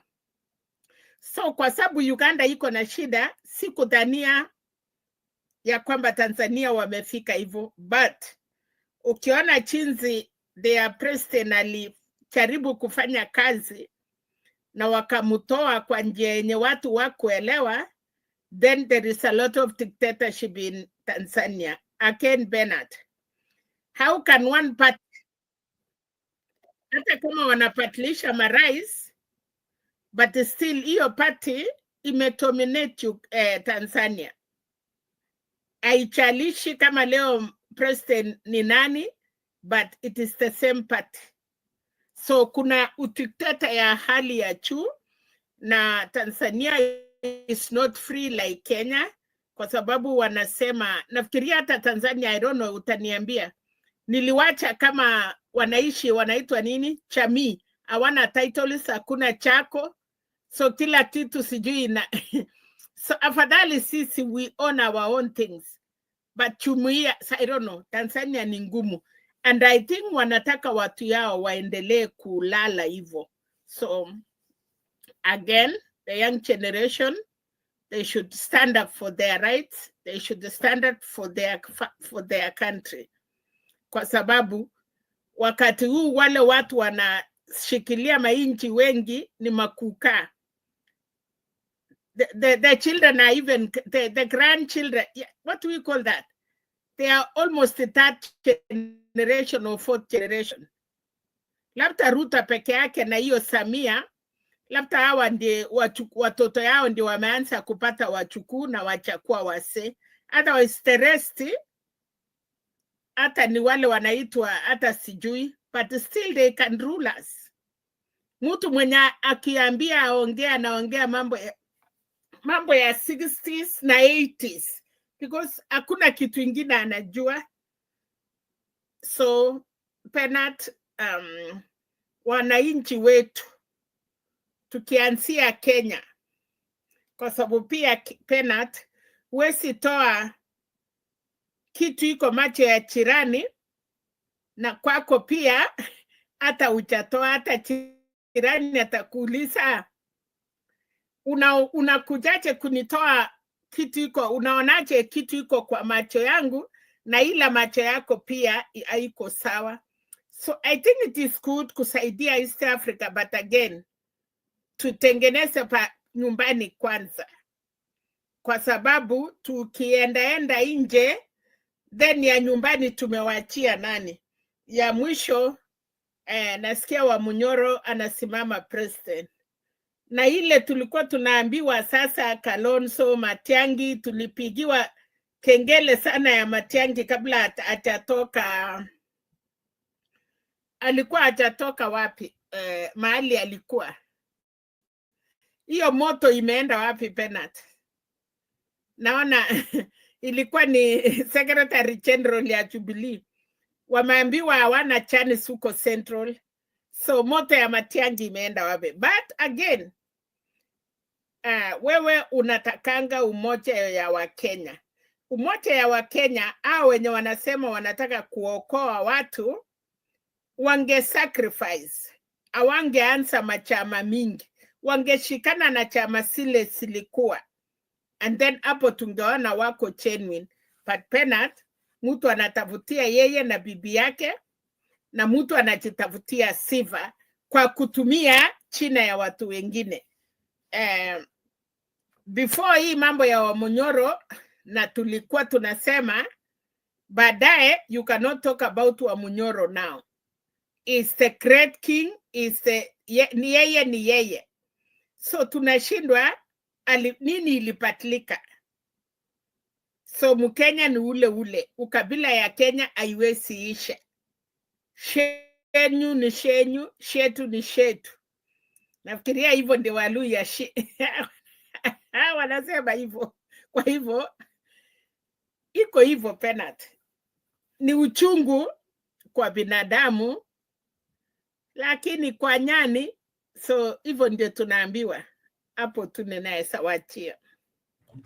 Okay, asante mami kwa utangulizi huo mzuri na kutupatia muhtasari wa mambo vile yamekuwa. Suala la nyumba hilo sitataka kuongelea kwa sababu bado linaendelea. Sisi tumeambiwa nyumba ziko mirengo mitatu.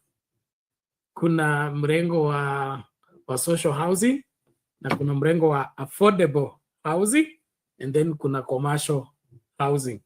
Na Wakenya sasa wamekuwekwa kwa hiyo categories. Wale wa social housing ni hizi za Mkuru na zile za Kibra.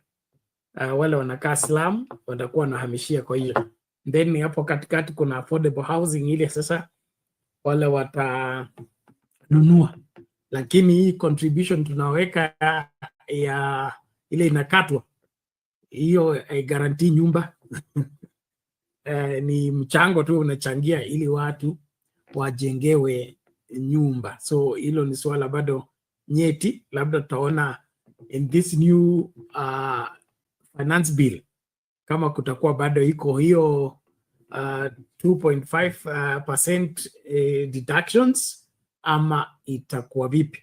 Now tukiswitch gears, kuna hili swala la okay, labda kabla tuzungumzie swala la fake certificates, swala la mama huyu ulikuwa hapa wakati Father Kaiza aliuawa huko Nakuru, na kifo cha huyu hakiko tofauti sana na cha Father Kaiza, although Father Kaiza alikuwa ovoko katika kukosoa serikali. Huyu hajulikani kwa ali host Gachagua, but kupatikana okay, mtu amewawa na huyu ni mtu wa Mungu. Is there any relationship between this ama inaweza kuwa ni warning, kwa sababu kumekuwa na ile kutoelewana sana katikati ya serikali na baadhi ya kanisa, especially kanisa la Katoliki.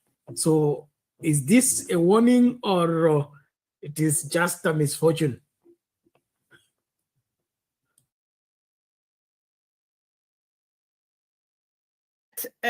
Kanisa ya Katoliki imekuanga na shida, lakini kuna mabishop kina Muke, kuna wengi wameenda kwa njia hiyo, na hata mpaka leo hatujaichua hata hiyo Father Kaiza umesema, na wengi we have really never known the truth.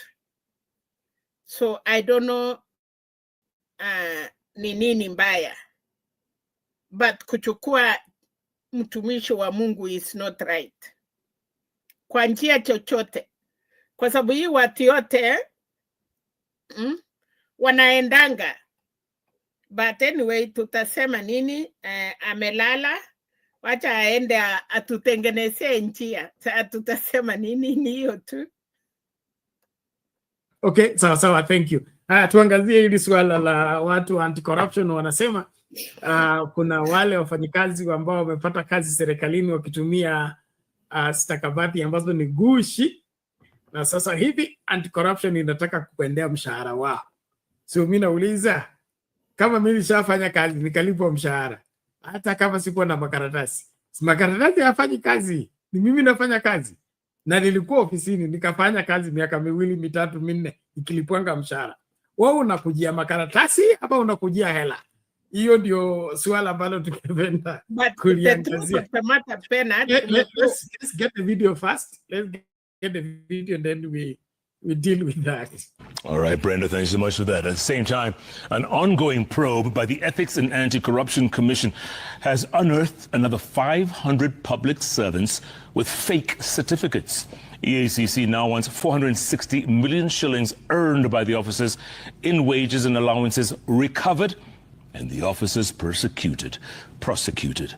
Let's get more from our very own Willie Lusige. The Ethics and Anti-Corruption Commission, EACC, now says the number of government employees hired using fake academic certificates has reached alarming levels. Even as the commission continues to investigate thousands of forgery cases and recover salaries paid illegally, the latest findings show that 70% of the cases are in national and county governments. The commission received and has taken up for investigations a total of 549 reports of forgery of academic and professional certificates. The amount of money we are looking at to recover currently is in the upward of 460 million Kenya shillings. ESCC expressing shock at the high number of fake scholars occupying public offices, some using the documents including PhD to secure promotions. And if what we are seeing in the public service is anything to go by, it means that possibly a similar problem is also in the private sector. The Ethics and Anti-Corruption Commission further claims that other institutions, including the judiciary, have failed in the war against forged certificates by not treating the matter with the seriousness it deserves. Let us not tolerate men and women, boys and girls who have given themselves to shortcuts in whichever field. Let us be ruthless with them. Head of the Public Service Felix Koskei confirming that the government audit shows public officers top the list of fake certificate holders at 70%, followed closely by university staff. The people that our citizens have delegated power to run the affairs of the country are incompetent, they are fake, and they are still making decisions. ESCC and Public Service Commission to push this responsibility to the employers themselves. They have to authenticate the papers before they onboard anybody, so that we don't waste a lot of government funds chasing around these people. The government now says it will launch a multi-agency operation targeting government employees, and for the first time those in private sector. Employees found guilty will also be held accountable. Willie Lusige, Citizen TV, Nairobi.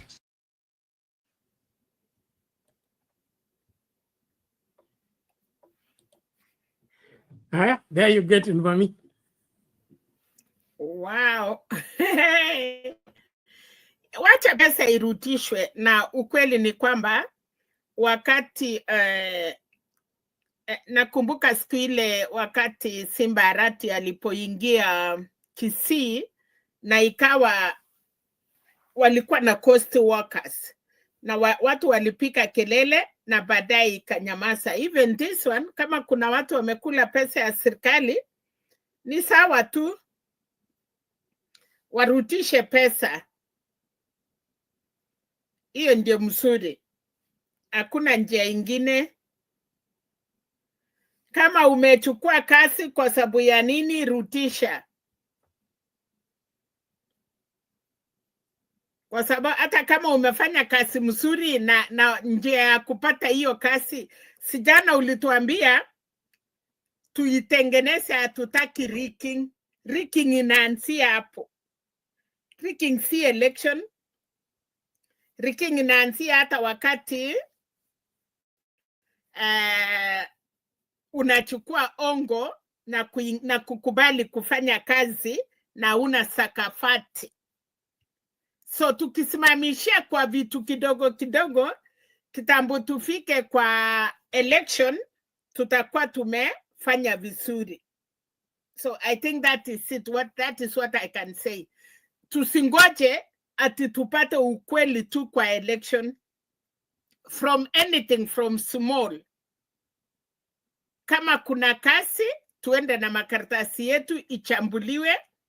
Kama hata umeshinda na pointi moja, upatiwe kazi. Na wale watakuwa wameshindwa wanajua enyewe Bernard alitushinda. That is how we can start na country yetu itaenda vizuri. Lakini kama wewe Bernard unasema sina sakafati na nimefanya kazi mzuri, kwa hivyo unahitaji nini? Hapa haina ukweli. Hata kama umefanya kazi mzuri, lakini makaratasi yako ukweli ilikutuma hiyo kazi, hapana. So wewe uliongana na mwenye kuongwa, mko sawa. So tusitarajie kutasamia one side. Anti-corruption wamefanya mzuri.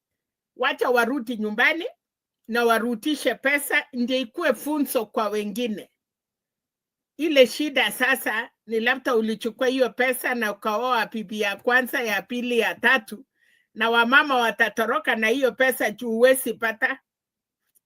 Sasa sijui kama mwenye amefanya hivyo atauswa ama mama mwenye aliteseka nyumbani mali yake inaenda kukuswa. Thank you. Okay, asante sana mami. Interesting. Sasa kama pesa tushakula, sisi Kenya tunalipwanga kila mwisho wa mwezi.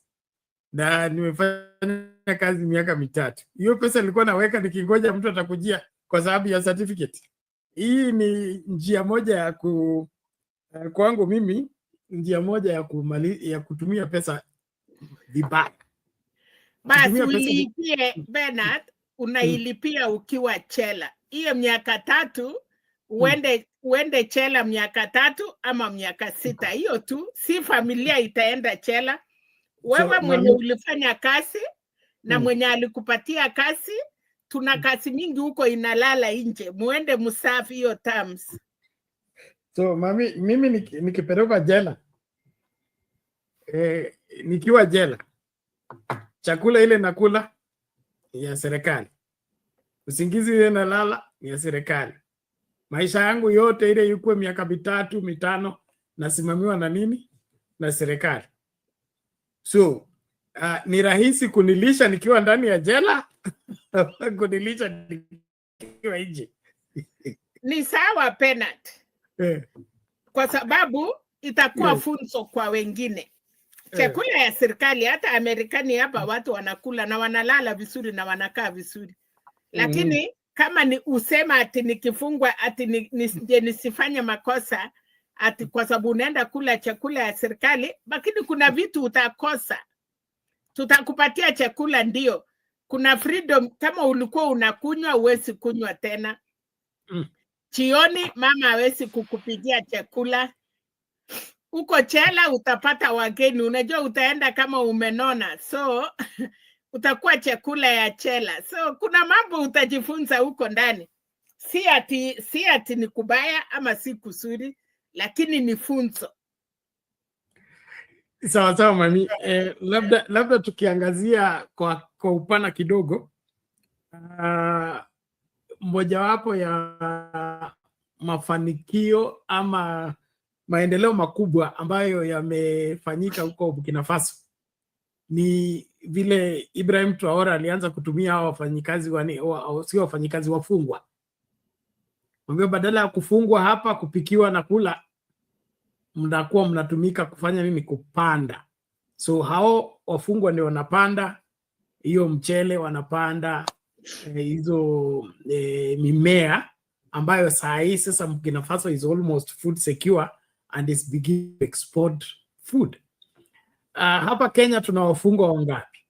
Hao wafungwa wote tunalisha kama serikali, na serikali inafaidikaje kwao? Kwa sababu kuanzia ile enzi ilikuwa ya Angomudi, vice president, kumbuka kulikuwa na Ministry of Home Affairs ilikuanga chini ya vice president's office, ambako walibadilisha prison ikue inaitwa correctional center. Correctional center imaanisha watu waende warekebishwe, wakirudi wako sawa sawa kuingiana na community na wafanye maendeleo ambayo yanahusu wema wa society. Mbona hapa tuko mstari wa mbele kufunga watu, lakini wakishafungwa kile wanafanya huko ndani kionekani, akijulikani. So ni serikali inachukua jukumu kujiongezea ama inatafuta njia ya kufanikiwa wakati wanafanikisha hawa wafungwa wakiwa ndani? Uoni hapa sisi tunakosea? Lakini Penat, China na Korea, wale watu yote wanatutengenezea barabara ni wafungwa. Wale watu yote wanatumwa nje wakuja wafanye kazi, mtu anakuja malisa kifungu chake akiwa huku, akirudi kwao wanaenda lisiwa. Ibrahim Traore hivyo ndiye ameanza, na yeye ni mwanajeshi, na wanajeshi wamekuwa wamefanya kazi kama hizo. Unakumbuka sehemu mingi ile Kisumu port. Ile nini ilikuwa ya Kisumu. Nina hakika nilikuwa naona ni wanajeshi walitengeneza hata nilikuwa naona Uhuru na Raila wakienda kuangalia. Kuna hiyo Nairobi River ama kuna vitu inahusika na wanajeshi ama vijana yetu ya youth service. Pia mambo ya chela nilikuwa naona kuna wale wanasoea kujifunza masonry na tailoring, na wengi wanarudi wanakuwa pastors. So kuna yale imetendeka na kuna yale bado. Lakini pia nchi yetu ya Kenya hatuwezi fananisha na watu wengine. Sisi ndiye tungekuwa ya kwanza kukua example. Kwa sababu nchi yetu imekuwa mbele, hata pesa yetu, shilingi yetu haiwezi fananisha hata na hii watu wengine ya East Africa. Ngawa tutakuwa wanasema wa kwanza watakuwa wa mwisho na wa mwisho watakuwa wa kwanza. Hapo ndio tunaelekea. Bernard, because kila mtu amekuwa mwerevu. We chanting is too much. Kuaminiana imeisha. And the moment uwezi kuniheshimu today, usifikiri tomorrow utaheshimiwa. Unajua tunaambiwa na wewe ni reverend, ni pastor. Wakati watoto ama wakati watu ya kanisa, kwa sababu tuko na pastor, tuko na wasee ya kanisa, tuko na wamama viongozi, tuko na youth viongozi. Lakini wakati kanisa itasahau hiyo yote kinga. Unajua wakati ilisemekana kuna wasee ya kanisa walikuwa na suia ndiye nini isifanyike penat, kama kuna mambo isiende kwa pastor direct. Si ati kulikuwa na kasi ngumu. So tulikuwa tunaambiwa kuna kanisa, kuna pastor, kuna wasee, kuna kina mama na kuna youth. So hiyo ni mawe ilikuwa inakinga. Lakini wakati tumewacha mtoto mdogo anarusha mawe, mtu mzima anarusha mawe, tunachanganya penat, hatuna heshima. Kenya, hiyo ndiye kitu freedom, okay, tunaambiwa freedom of speech, lakini hatuchakuwa na hiyo limit. I'm telling you today, wakati ya Moi ilikuwa ngumu, ikakuwa afadhali kidogo. Wakati ya Kibaki ikakuja, ilikuwa batu at least. Wakati ya Uhuru sasa na Ruto, sasa kila mtu amejua yale. Hakuna mtoto shule setu, watoto walikuwa wanapatiwa katapu kama wamefanya makosa. Sai uwezi kusa mtoto ya mtu. Haya, sai tumekuja nje. Tukifanya makosa, tunaita injustices, tunaongea, tunasema alafu sasa penat, unafikiria tutachange where? Mwenye anakuja next president, unless Mungu atusaidie, kwa sababu tumechanganya mpaka hakuna heshima kila mahali.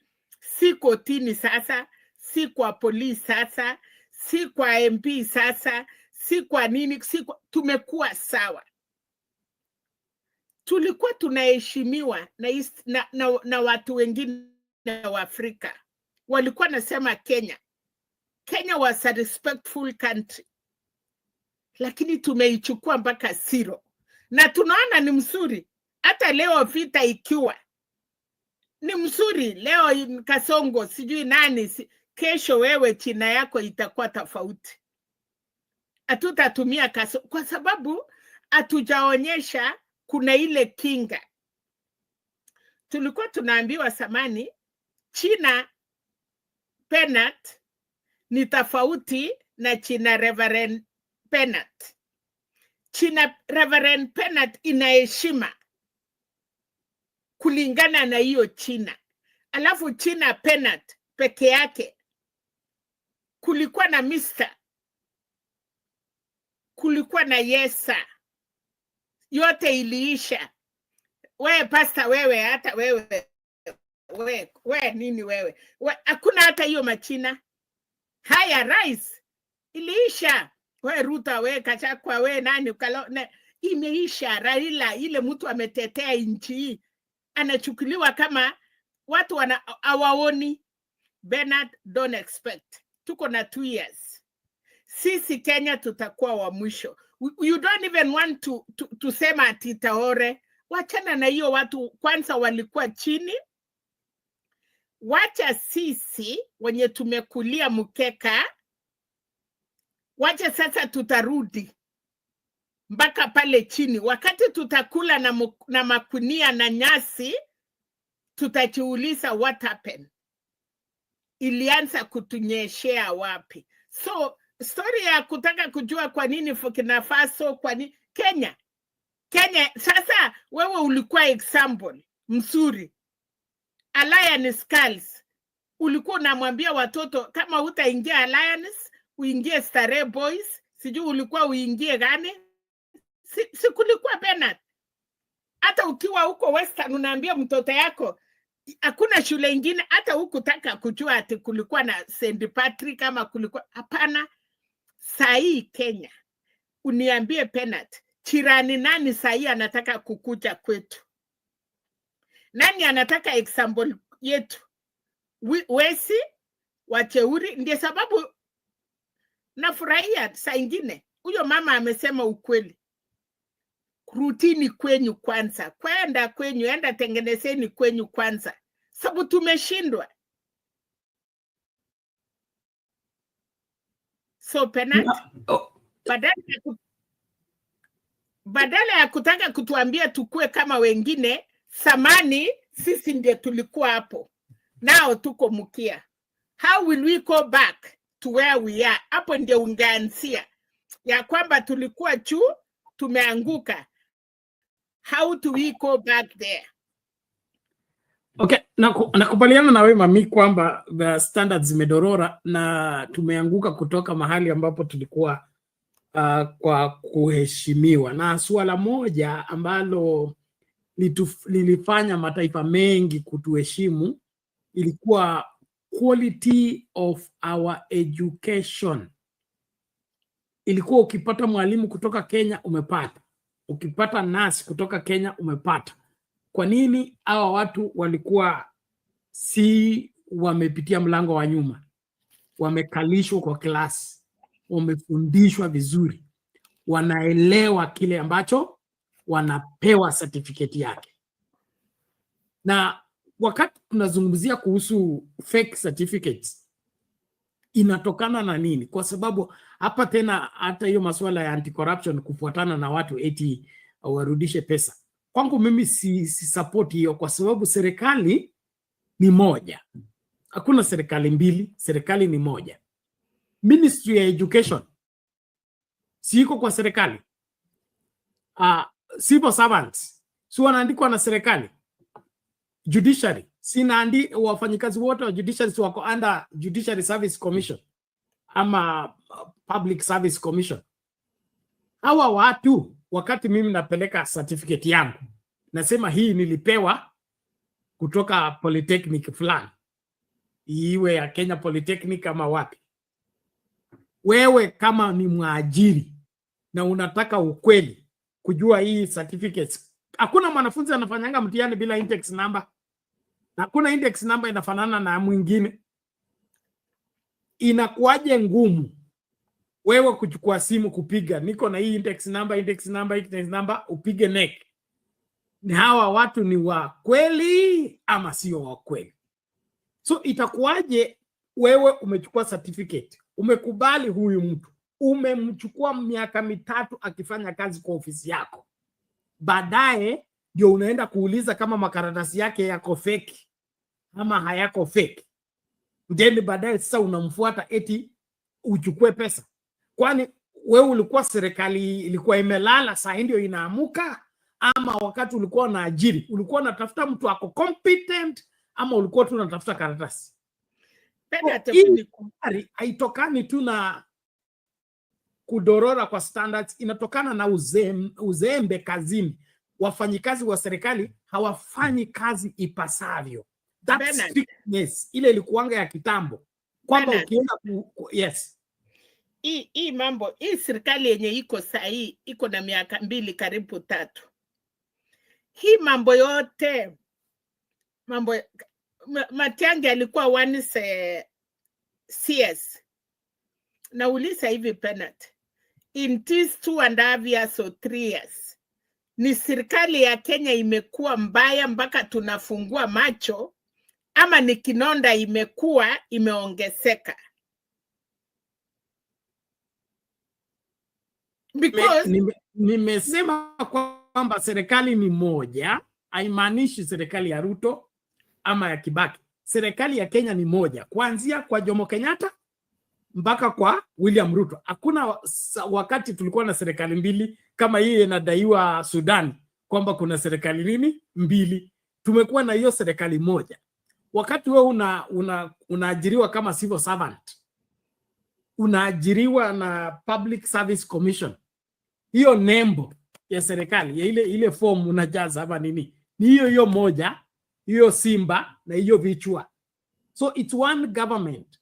Now if it's one government, it needs to operate in such a way that everything is done according to the requirement of the law. Kama mimi nimeleta certificate, na hiyo certificate imetoka wapi? Kwa Ministry of Education. Kama kuna tashwishi kuhusu certificate yangu, ni kitu ya kuuliza mara moja kabla niajiriwe. Kama vile napeleka good conduct, nataka kuwania useneta. Wanasema ukitaka kuwania useneta mpaka uproduce good conduct. Hiyo good conduct nikiproduce na iko na tashwishi inakaa kwamba ni kama ya River Road. Inachukua muda gani wale wasimamizi wa IEBC kupiga simu inaitwa DCI headquarters kama hii certificate ni yao ama sio yao? Iko na namba, iko na vidole na hiyo masuala yote. So mimi kile naona hapa si eti wa Kenya wamekuwa wakora ama serikali inaajiri watu ambao hawafai. Ni wale ambao wanaajiri wafanyikazi wa serikali haswa ambao wamezembaa, badala ya kuchunguza mambo kabla waajiri mtu, wanataka kucreate problem. Then hiyo problem ishakuwa created, tutumie pesa nyingine kwenda kufuata sasa hawa watu at we are recovering money when we would have prevented this. Prevention is better than cure. So here the problem is first begins by the employer, not the employee. So wale watu employer wale wako kwa sasa, hii employer ni ile ilikuwa, kwa sababu si Ministry of Agriculture imekuwa mpaka wakati ya Kenyatta, si ni kupatilisha tu foreign affairs kila kitu. Sana uliza hii miaka ingine yote kutoka 2017 iende nyuma, watu wakuona kuna mambo imeharibika. Are we opening our eyes now? Ama tulikuwa tumefungua macho na hatukukuwa na njia ya kusema this is now the right time tujaribu kurekebisha, ingalao anyway tukifika 2030 ama 2027 at least there is something. Kuna vision 2030, at least kuna something. But I'm asking, hii usembea, hii kutokuwa imeanzia wapi? Where? Na ni kwa nini? Because hiyo watu sahi, mtu anaitwa Kalonzo aliingia siasa akiwa kijana mdogo, is still there. Ako na watoto vijana wameoa, wamemaliza kazi. Sijasikia watoto yake wakitajwa. So now we don't want change. Tuna inaitwa nini? Tuna ina circle, we recycle. So wale watu wangetupatia change, maybe wale watu wachai husika na anything. We are not short of PhDs in Kenya today. We are not short of masters. Samani walikuwa wawili watatu. But today, as we are talking, the PhDs, the masters, the degrees, wacha sasa hii ingine ya ufundi, wameshinda wale wachaenda shule. We have not even given them chance. Wa unauliza, tumenunua certificate na kuna mtu amesoma, msasi yake ameuza shamba. Kwao ni maskini, wanashona viatu ama wanafanya hawking kwa street. But tunalete wewe Penat, mtoto yako alianguka, unamulete, unapatia kasi, mimi natafuta pesa na nunua kasi, wale watu. So the mistake is not the government, it is all of us. We have not stand up. Hatujasimama na kusema no. Kwa village yako, unajua kuna watoto ya msee fulani na wako nyumbani. Na kuna watoto ya fulani na fulani wajafanya kitu. We have not said that. Bernard, mpaka wakati sisi wote tutasimama na kusema ukweli.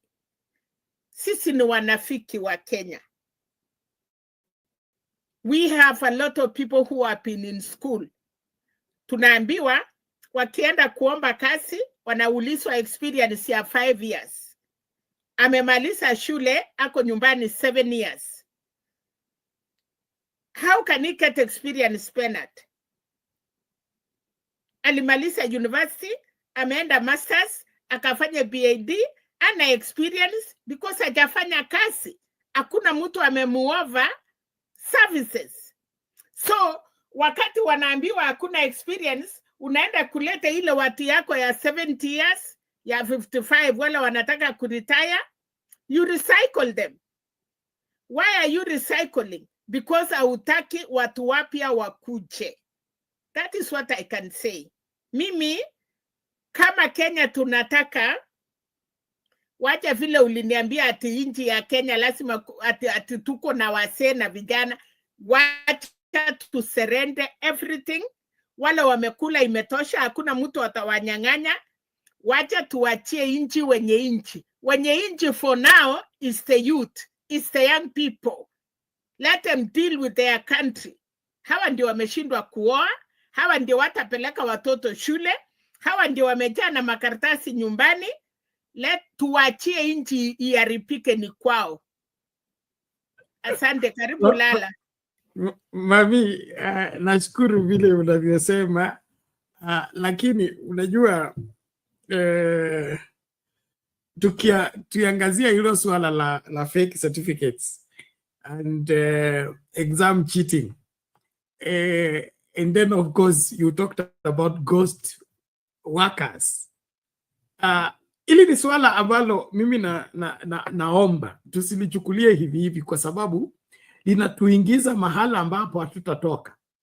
Hawa jenzi unaosema, hawa young stars, hao ndio wanaongoza kwa kucheat kwa exam, okay, ama kufake certificate. So kama hao ndio watakuwa walimu, hao ndio watakuwa madaktari, hao ndio watakuwa president, tutakuwa na nchi ya aina gani? Inasimamiwa engineer ambaye hana uinjinia, daktari ambaye hana udaktari, kuna nani, nasi ambaye hana unasi, na hiyo mambo ingine. Si tutachoma kila kitu. Nikukumbushe, unakumbuka ilikuwa sijui nani alikuwa meya wa Nairobi, Dick Wajika ama kitu kama hiyo. Kuna time wafanyikazi wa City Council walikuwa wengi, yani wakati mishahara inalipwa.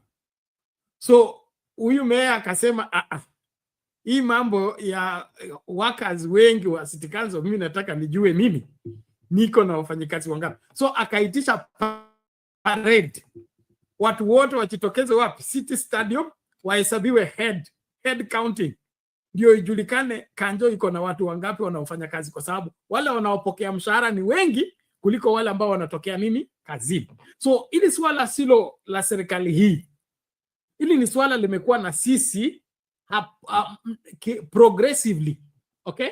Na sasa mahali imefika ni kama imeingia katika all sectors, and that is why the Anti-Corruption Commission inasema hili ni swala lazima tulishughulikie. So it is not targeting an individual or a specific government. It is the society is become a mess, and if it continues like that, will end up being extinct as, or rather being declared like sorry to use the example, but kuna mahali ambapo ukitoa tu green passport, okay, lazima uangaliwe vizuri, ukaguliwe vizuri, you are not treated normally.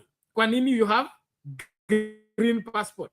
And so tutafika hapo mahali, okay, ambako ukionekana tu basi wewe you are a suspect until proven otherwise. Why? Because we are not doing our part in ensuring that genuineness, authenticity, and going through the process is something that we don't compromise. Wakati wazee wanaandaa vijana wao, iwe kwa maneno ya jandoni ama maneno ya maisha, wazee wa kitambo wale ambao watulea sisi, they will not compromise. Kama mimi kushika ng'ombe ile jembe ya ile ya plow na kulima na ng'ombe, baba yangu angekumaliza. Ati unashikashika na unalegeregea kama mwanamke. Unachapwa kofi, unalia lakini umeshikilia. Ukitoa tunajipanguza machozi, basi ng'ombe zitakuingiza wapi? Msituni. We are trained the hard way. Kwa nini? Wewe ni mwanaume, hauwezi kuwa mwanamke. So you have to have this way of thinking and this way of operating. Sisi tuko hivi kwa sababu tulilelewa hivi. Tukiachilia hawa watu ambao tunasema wafanye vile wanataka, wakitaka waharibu, wasipotaka waache, what are we going to do? Because hawa hutawazuia kuja kuoa binti yako, hutawazuia kuja kuoa mjukuu yako, hutawazuia kuja kunini kufanya kazi kwa kampuni yako. Hao ambao umepatia fake certificate, hao ambao umewaibia mtihani, hao ndio watakuja wanasema wanataka kuwa wakurugenzi wa kampuni yako. Wewe utawaruhusu? Well, Penda pindi yako na mchuku yako si ni kurubu moja, si wako the same plate. So hakuna wacha tu niwachie wengine, but wote wako kwa nyungu moja. Tuwasaidie mapema. Asante. Lakini Reverend Lala, how are you today?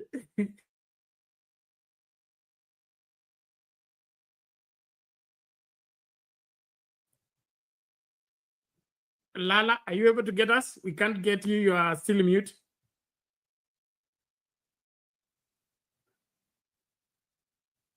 Okay, tumsikilize Jakindube. Inaonekana Lala ameshiki. Can you hear me? Yes. Yeah, wacha Jakindube aendelee, nitasema baadaye. Okay, thank you Lala. Lala, habari na mama na Bernard, hamjambo? Hatujambo, karibu. Bernard, au lazima uajiri, au watu lazima uajiri kwa sababu wewe ndio umewalelea namna hiyo. So huwezi tena kulalamika. Baba yako alikulelea kwa namna nyingine na wewe umeamua kulelea hao wengine namna opposite vile baba alikulelea. Sasa hao tu ndio utawaandika kwa nani yako, kwa factory popote utawapatia, kwa sababu hizo vitu zote ni makosa ya wewe. So vile uwezi kusema tena uwezi kuandika, na wewe ndio umewaonyesha hivyo. Unaona? Sasa baba yako yeye ana kesi ya kusema alikuonyesha the right way, lakini wewe umeonyesha huyo kijana the right way vile unavyofikiria. Na sasa usilalamike. Hii ndio jambo ambalo mimi nasema tunayo. Inatakikana tuseme, mimi maoni yangu tu ni kwamba inatakikana, tukitaka jamii nzuri, ni lazima hata sisi wenyewe tuwe na mawazo ya kufikiria, tusikae tu pale tumeambiwa hii inafanywa hivi. Lazima tufikirie, tuangalie wazazi wetu walituongoza namna gani, kwa sababu saa hii tukilalamika kwamba hawa wanafanya vitu tofauti, ni kwa sababu tumewafundisha hivyo. Lakini inatakikana tusikubali kudanganywa, kwa sababu mimi naona tunadanganywa sana na kusema, hata tukiambiwa lazima tuende kwa uchaguzi. Hiyo uchaguzi hata ukifanya unakuta the wrong people ambao ndio wanakuja wanachaguliwa. Sasa ni kitu gani tunaweza kufanya ili tuwe tukichagua viongozi ambao wanafaa?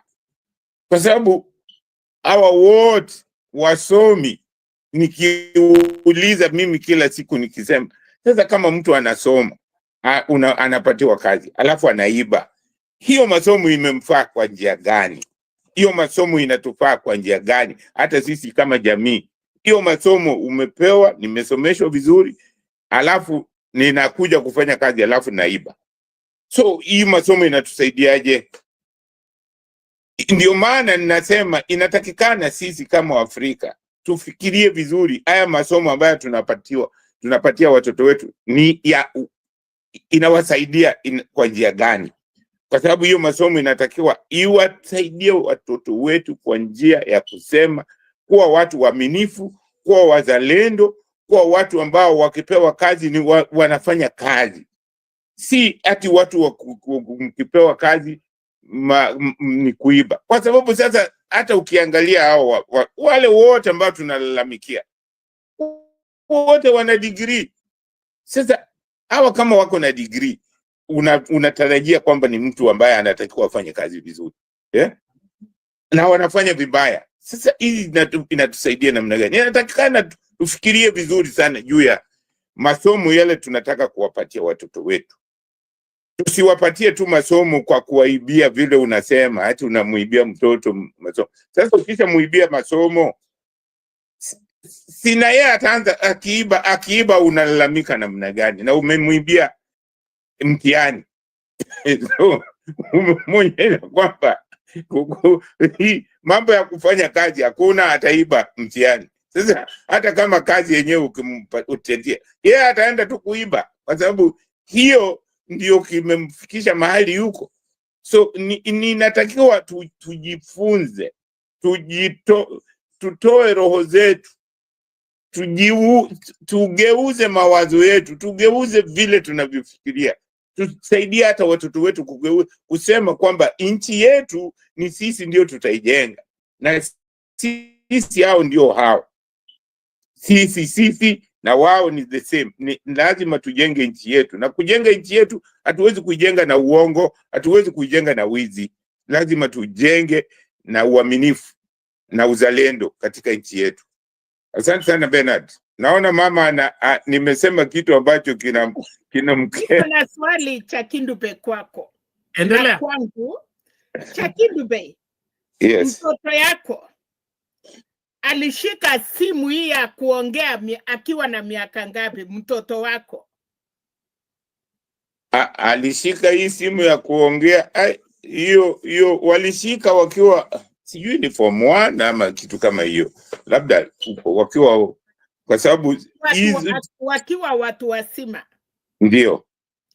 Sasa saa hii mtoto tu anapotaka, kabla hajachua kuongea, amenunuliwa simu, ameanza kushika internet. Mtoto ya nasari, mtoto atuongeleshi watoto vile tulikuwa tunafanya. Simu, mama ako na simu, baba ako na simu, mtoto ako na simu. Sasa sisi hii generation, na wewe umesema vizuri, walishapotea. Ile akili watu yetu sahi wanatumia, vijana wanatumia akili ya watu wengine, si yao. umesema ukweli. Wale wako sahi kasini na maofisi wako na madigrii, lakini uongozi ilikuwa inatafutwa kwa kichichi. Kwa nyumba ya fulani walikuwa wakora, hakuna mtu angetaka huyo mkora ashike kitu ya watu. Kwa nyumba ya fulani walikuwa watumishi, kwa nyumba ya fulani walikuwa waaminifu.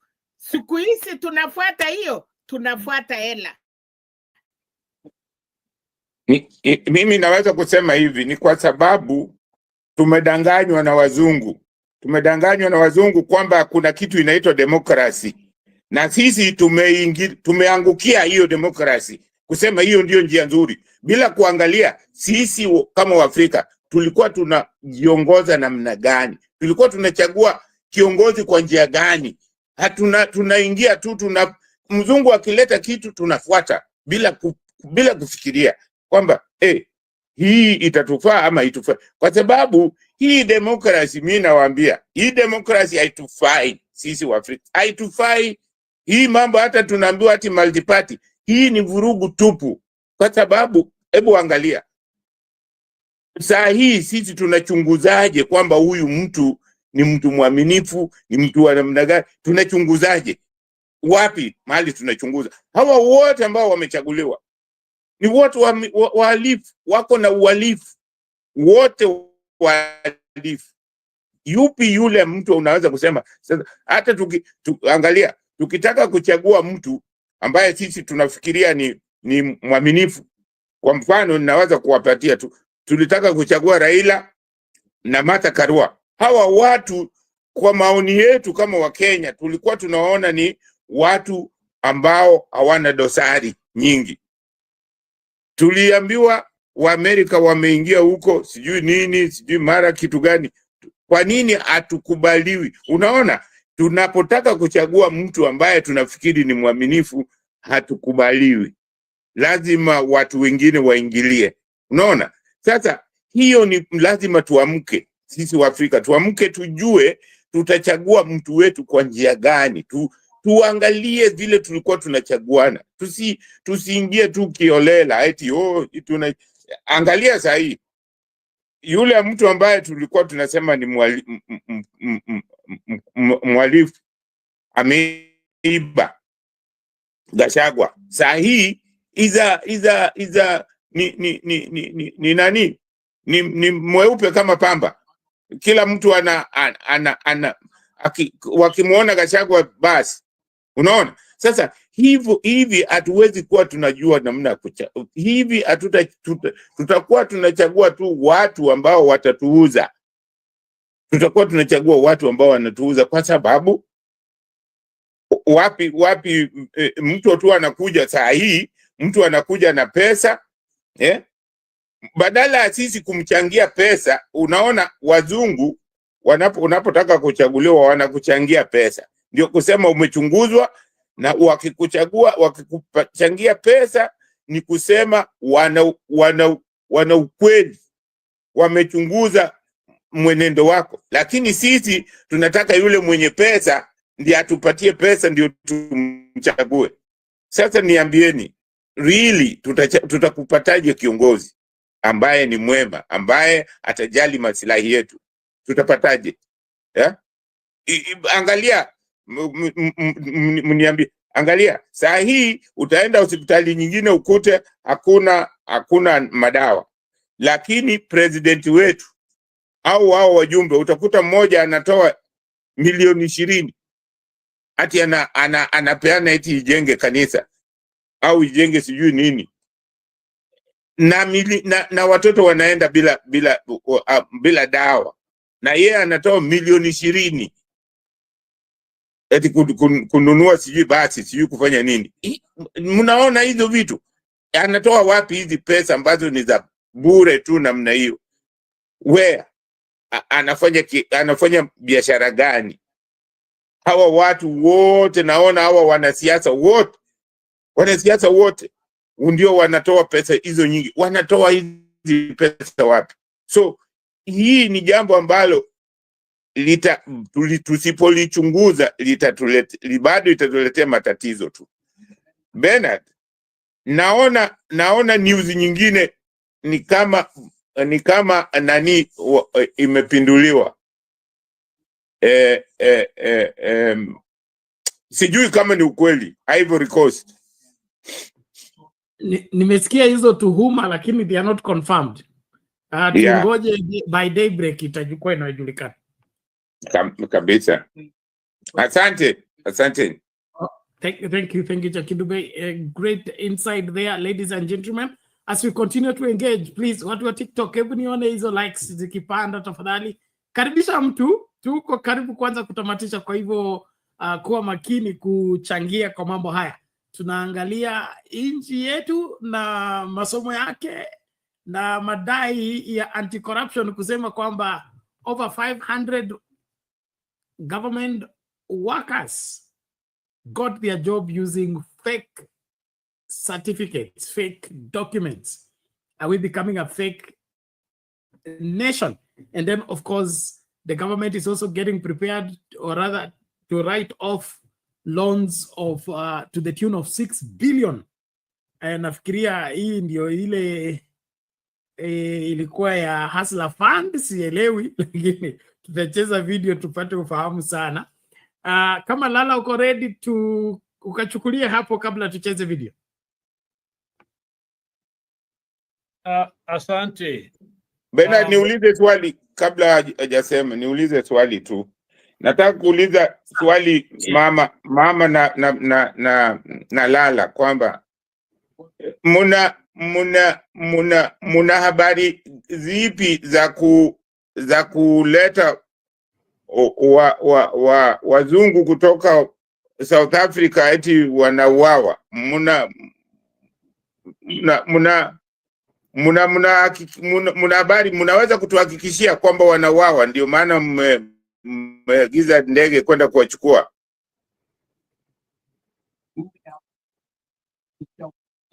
Hilo nzito sana bwana. Unajua mtu wetu huyo, sitaki kusema nyingi, lakini pengine mama aseme, lakini huyo sijui tusemeje. Sitaki kuharibu jina ya mtu, lakini kuna dhambi mbaya sana ambayo inafanyika, lakini tunatazama. Leader wa South Africa yuko hapa, nilimwona huko State House akiwa anazungumza, na kweli tunatabu, tutuombee sana nchi yetu. Shida iko nyingi sana. Hapo ndivyo niseme. Otherwise, salamu nyingi tu Jakindube, sijakusikia, sijakuona kwa muda mwingi. Mama Salina, pia sijakuwa hapa. Bernard na wenzetu ambao wako nyuma. Few days I was hacked again. They took over my WhatsApp. I hope it is not a Gen Z, but I got it back. So it's good to be back. The news about Ivory Coast, I think, is still rumors. I don't think it is. It's been confirmed yet. But what they're showing us here is that over the last 48 hours, at least 33 people are feared dead. There are clashes in the city, unrest following the widespread dissatisfaction. I mean, the president, Guantara, whatever his name is, Guantara, human rights abuses and increased poverty, and that's what they complained. Ties with France. They are very close to the French, and people don't like that. And so another news says there, saying that claims President Guattara is either missing, arrested, or possibly deceased. No public appearance or official statement has been made since the violence erupted. So there is something going on there, and news is not very clear, but those are some of the news that are coming out of Ivory Coast. Let me also comment on kwanza kabisa kuhusu corruption and East election shida. In my mind, the biggest let me start by just giving a little bit of an experience here. This is an American experience. Okay.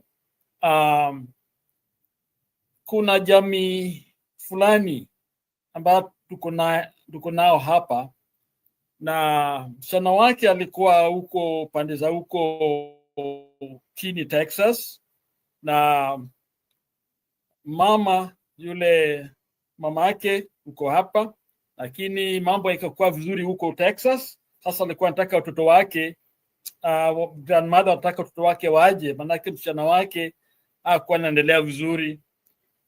And akaja tukasema na hao watu kwa group chat TV, so it's not something something private that I can't disclose. Huyu mtoto mdogo kama miaka 6-9 hivi alisema hawezi rudi huku Ohio mpaka awe na bunduki na msichana girlfriend. Yani mtoto mdogo anataka bunduki, anunuliwe bunduki na msichana. So mtu kama mimi kikazi, yani imagining what that child has been exposed to, what type of life this kid has been exposed to. When kids are talking of books, toys and all that, this kid want a girlfriend and a gun. Clearly, that's what has been exposed to this huyu mtoto. Naona nasema hivyo kwa yani always illustrate kwetu Kenya. If Kenyans know that leadership is not about winning an election, that is the worst form of corruption. That is where we all learn all these things that are going on. Mama alisema, I think mchungaji Bernard, vijana ndio wale chini ndio wana organize hizi corruption, because they're learning it from the top. Kila wakati tunazungumza habari ya Singapore. The leader wa Singapore alisemaje? Lazima uanze na top. If you can get things clean at the top, vitu vya chini vitakuwa sawa tu. Because if you know very well you have degrees and you can't get a job, but you see others who have made it are getting it, okay?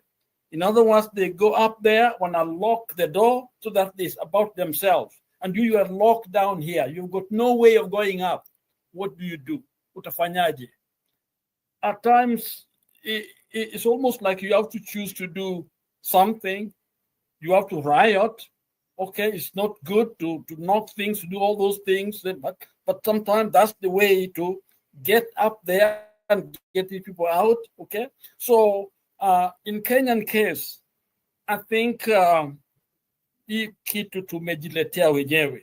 Okay, and so when we are fighting corruption down here, papers, all these things, are we fooling ourselves when actually at the top, that's where it is sanctioned? The judiciary, the executive, the legislative, those are all corrupt people. They are good people there, yes. Lakini this atmosphere is about corruption, it's about what they want, it's about their interests, about fulfilling, their commitment to themselves, not to the country. That's where the problem comes. So down here, it's almost impossible to change things, okay? Now, let's be honest. There are two people who have failed us. One of the people who helped us, that we can herald as a hero, is Maraga. Maraga. And Maraga, before that time, nobody knew him, okay? People who knew were Martha Karua, Willie Mutunga. And the same people, of course, I don't want to blame them, they were given key position to help us. William Mutunga could have been the first Maraga, and things could have been quite different if he stood for justice, because he was a leader. People looked forward to him. He was a detainee. Alikuwa mtu ambaye tunategemea, lakini given a job, and then he failed us. So it's almost like what tunafikiria ni watu who are there to help us, either woga, or they've joined in, or they can't do it. And so when they come down here, people saying, yes, we trust you a little bit, you're a little better, but deep down, people wondering what's really going on here. Yes, God is God of a second chance, okay? And some of them have redeemed themselves, and they are wonderful, good people out there. But you know what? Kenyans are not interested in good people, because good people give them nothing. They're not interested in ethics and all that, because it gives them nothing. They don't. So because mtoto wako ataenda kule akitembea na hizo makarati zake, lakini hakuna kitu. Now, what do you want that kid to do? They do those papers, they write papers. So Kenya is known now as a place where you want to do a paper. You want to write a book or a thesis or a term paper, you go to Kenya and you pay them and they do a good job for you. So it's known because they have got nowhere to go. So our problem is self-inflicted. I agree with Jakindu Bey, kwamba wazungu, wamefanya hivi na hivi, lakini wazungu have their own part, but the biggest part ni sisi wenyewe, okay? If we cannot do simple things, very, very simple, they don't require much. For example, technology is there to do even audit of lifestyle and get these people. And don't even before we go out and do an audit, clearly we see it. These people are rich. They're vomiting on their shoes, and the world is watching. Everybody knows that Kenya is corrupt. That Kenyan we used to know is no longer the same. The only time you hear maybe good about Kenya is when a Kenya run, because running you can't be corrupt. You ought to run and win, okay? But in other ways, we don't have any reputation around the globe anymore. The other one, of course, because maybe a little bit bigger economy, okay? But corruption is endemic. We are part of it. So I think we need, when we choose leadership, we need 4 or 5 or 1 at the top who will stand for what is true and right. And then we'll be able to have a nation. So it's upon all of us to really look into ourselves and ask ourselves, if we are asking for people not to be corrupt, are we corrupt? Okay. And if we can ask that question, then I can see the light at the end of the tunnel. And look at what's going on in Tanzania now. Our people going there. I'm split between the two. Okay. I think Mama Suluhu has overreacted. But on the other hand, there's a lot of truth in what she's saying. Okay. Because of what we have done to Mejichafua. So people look at us, what are we transporting there? Or corruption or what? So, let's stand for something in our nation. Let's not be moved east and west on these corrupt practices and corrupt deals. It will simply take us down. We are going down. That's what I would like to say. Back to you, Bernard. Bernard is gone. So, I'm here, Lala. Thank you so much for that. My camera is what has run out of battery, but I'll fix it. Let's quickly bring Nani because of time. Tumulete bwana neutral huyu. How are you, Bwana Eli? Asante sana ndugu yangu.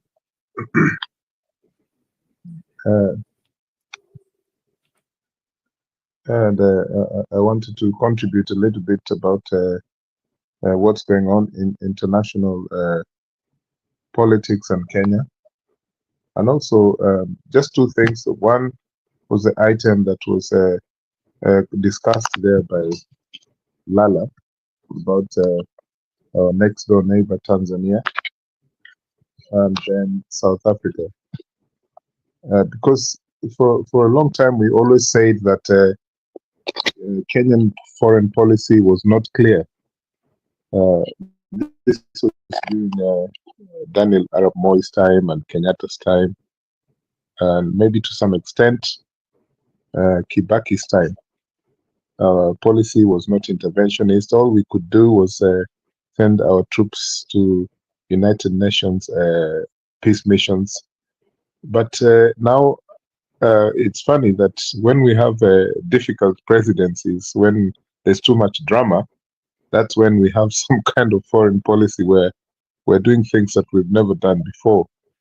And I was interested to know that, you know,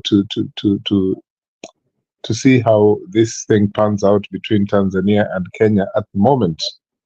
Because if you look at history, we had a difficult time when President Moi was overthrown for a couple of hours, and then Nyerere, the most unlikely person, decided to detain those Kenya Air Force people who had, taken flight to Tanzania and bring them back to Kenya after court processes. Those two countries, Kenya and Tanzania, in the finality, they always respect each other. And even more than Kenya and Uganda. There is that thing that Kenya almost fears about Tanzania. And I think that one looks like it's breaking now because of the disarray in Kenyan politics, especially whoever is leading the country now. So that means that the president of Tanzania can point at Kenya and say the things she said yesterday because of the kind of presidency we have at the moment. And I will really share my support for some of the things that Suluhu said, but I also think that she is a bit heavy-handed because Kenyans have gone there not just because they went for a drama series there. They went there because the people who went there, like Karua, they're lawyers. They've been to Uganda, they've represented opposition figures, and it's not as if they were trying their luck on what is happening in Tanzania. These are serious issues. Tanzania, the way I see that Chama cha Mapinduzi at the moment, ni kama wanafikiri hiyo chama haiwezi pendelewa vile kumefanyika kule Botswana, Namibia. Some of those countries where the ruling party has been in charge for 58 years. 58. So Tanzania thinks that no change can happen. This is the absurdity of Tanzania. And I wouldn't even blame Suluhu alone. I think the system in Tanzania is quite strong because there's the multiple interest groups involved in how Chama cha Mapinduzi is run.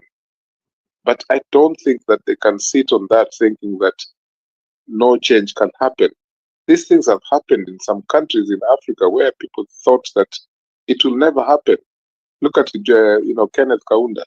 So I think that we shouldn't worry too much about this newfound dictatorship of Suluhu, because I think that she'll finally, buckle down and realize that Tanzanians will start waking up. We Kenyans often say that Tanzanians are weak people.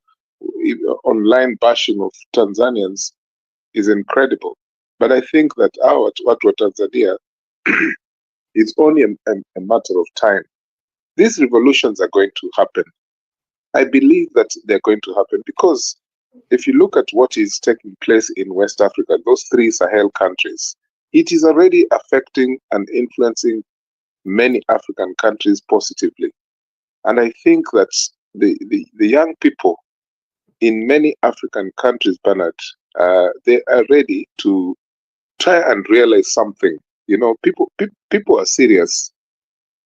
What has happened in West Africa it can be condemned that people are saying those were overthrow of governments by military people. But they had to wait and wait and wait in order to do that. The only exception we can say is Senegal, which more or less are doing the same thing, but it's not military power. But I hear that now Senegal is also starting to think about nationalizing and also expelling French interests in that country, the democracy that is Senegal at the moment. So what we think that cannot happen in Tanzania can actually happen in Tanzania. And I argue that I think that is why Suluhu is afraid, because these people see what happened in Kenya last year. Imewafanya ni waogope kabisa kabisa kabisa. And that's the only excuse I think now they have for doing the things they're doing now, foreigners or people from other East African countries coming to their country. Wanaogopa sana sana sana kwa sababu ya zile mapinduzi karibu tulipata kule Kenya, last year. And we're coming close to the anniversary. And so this Tanzanian government is very afraid. This is what I think that is happening at the moment. And I applaud Kenyans because the more we do this, the more our region changes for the better. Now, South Africa. I watched a clip by, Donald Trump invited the president of South Africa. And this was a live broadcast only about 2 hours ago. And it was quite shocking because Donald Trump has made a serious allegation that over 1,000 white people have been massacred in a land kind of a reparation process where Africans are forcefully taking lands of so-called white farmers and killing them. It's only Donald Trump who can make such kind of statements without, being examined, cross-examined by the journalists. Because the journalists actually think that the man is mad. Because how is it possible that happened in South Africa in the past year? There's a machine that runs propaganda in Donald Trump's government that actually reminds me of William Ruto's government. And what Donald Trump is doing is testing the waters to see what will happen in South Africa in, say, the next 5-10 years. Because they know that whatever happens in South Africa, a big thing, radical step that takes place in South Africa can then have a domino effect in many African countries. So I only decided to speak about South Africa because there was a time when many South African so-called white farmers came to Kenya. Wengine walienda huko kama Rift Valley, tuliwaalika huko sisi wa Kenya. They have their farms there now, and apparently they're doing very well as South African farmers in Kenya. Yeah. So these same people, they have now touted a claim at TCG they're being terrorized by black people. And now Donald Trump is using this to bring them to America as refugees. Total lies, And I think these are the things that we must fight, as African people. We must have solidarity. That people who forcefully took land from Africans are continuing to actually justify their deeds by saying that we are now taking land from them.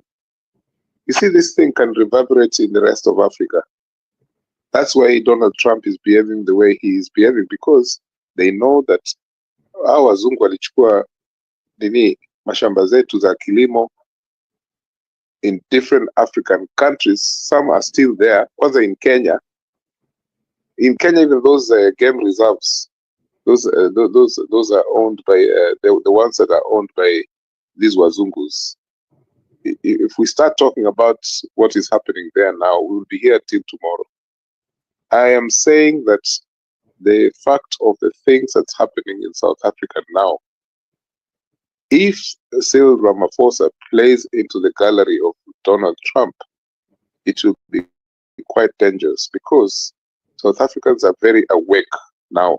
They know that they didn't really get that liberation that they wanted. I'm not supporting violence, but I'm saying that many African countries now are rebooting, they're retuning their landscape. They're saying we have to nationalize industry, that, resources as well, that is owned by the country.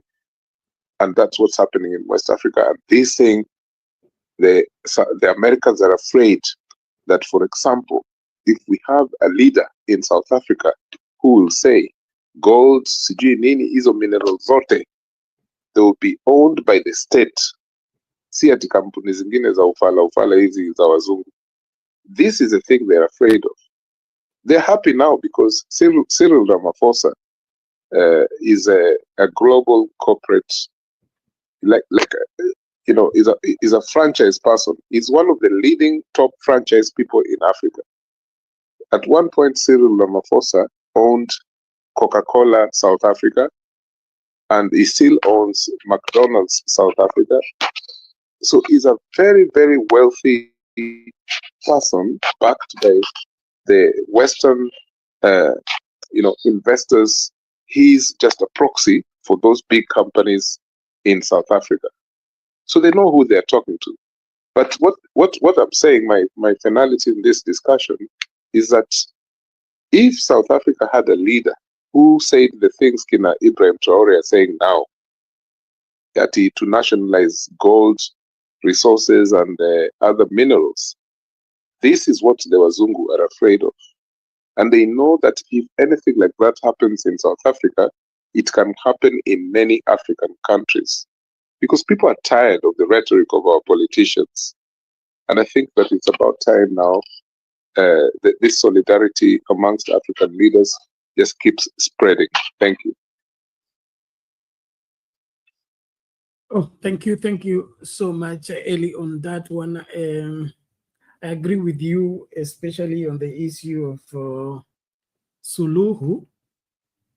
Yesterday, Musalia Mudavadi was on TV, and he was asked a question, and he did what was expected. What was expected in the sense that he forgot that it's a Minister for Foreign Affairs for Kenya, and began speaking like a Minister for Foreign Affairs for Tanzania.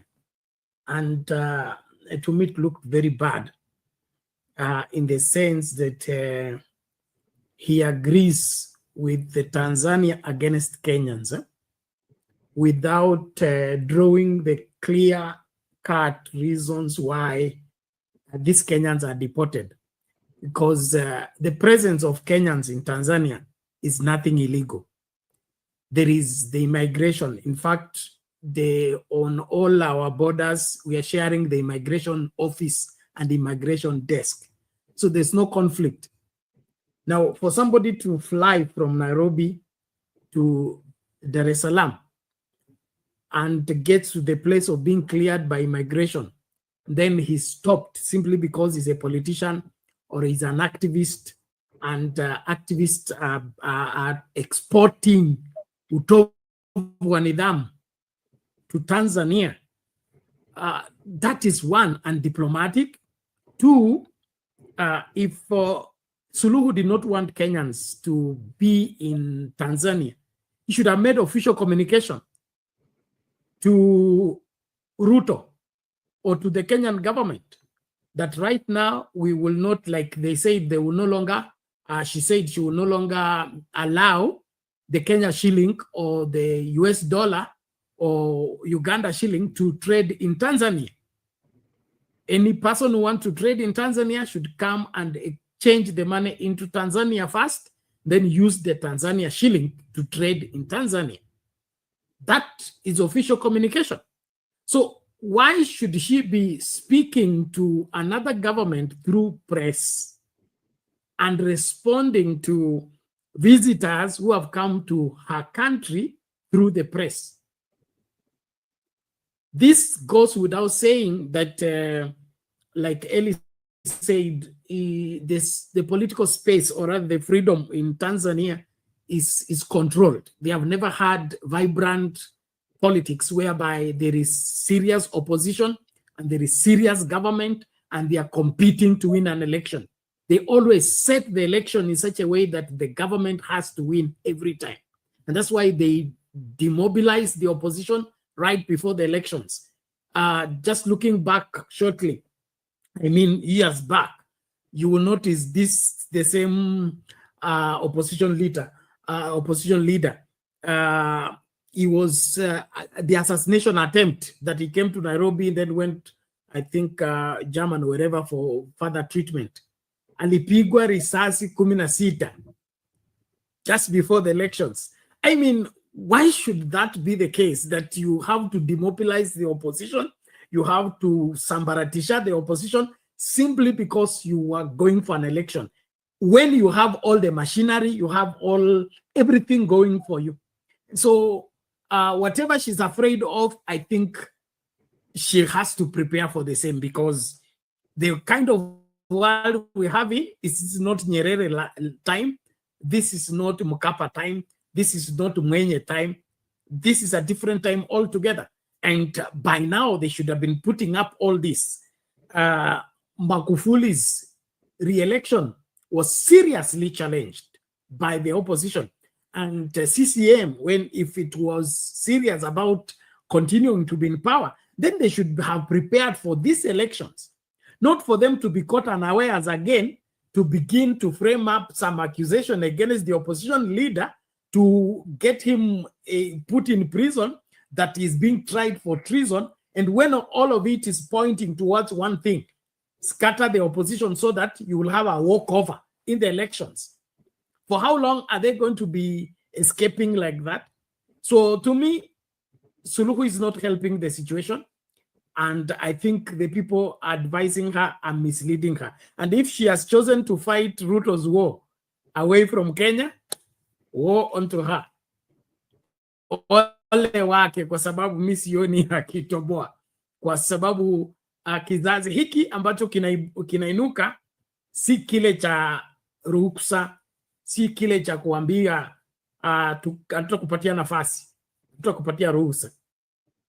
Wakati utafika and watapatikana kama hawajajiandaa. And of course, the difference between, just a moment, the difference between William Ruto, Rigathi Gachagua, and Donald Trump, I'm yet to find it. When you find it, help me notice it. Thank you. Lala, unasema nini? You know, I'm split between Kenya and Tanzania. And where I'm split is this. Clearly, there is restriction in Tanzania, which is not good. It's not good to restrict people, rights. People are supposed to be free, and that region is supposed to be free. But on the other hand, I think we are not helping, because we do know that foreigners, I think the Kindube talks about it here, Wizi was still there, okay, don't want that community, that space, that land, that region to be at peace. And so they sponsor all kinds of people to destabilize the government, simply because they want that narrative that the Africans like this, like that, like you mentioned about Trump and others. So in my mind, I think she should have thought a little bit how to react to a situation like this. And I also neutral Belfast. I also I think I got him right, but in the beginning I didn't get him, because what he was trying to say is that Tanzania is thinking that nobody can change them. But I think it is because they think people may destabilize them. That's why the woman was acting that way, to kind of stop that, because, when you have a foreign threat that will undermine any growth, especially the development, without their hand in it, you know that they will not be very happy. So here's a woman who's trying to have some kind of control of the events, when we do know that this thing called democracy, is used in certain circles to basically disrupt other people. It's a great idea. It is a wonderful thing to have democratic system, but I don't think it is evenly supported or is evenly seen to take place uniformly across different nations. For example, when we don't have what the West wants us to have as democratic systems, and they're very hard on us.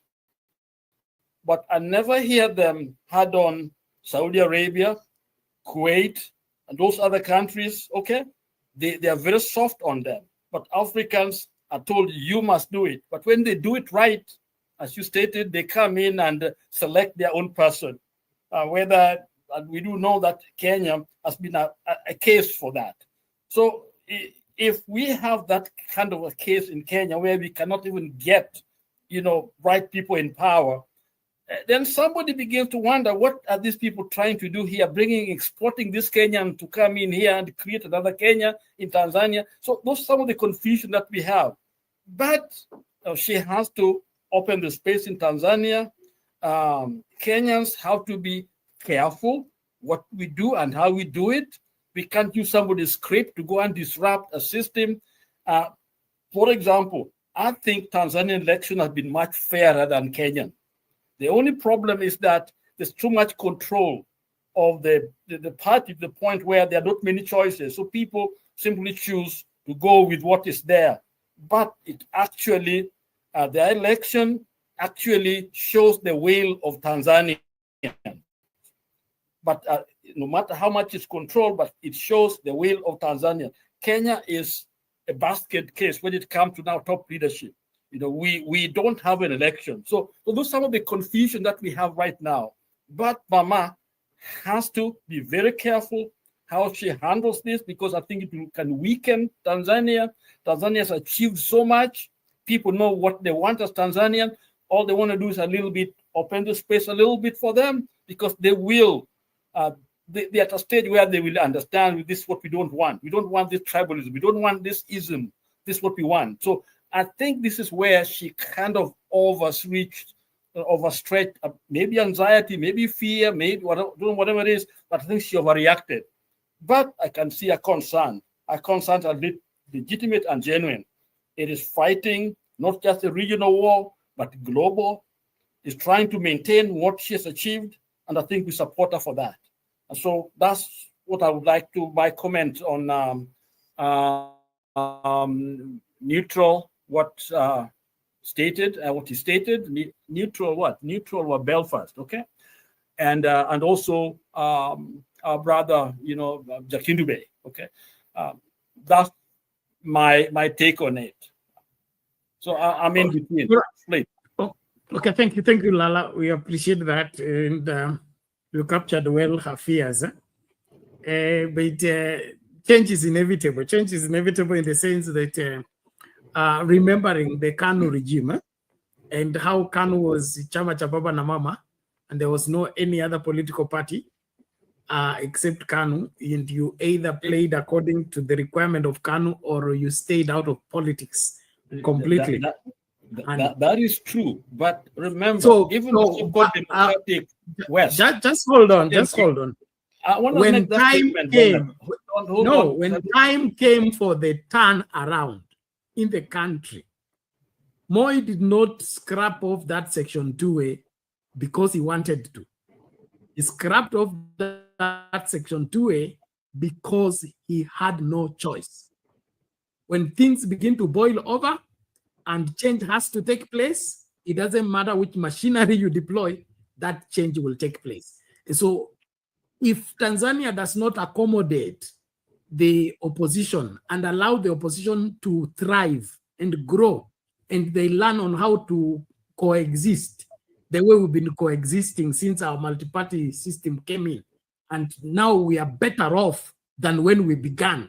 You remember that you're old enough to remember how even after that Section 2A being removed, opposition parties were under the radar of the government, that they could not even be allowed to hold rallies in a particular section. But as time went, that was drawn back, and now you can go to hold a rally in Rift Valley, go and hold a rally in Central, go and hold a rally in Nyanza, and you will be listened to. You will have your people to listen to. That was not the case previously. So the space for political expression should be managed, yes, by the government, but the government should be letting go, not holding on. 60 years pass, and you still want to control the thinking of the opposition, the movement of the opposition, the dressing of the opposition. That to me looks awkward. Bernard, I agree with you 100%. But there is another factor here that we have to be very careful about. The international factors, the influence from outside of ourselves, that sometimes in some countries or some cases, what you want to do is promote so many parties so that you come in and rule them. Tanzania has achieved something that will help them, and that is that oneness, that system of Tanzania, okay? So in Kenya, it's much easier for them to come in and create so many parties. We think we have made it, but then those parties are really help us with nothing. And this is why I think Jakindube sometimes is right.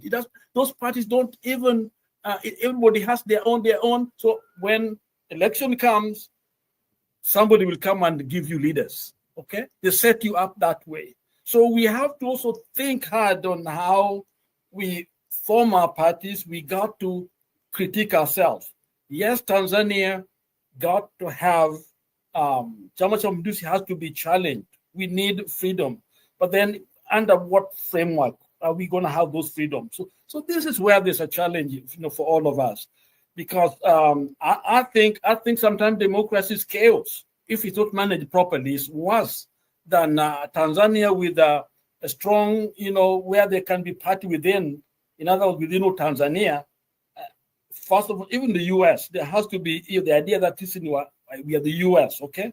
So the Democratic Party and the Republican Party. So, but when you have a country with you don't even know who you are. You're scattered here and there. Nobody knows.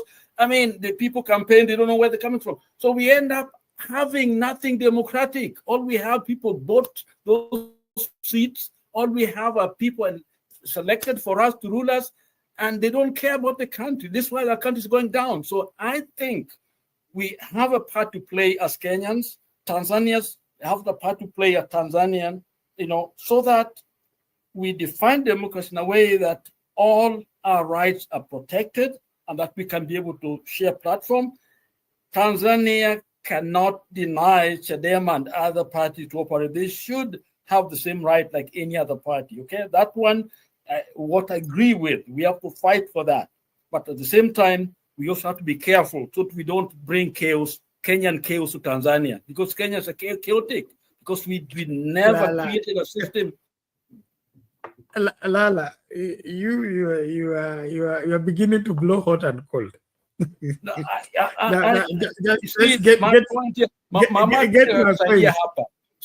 my point. Tukitoka kwako tunaenda kwa mama. Naomba hivi Lala, unisikie, ni swali kwako. Wewe tumekuwa class, okay? Wewe ukitaka kuja number 1 kwa class, unazuia wanafunzi wengine wasisome, wewe ukisoma, ama unasoma zaidi hawa? You study more than the rest, or you stop the rest from studying so that you study alone? Which one is legal? if chama cha mapinduzi ndio chama muhimu, then kinapaswa kuboresha mazingira ili vyama vingine vikija hiyo ishatangulia. Okay, so inakuwa inaongoza. Kwa nini? Imetengeneza mazingira, imewekwa nini mikakati. How does a political party come into effect? Which law govern that? Which space does a political party operate? How much foreign influence can be allowed into the country through political parties? Iweke sheria hivyo kwa sababu is the majority party and it has been in power all along. So you don't put up those structures, you don't put on those legal avenues through which you can control foreigners from interfering with your politics, but now wait for the foreigners to come, then you detain them and deport them. To me, that doesn't add up. It's a clear show that the Tanzania government just want to control things. They don't want to organize the country to operate in a system whereby even foreigners coming to the country and beginning a political party or sponsoring a political party can be legally controlled without them physically arresting somebody and detaining them. Like right now, no official explanation on where Boniface Mwangi is and why he's detained, which law he has broken.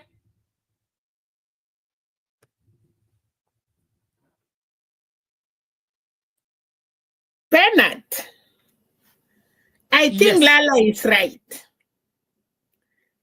Sahi wa Kenya tunalia. Wewe hata sahi unalia. Tangu tupate multiparty.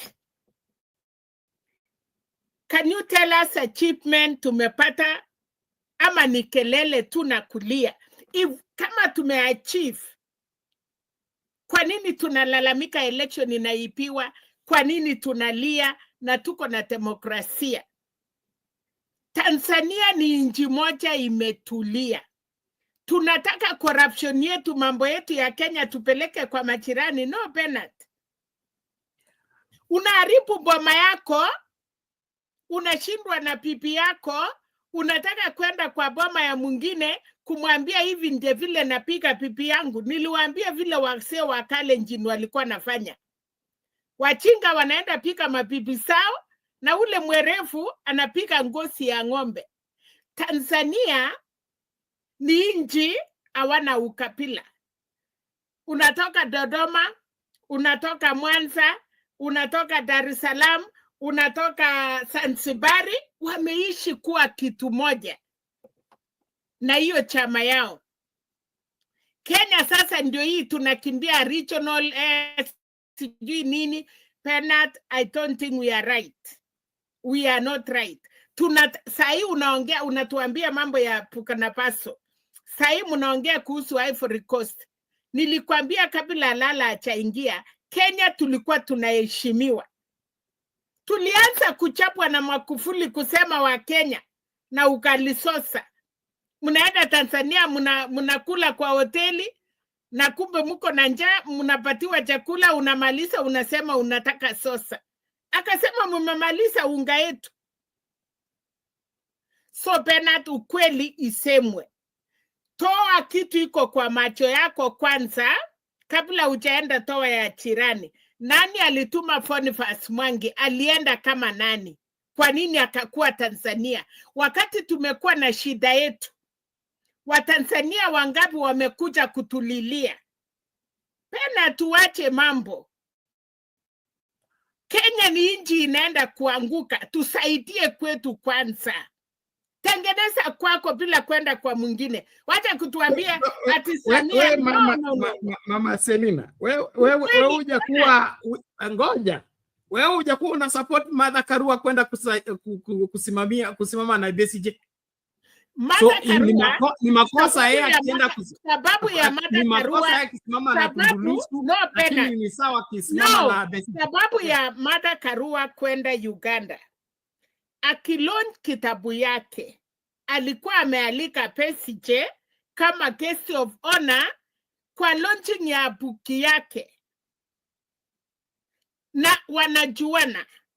Wakati BCJ alikuja Kenya, hakuenda kwa launching. akaadoptiwa. Kama jirani mwema, kama nimekuita unakuja kwangu na watoto yako wanajua ulikuwa unakuja kwa Mama Selina, alafu kitu ikufanyie.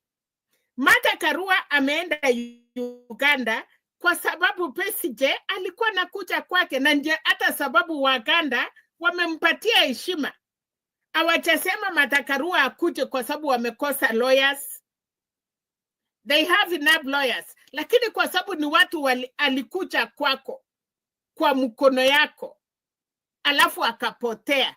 Lakini sasa kuenda Tanzania kwa sababu ameshikwa, na kwetu mnashindwa hata kutoa Ruto, mnataka kupeleka kelele Tanzania. Si hata inchi moja ikue afadhali ikiumana watu wapate mahali ya kuingia. For the first time, kama wewe ni mtu ya kanisa, kama kanisa ya Katoliki iko haina moto, wacha itulie na moto yake hiyo kidogo, na watu wapate nafasi ya kuomba.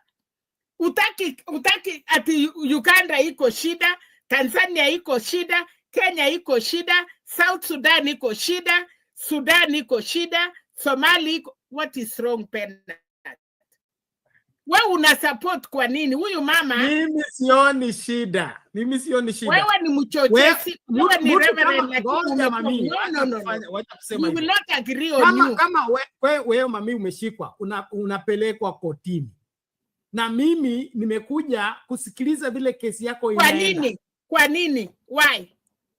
I'm a lawyer. I want to, I can help in giving counsel. Why do you want to help? Kwani Tanzania wamesema hawana lawyers? No, that is not how things work, mami. Okay.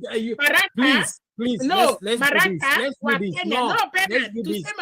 There is how things work. There is how things work, and it's not the way. No. That is how it is. No. It is not an issue of Kenya. The law for East Africa is law for East Africa. And the practice of law is not limited to particular geographical places. You are not listening to what I'm saying. You're opposing before you hear what I'm saying. No, but Ulisa, lawyers have got relationships. Tundulisu is a lawyer. No, okay, fine. So why are you sikiliza, hakuna inji ambayo itaongozwa kwa kuzuia watu wengine wasipumue. Ukitaka tupumue kwa amani, lazima utupatie nafasi tupumue. Hiyo Kenya imetusaidia nini? Hiyo lazima tumepumua imetusaidia. Mahali Kenya ipo ni inji nyingi ambazo hazijafika. Hakuna.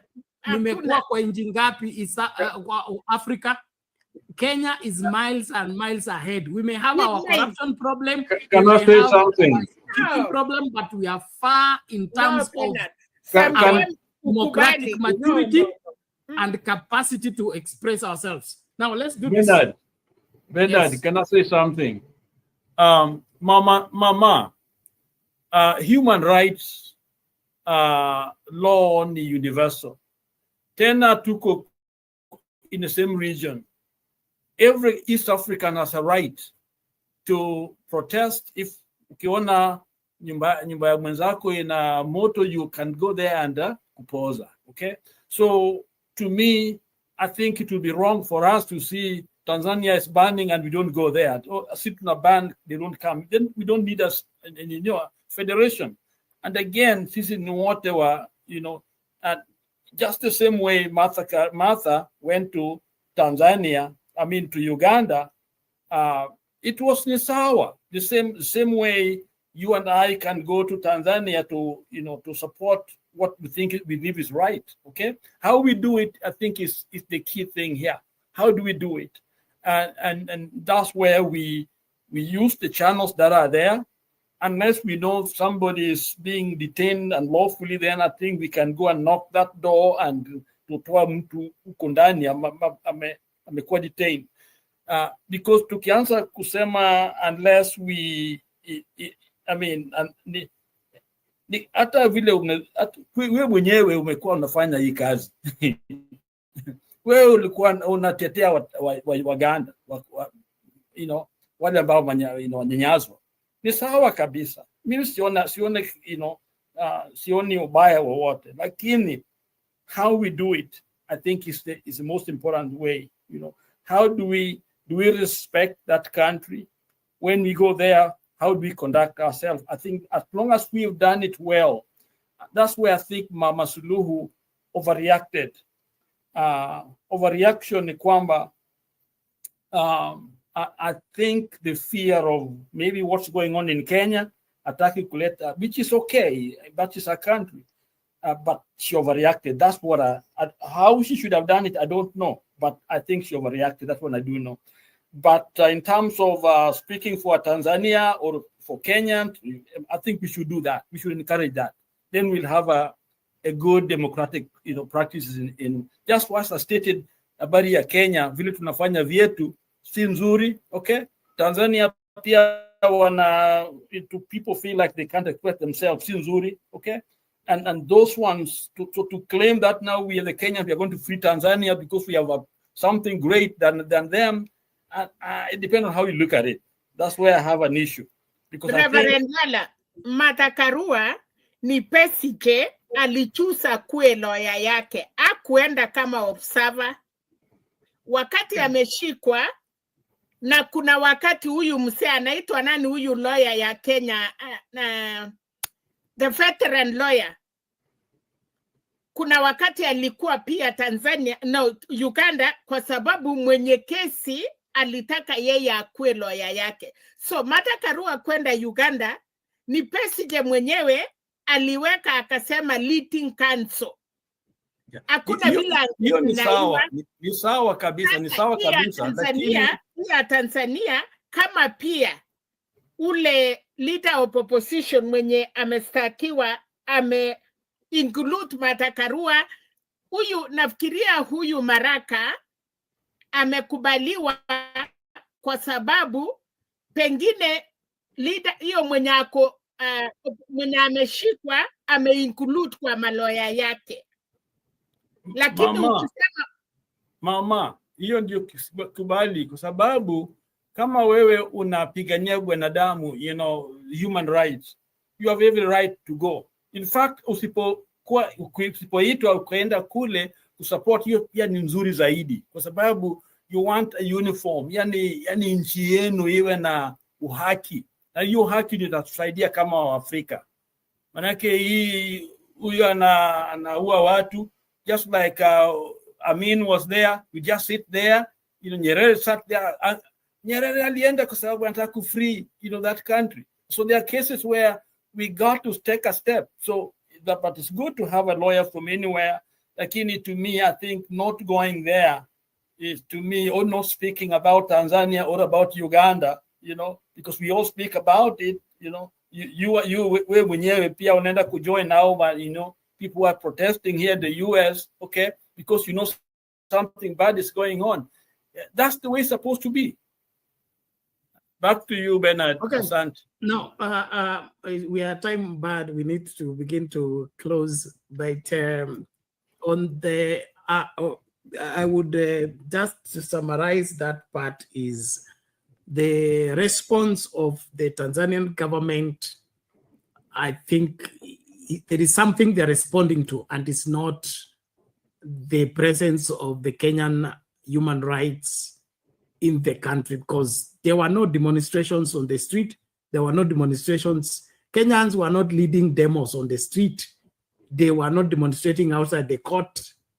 The case was yet to start. People were collected from their hotel and others were stopped at the airport. To me, that is a message to the country called Kenya in their relationship with Tanzania. And if Tanzania wants to redefine their relationship with Kenya, then they should make it official. But victimizing people, especially people who are well known, simply because they are from Kenya, na wanasema wanaleta utovu wa nidhamu katika nchi yao, to me that is a slap in the face of Kenya, and the Kenya government need to protest. Although the Minister for Foreign Affairs has said he's not going to protest it, meaning they maybe have some special agreement between them. I don't get it, but What should happen is, if there is any complaint about the presence of particular Kenyans in Tanzania, let it be made official, not for it to be a hijack reaction whereby people are taken in their hotels and, of course, stopped at the airport. If we start that, the next will be war. Remember, kuna ng'ombe zilichukuliwa na Magufuli, ng'ombe za Wamasai hazikurudishwa. Kuna nini sijui kuku zilifanywa zikachomwa. So there are a lot of things that are still underlying. So wakitaka ikuwe vita itakuwa vita, lakini wacha nimlete Eli aseme ya kwake tumalize tafadhali, we are time bad. Eli, bado upo? Neutral is there. Neutral Belfast. Are you there? Okay, Lala, take it please. Tumalize, we are time bad. Unasikia kengele inalia. Stima haijalipwa. Yeah, Bernard. We have a very young democracy. Yani bado sisi ni wachanga kabisa.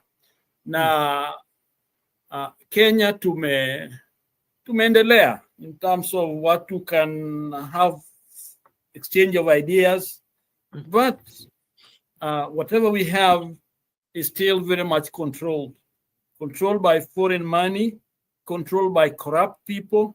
So it's as safe tunajaribu kwenda mbele, lakini forces za kwenda mbele anturudisha nyuma to a worse place than even Tanzania when you think about it, because Tanzania with Nyerere, he was able to help the nation understand that sisi ni wa Tanzania. So that's what Tanzania has really given them a mileage ahead. That way, it is easy, even within the CCM party, to have some form of democracy within, but that's a very limited democracy. So what they need is to expand it to include non-Chama cha Mapinduzi members so that it can be more pluralistic, okay? It does mean they cannot control forces sometimes underneath that undermine the democratic, principles. In the US, we had the same problems in the 30s when basically democracy was threatened. The economy, mixed economy was threatened by the communists, because the communists brought the idea that we support the low, the poor, the needy, and all that. Everybody is in it together, and US and the rest of the West world was scared, and because they were scared, that's when social network was created to counter the communistic or the socialistic, systems of governance. So they created insurance and things like insurance and others. Those were there to basically counter the forces that were coming. And there are all kinds of forces coming against places like Tanzania and others. But there are better ways to address them than simply, making people bigger than who they are. I don't think by denying people their rights and arresting people, you're actually making yourself weaker. And so my point here is that let Mama Suluhu, we love you, respect you, but use a better method to address the problem. Now, on the Kenyan side, this is where we have a bigger problem. This is what we're kimbelembele in a way, like we are not using what we have in the right way. Let us create a system within us. Let us tuwe na nidhamu, that's what the Swahili word, to the point where we don't succumb to easy money that is coming in, corrupt money, which we know is coming in. Some of it from South America. Kenya is a place where people come to clean their money. The bad money, they're able to bring it in because people are corrupt. And that one we know, and most governments know. This is another world altogether. I can give more information on that.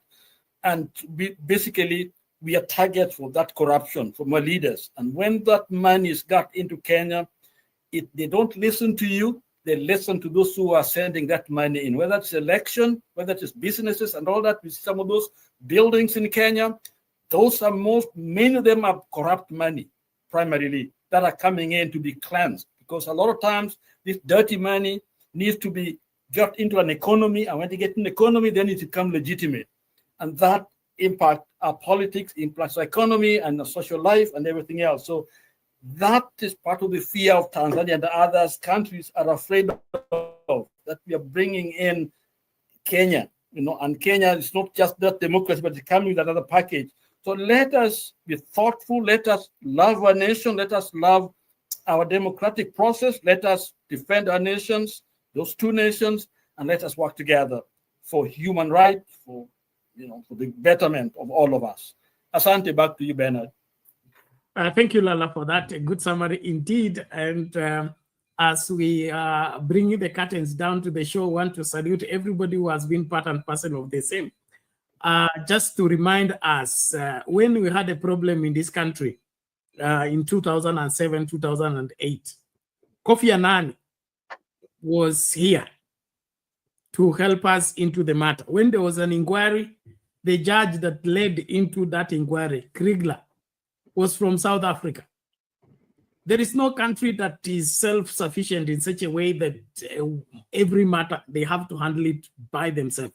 And I don't see any interference by people witnessing a hearing of a court case, unless kuna swala lingine. Kama kulikuwa na maandamano ambayo Boniface Mwangi, Willy Mutunga na Martha Karua walikuwa wanaenda kuongoza Tanzania, hapo ningesupport Suluhu 100%. Hawana ruhusa kwenda kuongoza maandamano kwa nchi nyingine. Lakini kwenda kwa kikao, kesi inasikizwa. Hata kesi yetu ya petition ya presidential election, we have people who just go to, they want to witness the case, how it's being argued out. And lawyers learn from each other. This is a historical case. Mtu anakuwa tried for treason katika East Africa. That's a big thing. What has Dundulisa done that has warranted that the Tanzania government is trying him for treason? That's not something cheap. And so when we trivialize it and say it is an internal affair and nobody should interfere with it, Kenyans were not going to listen to the case. They were not going to argue the case. They were not going to give even a point, just to observe. So if you are afraid of observers, what will you do when we come as lawyers? What will you do when we come as representatives or defenders of the human rights of that particular person? So kuna kazi mingi ambayo tunapaswa kufanya kama Wakenya. Najua kuna mambo mingi ambayo yana upungufu tena mkubwa sana huko, lakini hiyo haimaanishi kwamba kile ambacho kidogo ambacho tunajua tusiende kukitumia kusaidia wale ambao hawana. Now, Mami, dakika yako ya mwisho tukifunga. Wajakoya ndio lawyer wake pia ama Wajakoya uko huko? Wajakoya alikuwa hapa akiokoa Natembea. Najua Natembea amefungiwa nje ya ofisi. Nakwambia hii nchi yetu.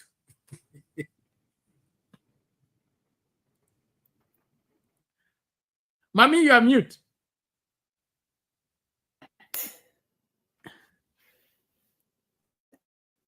Mambo ya dunia imechemuka. What election ya Tanzania ni lini, by the way?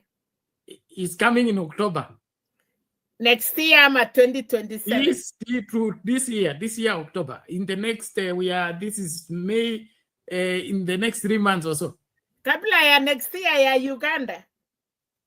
Yes, zinafuatananga hivyo, ya US, ya Tanzania, ya Uganda. Alafu Kenya. Alafu sisi tunakujanga mwisho. Sasa ni mimba wa mama wanaenda maternity. Wanapatana kliniki. Hii sasa ni mtoto anapenduka kwa tumbo na masaa ichafika. Anyway, yeah. All in all is that Suluhu Hassan hakuna mtu amejua. Huyo mama being quiet, lakini Bernard, wakati tulienda OAU, watu walikuwa natudanganya pia wako pamoja na sisi Bernard. Sasa kumbe they were not even with us. You know? So nafikiri kuna kushindana na huyu mama, you know, kuna vile mambo inaenda. But by the way, ni kwamba watu wengi wakiona vile nchi yetu inakaa Bernard, wanauoga. They are afraid. Na sisi wa Kenya pia, our best people, mtu kama Martha Karua, Raila Odinga, wale watu wana msimamo. Ni sisi wenyewe tumawa-reject. Mpaka sasa wakifika kwa wenyewe Bernard, they don't have any value. Ni sisi tunafanya. Unajua, usifikiri mtu aenda heshimu mtoto yako na wewe mwenyewe akiwa nyumbani unamupiga mpaka unatumia kifagio. Sisi wa Kenya, ukweli ni kwamba sasa tuna react ya uongo. Ni kama mambo ya Central. Wanahitaji Martha Karua saa ile wako na shida.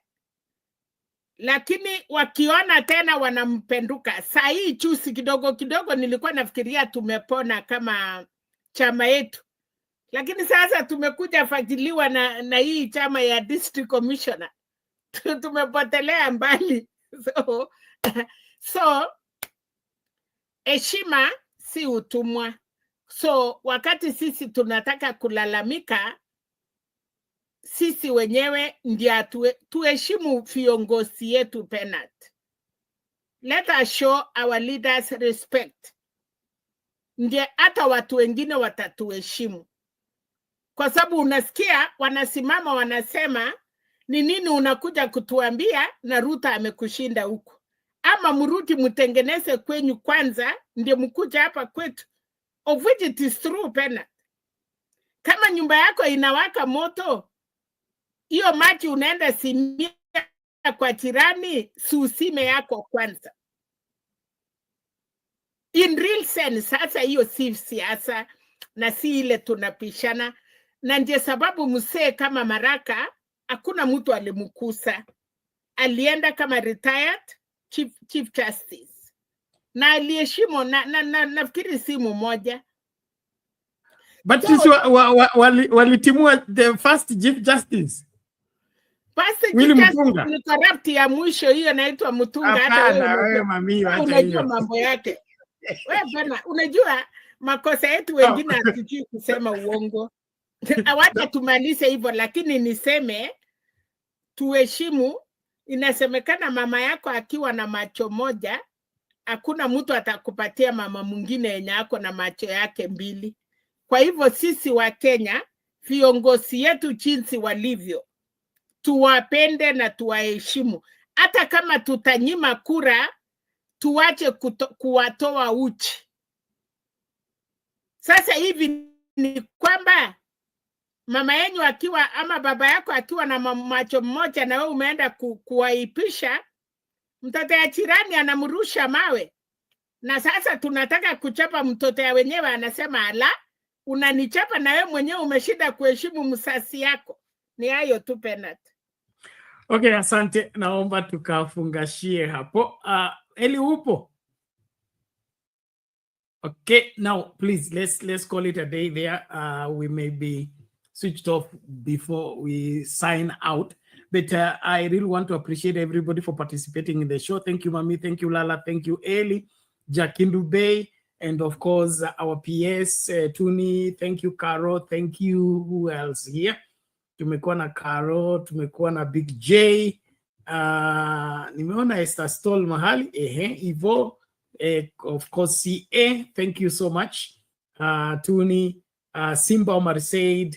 I really appreciate everybody. Please, let's keep at Sound Candy Talk, and of course, keep supporting the channel, and also reminding us that we have a responsibility to take care of Frank as our responsibility as a channel, and we are really reaching out to some of us here to up the game to ensure that we don't fall back on those bills and see to it that kijana amalize masomo haraka, aanze job ili achukue majukumu tukimaliza kumsaidia. Kwa hivyo usilegee. Hapa StreamYard atujalipa $50, so tunaweza fungiwa turudi kwa ile ya mpaka waweke logo yao kama hatutalipa. Kwa hivyo tujitahidi kwa hayo mambo na Mungu atatubariki. Kwa mengi ukifunga huyu mama ameaichakuliwa ama anashikilia ile ilikuwa ya Magufuli? Ni ile ya Magufuli, hii ndio sasa ndo anaenda kuchaguliwa. Hii ni yake anajaribu. Hii ndio ya kwanza. Na ndio ameanguka mtihani. Okay. Ndio inatetemesha. Ya, hii ndio ya kwanza. So lakini ashachaguliwa mara nyingi kama mbunge. Mama atashinda. Kama mjumbe. Siasa ya Kitanzania. Kushinda sio shida, na ndio nasema hata hawahitaji kushughulikia opposition, hawahitaji kushughulikia opposition, wako na uwezo mkubwa wa kushinda tena kwa njia kubwa. So vile wanashughulikia opposition na 100% lazima wafungue mlango for other opposition parties kuwa ndani ya nchi, and that will make them better and stronger because they already have the foundation hiyo ya walitengezewa na Nyerere, na wataweza kufanya vizuri sana. Waachie tu hao wengine wa hivyo.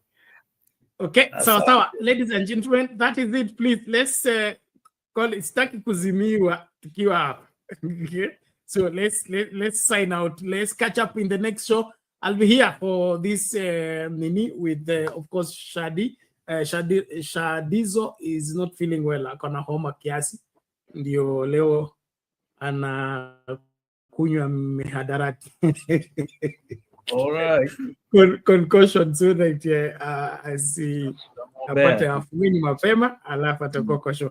Lakini naomba tumakinike. Asante sana. Let's close with this story that we did. All right, welcome to the broadcast. Our sign language interpreter tonight is Yulanzale. Now, tonight we begin our bulletin with a shocking revelation from the Hustler Fund. Principal Secretary for Micro, Small and Medium Enterprises Development, Susan Mangeni, has announced that the government plans to write off bad loans worth 6 billion shillings borrowed by 10 million Kenyans back in 2022. Now, appearing before the National Assembly's Committee on Trade, Industry and Cooperatives, Mangeni said the borrowers have failed to repay the loans. And more than 2 years later, the PS revealed that 9 million Kenyans are still actively borrowing and urged MPs to approve an additional 5 billion shillings for the fund in this financial year. Let's begin our broadcast with our very own Njoroge Gatete. Launched the Hustler Fund for the Republic of Kenya. It was deemed as a game changer in their plan to lift small-scale businesses, a promise that enticed millions of hustlers during the 2022 presidential campaign. The Aura for quick government loans with lower interest rates. In 2 years, the fund had attracted over 25 million Kenyans. What is, however, shocking is that close to half the number have defaulted in repaying their loans. 10 million Kenyans who borrowed when the Hustler Fund was launched in 2022 have bad debt amounting to 6 billion shillings. They never repaid. And that's what we'll be seeking to write off. So the portfolio that is totally at risk and it's in default, in terms of, we'll say, it's about close between 5 billion to 6 billion. The Principal Secretary struggled to justify to members of Parliament why the ministry has failed to recover 6 billion in taxpayers' money lost through the Hustler Fund. In her defense, PS Mangeni revealed that the ministry is considering legal amendments to allow for forceful recovery of unpaid loans. Since we have graded these people, we are going to institute a mechanism of recovery through incentives and certain sanctions, like now blocking you from accessing those are the enhanced opportunities. If we were to do forceful recovery, again, the challenge will be the law. So we're also looking at the law to see at what point can we introduce forceful recovery. Mangeni noted that so far, the ministry has disbursed 65.7 billion, with repayments totaling to 53.2 billion shillings. She highlighted that over 9 million Kenyans have consistently repaid their loans and as a result, grown their borrowing limits. It is on this basis that the PS appealed to MPs to approve an additional 5 billion shillings for the fund in the upcoming financial year, even as efforts to track and recover funds from defaulters continue. Those who are doing better, we need to enhance their limit. And the moment you enhance someone's limits from 500 to 10,000, you have to fund. And that's the reason why we're asking for additional funding to fund the 4.5 million that will be graduating to the bridge, but also at the same time also to take care of the new applicants who are onboarding Hustler Fund every day. With the bad performance, the MPs have poked hole into President William Ruto's flagship project, which they say could sink the government into deeper loans amidst a struggling economy. Gatete Njoroge, Citizen TV. Mambo ni kama hayo. Hustler Fund mashakani, 6 billion haziwezi patikana. Nakumbuka maandamano ya Azimio, tuliambiwa chukueni usilipe. Inaonekana wengi wa Kenya waliamini injili hiyo. Sasa Mangeni hapo ana kazi yake. Kenya ni nchi ya ajabu. We are indeed the giant of Africa. And on that note, I want to call it a day or a night. But I look forward to meeting you again in the next program. Please keep it at Sound Candy Talk and be a subscriber. Follow us and continue to support us. God bless you. Tukutane tutakapokutana. Nikifungua hii itakuwa ngoma nyingine.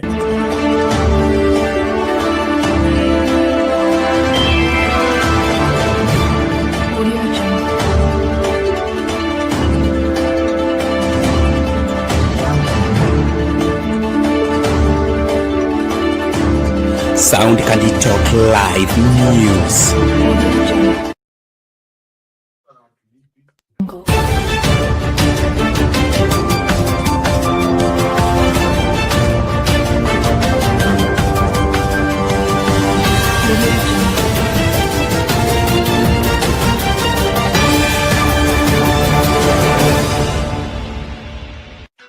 You've dreamed about the perfect wedding, the dress, the vows, the happily ever after. But let's ask the most important question. Before you say I do, are you truly ready for the lifelong commitment that comes after the honeymoon period fades? Bernard Ngozzi's groundbreaking ebook, Are You Marriage Ready?, is the ultimate guide to building a successful, lasting marriage. This isn't just another relationship book, it's a heart-to-heart conversation that prepares you for one of life's biggest decisions, getting married. Are you choosing love or just infatuation? Are you building a marriage or just planning a wedding day? Reading this book was a game changer. I realized I wasn't as ready as I thought, but now I'm on the right path. Don't wait until it's too late. Invest in your future. Download Are You Marriage Ready today. Link in the description below. Your future spouse deserves the best. Are you ready?